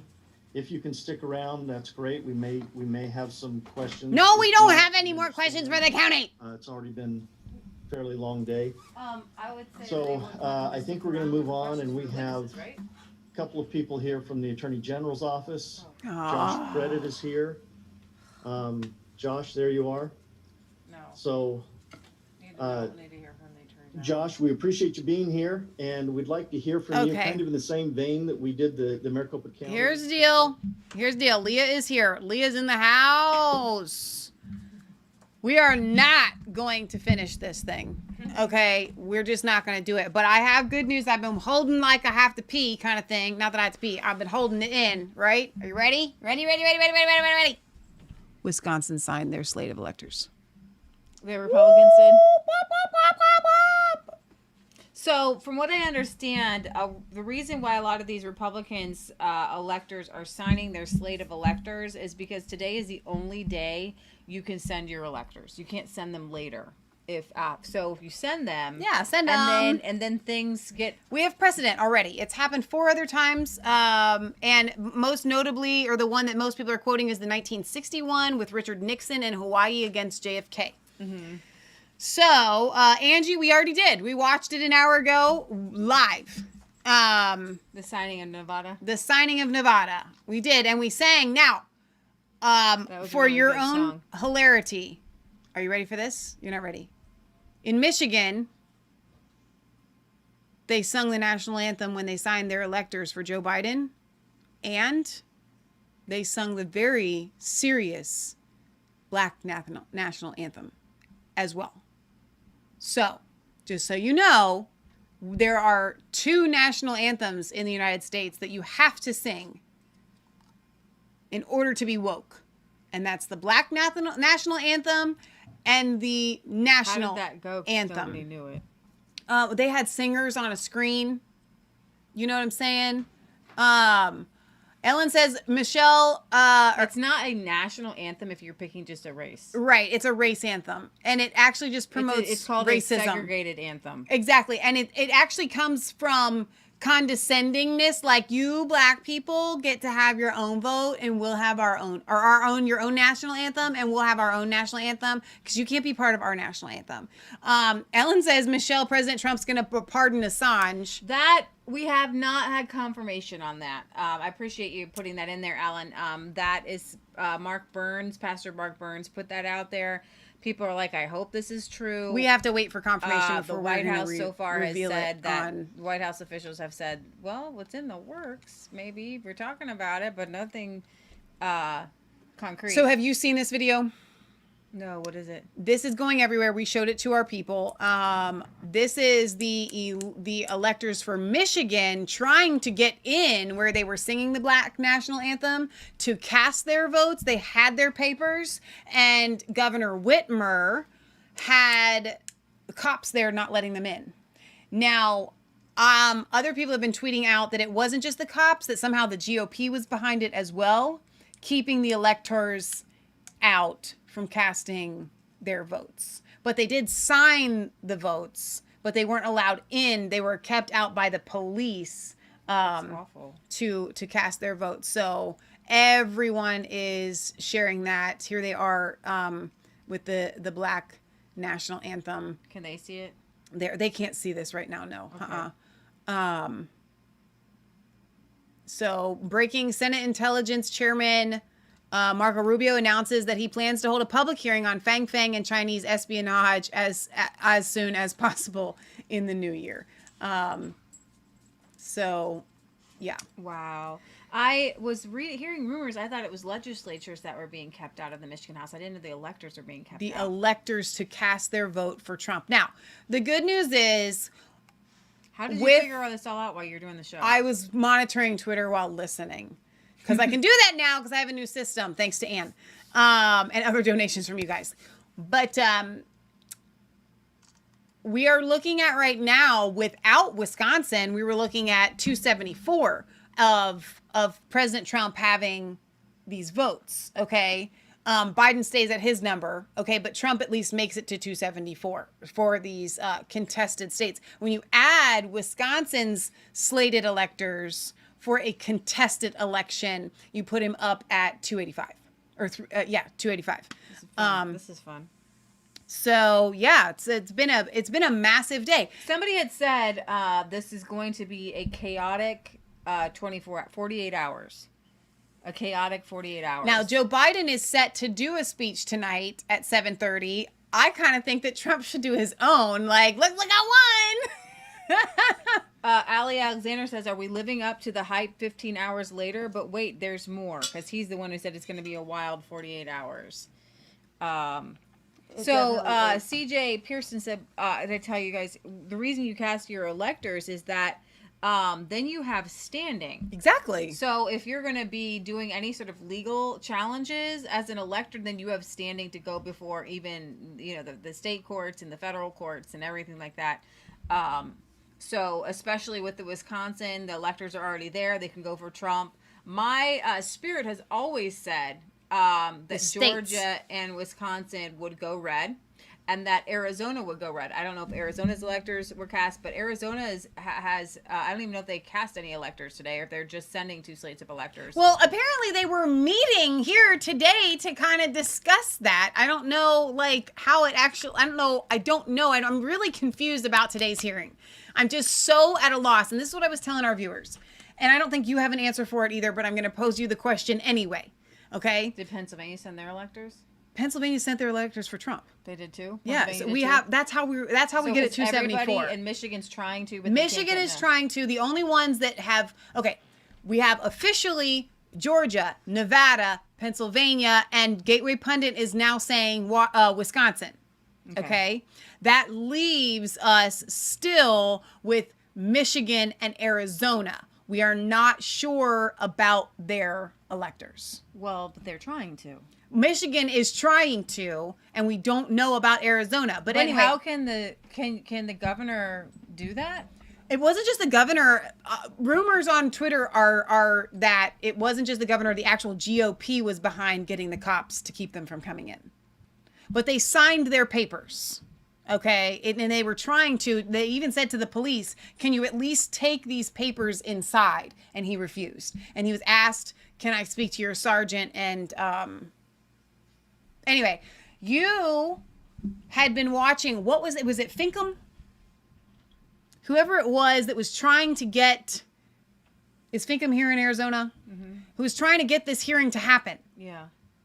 And it was such a big deal to get it to happen. This is what I said to our viewers. Mm-hmm. I was ready for a huge day because if it was just going to be a whole day worth of excuses, why was it so hard to get it to happen? I know. What's the point? Why were they fighting so hard? The only thing that I can think is that at the end of the day, they are going to make some sort of decision. Mm. I'm at a loss. I'm not trying to say that today was a loss, but I kind of feel like I hyped it up to be a pretty big deal. When I was sharing it everywhere, today's going to be huge, big day. And then it was a giant flop. I don't think it was a flop. Pretty much a flop. No, it's never a flop. It's never a flop when these things are happening. When I say a flop, I mean... It's a flop as in not fun to watch. Right. But does it move the needle? Yeah. The Republican Senate had to have these hearings, right? Because they had the open hearing with the witnesses. So then they have to take it and they have to weigh what's happening and what they're saying to make, legislative decisions. The one thing I was able to catch was very important. The last lady there who said, so wait a minute. She was getting the runaround. We can't. That lawyer lied. Yeah. Under oath to everyone on that board. Well, he wasn't under oath. I thought it was a judicial hearing. I thought it was under oath. None of these hearings are ever under oath. Well, I thought it was. So he lied. And he kept saying, the board cannot do an audit, a forensic audit, until the litigation is over. He said it like 20 times. And she's like, so wait a minute. Are you saying that you counseled them or that they literally can't do it? Right. And that's when he started to get all lawyer speaky, but we just heard you say that they can't do it. So that was what you told them. So he lied and lied and lied. I'd throw that guy to the curb. Oh, yeah. And so what that does to the Republicans is realize this guy is lying to me. Yeah. They can do a forensic audit whenever they want, but their excuse is, well, it would open us up for litigation because it might look like we're tampering with them. But it wouldn't open you up for any sort of litigation if it was an independent forensic audit. Right.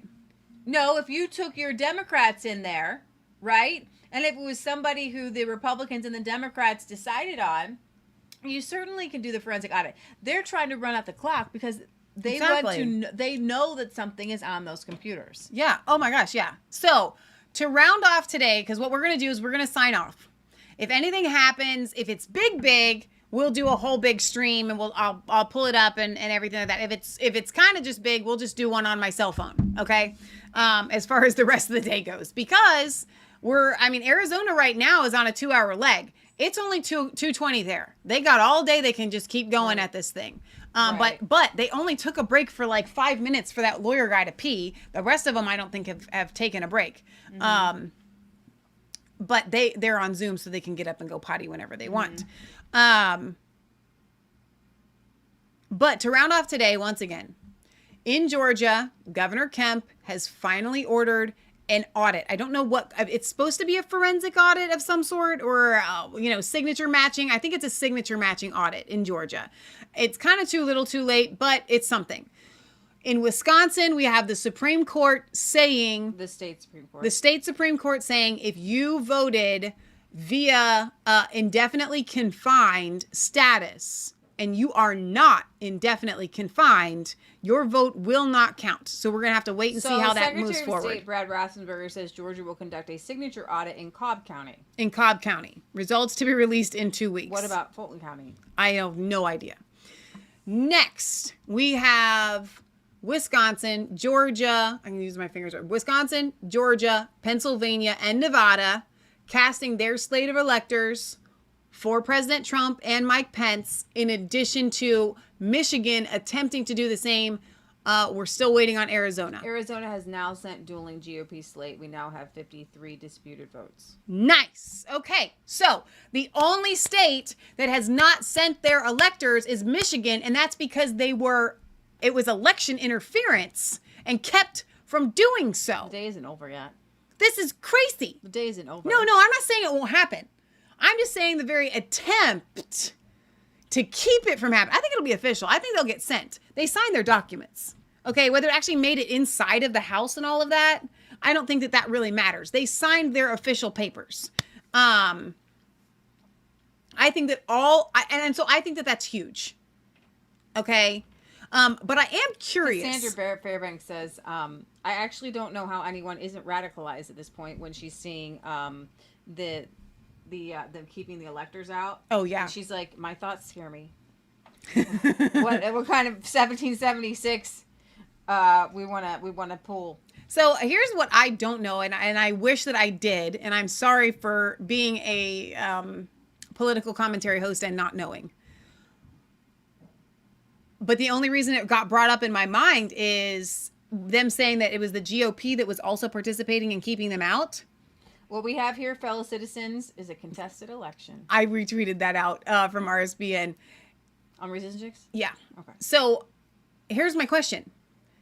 If the Republican House and Senate don't send the slate of electors, who does? Am I making any sense here? Like, yeah, this are the slate of electors just their own body? I think because they have like a committee. Yeah. Okay. Now I know the process of which you have to become one. Okay, that is not under question here. I'm just saying, like, if the GOP in Michigan is not wanting to send them, do they even have that control to, you know what I'm saying? I don't think so. No, they're once you seat an elector, once you've chosen an elector, that's it. The elector is the elector. So they can actually go rogue too. Yeah. And you did see that 2 or 3 go rogue. And certain states have different laws on that. But if they're Republican slate, they can sign and send them in. So I love this from Rose McGowan, and I'm going to bleep, but she says, "Dear Donald Trump, please consider being punk as blank. You will make history if you pardon Assange, Edward Snowden, and any whistleblower wrongly prosecuted. DC cult leaders, aka politicians, hate truth. Burn them down," and she says on their way out, but I say on your way in. And I said, I just tweeted out and I said, pardon the language and pardon Assange. That's good. All right, let's go ahead and go. Twitter is a constantly evolving thing. We could stay here all day long and just continue to give you the latest updates from Twitter. This is the 24 hour. This is the 24 hours from now. So it was like 48 hours yesterday that will get the ball is rolling. Yes. So we're not getting the ball rolling. Oh my gosh, I forgot the biggest thing. I was still on my list. What was the biggest thing that came out today? Antrim County's Dominion evidence. Yeah. That's massive. That means I wish we had just done a show just on that today. Honestly, because that's huge. So maybe tomorrow YouTube, we will. I know is going to be so happy with the way this Arizona hearing went. They shouldn't censor this video. You got all kinds of great information. During early voting. Is this a girl? Is she good? I don't. Investigating the issue, but within days of the first complaint, Maricopa County released a video explaining that the new tabulators can read ballots even with bleed-through, and that Sharpies were now recommended by the equipment manufacturer.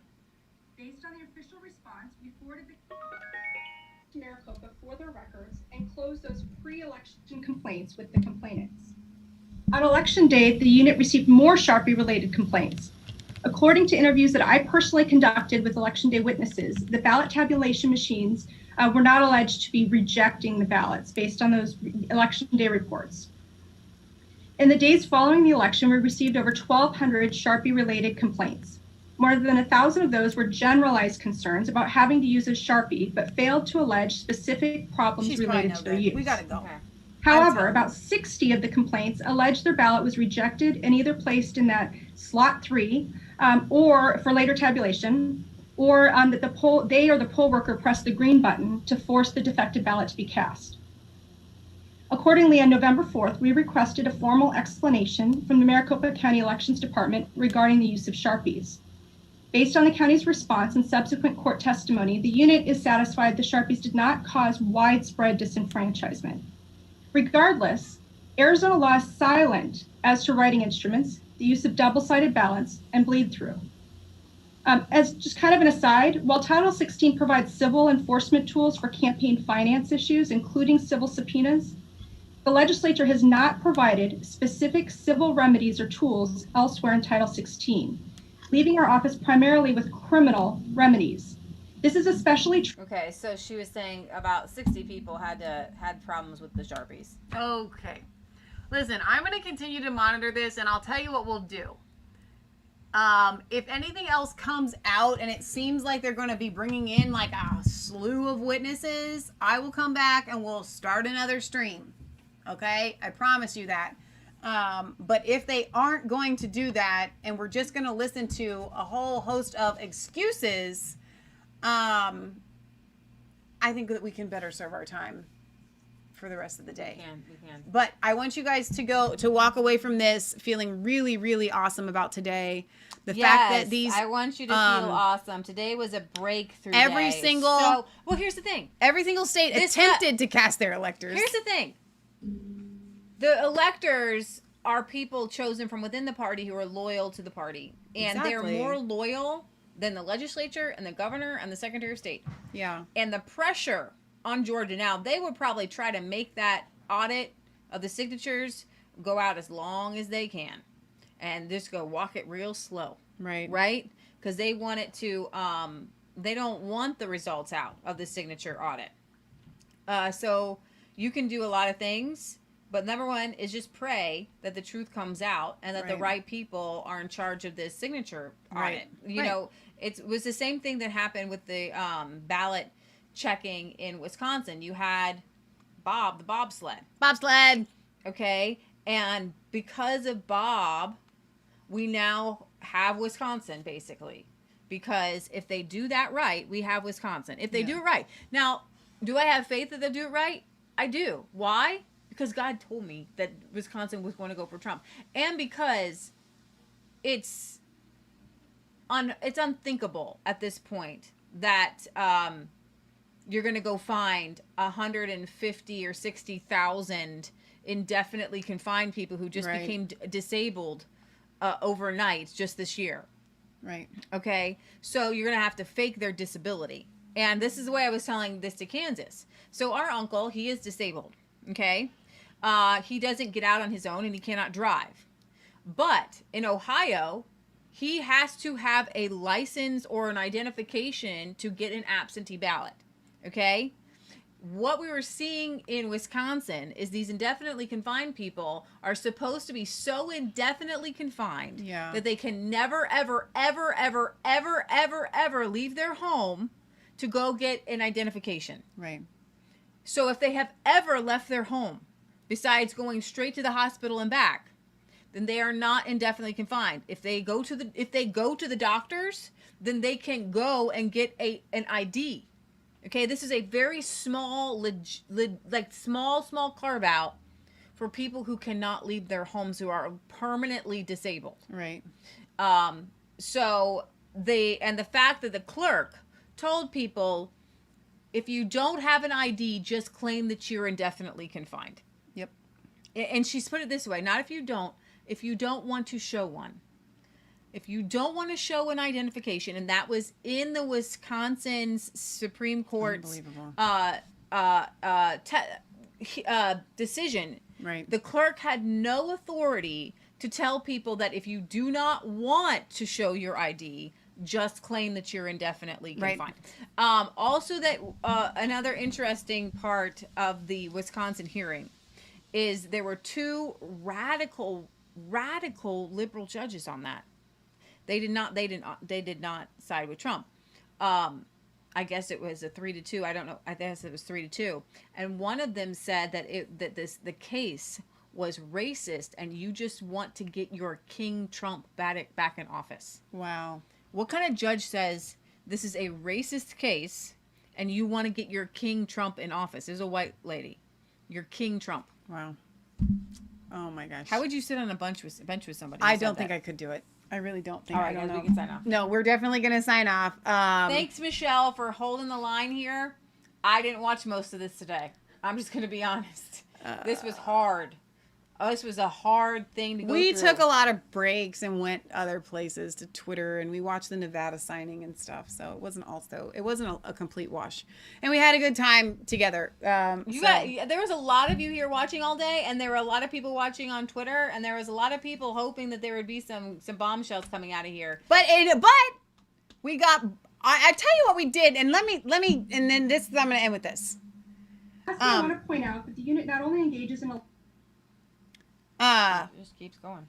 The actual people asking the questions, like this guy, Farnsworth, I think is his name, they were great. They had excellent questions. They are unwavering. Okay. In their stance. We had one guy, I can't remember his name, and he was the only one, really. Maybe Mickey Mouse plate ear lady. She had two plates behind her, made her look like Mickey Mouse. She was sitting in front of two stand-up plates, and it was hilarious. But so far, I mean, they are solid in what they want to do moving forward, I think. They want a forensic audit. Yeah. And she caught him. No, you're just not doing it. Yeah, exactly. You bunch of so liars. I feel really good, and her name just so happens to be Michelle. Solid name. Great person.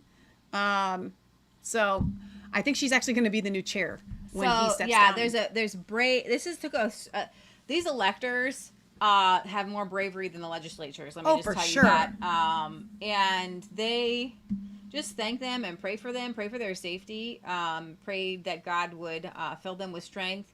And pray for the Christians right now who don't understand what's happening. And not only that, pray for the a few minor Christian leaders, like not big ones, like I don't even, like the only big one I know is Beth Moore, and she's just telling people that, this is some sort of weird seductive cult. And I just want to point out that why are we doing this? Number one, because Obama spied on Donald Trump. Now, 8 minutes ago, someone is saying that Arizona joined. We already did. We said that already? Yeah. Okay, we're still waiting on Michigan then. That's right. Duh. So 4 years ago, they set about to have an insurance policy against the incoming president of the United States, because he wasn't deep state. Okay. Georgia, let me save everyone the suspense. Cobb County audit results will show the election was corrupt. U.S. media will dismiss the audit results because the candidate that 95% of journalists want to win appears to have more votes. Leah, we got to sign off. Okay. We can't sign off while looking at Twitter because we'll just keep. No, but I was going to sum it up why this is important to all the whatever Christian haters out there. Number one, they set up Donald Trump, and they went after him for 3 years on something fake, and they had no reason to go after General Flynn, and they unmasked these General Flynn. They spied on Papadopoulos and Carter just to get a hold of listening in on Donald Trump, try to catch him in something to unseat him. They tried to unseat him from being inaugurated. They were hoping that they could get through and not have Donald Trump inaugurated on the 20th of January in 2017. Okay. They were shocked that he was. Right. And so they spent the next 3 years doing the Russia investigation, never doing anything about a platform, never talking to the average person, never trying to even talk about healthcare or anything important. It was always, we hate Trump. We hate Trump. They had no substance, and they ran a weekend with Bernie's. And why? We kept asking ourselves, why don't you try to put forward a good candidate? And even regular Democrats were like, why don't you try to put forward a good candidate? Because they had to have somebody in as a firewall for all the corruption that they had already done. That when it's uncovered, and as it's been uncovered, if we had an honest DOJ, you guys know these people would be in jail because you cannot do the things that they've done.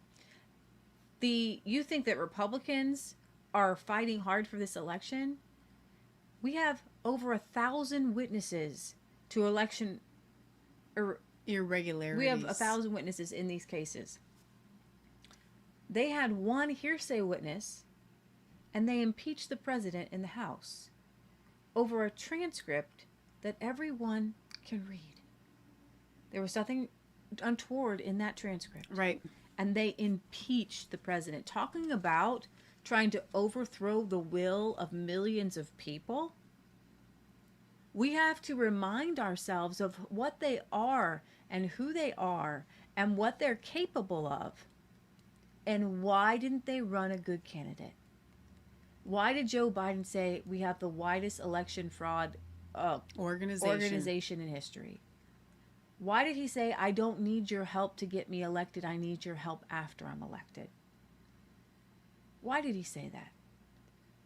We're seeing it play out. We're seeing that Zuckerberg put $4 million, and I haven't posted this on Facebook because I'm sure it will be hidden or taken down or block me, into these Democrat counties in these swing states and in these specific cities, because you only need a handful in these specific cities, okay? This guy is totally listening to you very intently right now. Thank you. Thank you very much. Look how much he's paying attention. So why, for somebody to say you don't have any evidence, when we know that there was 302 legal lawsuits by the Democrats to make voting by mail less secure and more open for fraud. Now, why would you do that? To put these drop boxes in places where the Constitution in some of these states disallowed that. To backdate ballots. To ship in ballots over state lines. And the biggest thing is to look at those signatures when the machines weren't matching them. Right. And when you vote in person and you run your driver's license through, you're that person, okay? I don't know who you are, so your signature is all we have, right?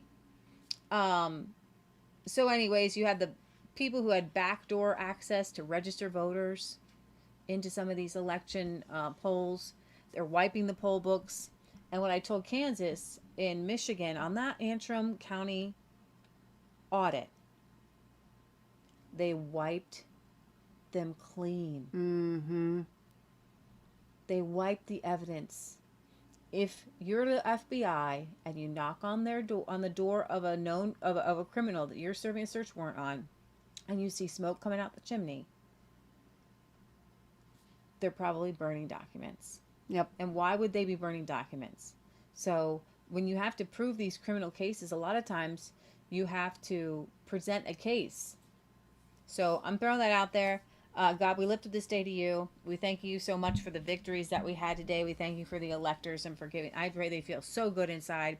I pray for the legislators and the legislators that they are led by the Holy Spirit and that things get done very, very quickly. I pray that the Antrim County audit sends shockwaves to the entire country, and that every Dominion voting machine or ES&S or whatever, they will all be forensically audited. I pray that we're able to see what happened with Dominion, and I pray that that gets out so that every person, whether they're Democrat or Republican, can see it happening. I pray that the proof and the truth gets out. I pray that you encourage Trump's legal team today, encourage Donald Trump, and I pray that whatever Donald Trump is supposed to do, whether from his presidential seat, whether it's executive orders, or I pray that if there's something the Director of National Security can bring forth, I just pray that every shred of evidence is able to be brought forth, but not just brought forth, is used and in your court. So God, you have convened your court, and now you are dropping down these verdicts. And I pray in Wisconsin right now that the audit of these people who shouldn't be voting the way they should have been voting will go smoothly and righteously and honestly. Just do it honestly. That's all we ask. Just do it honestly. And for those who were not indefinitely confined, I pray that those votes somehow get taken away from the roll. I don't know how that happens, but I pray that you make it happen in a really quick way. And I pray that Michigan's able to get their electors sent. And I pray that we're able to just sit back and say, Donald Trump, do your thing. In Jesus' name, pray, amen. Amen. And I just want you guys to know that I was taking today very seriously, and I took a lot of notes today while I was sitting here with my Sharpie that does not bleed through to the other side of the paper at all. So Clarence says, God had to calm me down. This election messed me up. This scares me because our stupid Prime Minister Trudeau wants us to allow mail-in voting for up to 5 million people.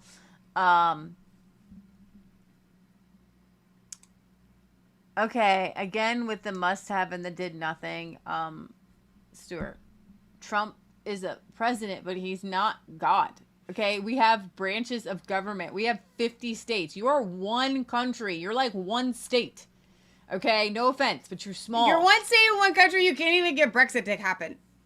Exactly. I mean, come on. Exactly. But here's why. It's a global. I'm sorry. Wait. Effort. You're 3 countries and Wales. It's a global effort, and I think that the timing of that, of what's happening with Brexit and this, it's all spiritual and it's all coming together, and I'm really excited about it. I mean, you have MI6 or whatever, but the FBI, the DOJ, and the CIA, they run the world. And so if Trump doesn't have an honest DOJ, there's not much he can do. He just got Daniel Radcliffe in at the Director of National Intelligence. It's having the right people into the right places and understanding who the moles Well, what are. I find really hilarious about the left calling Trump a dictator is that if he was a dictator, then he would be doing exactly what Stewart and everybody else is wanting him to do, is just literally forget all legal stuff, forget all of these departments that are supposed to do the investigations, walk the military to Hillary Clinton's door and arrest her already. Right? That's what everybody's wanting him to do. But the left calls him a dictator, and he doesn't do the very thing that all the rest of us are going, hey, that would be kind of nice, which actually we would be against it because we do need avenues that, but my point is the very fact that he's not doing the thing that you're wanting him to do proves that he's not the dictator that they say that he is.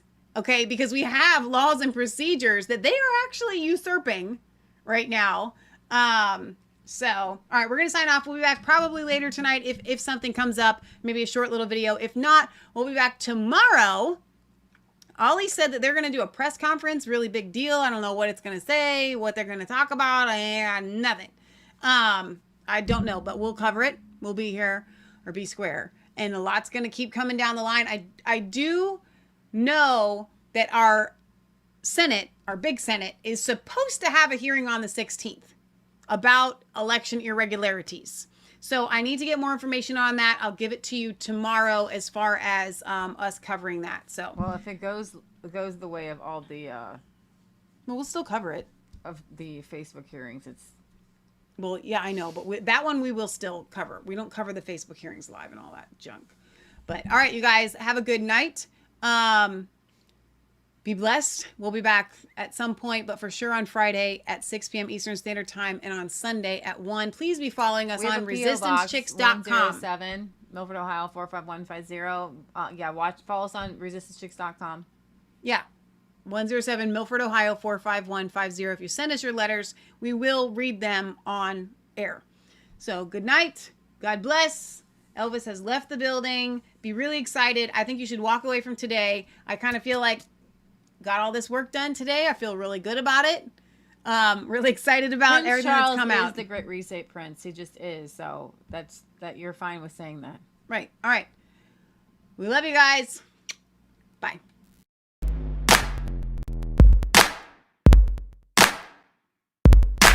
I was cold.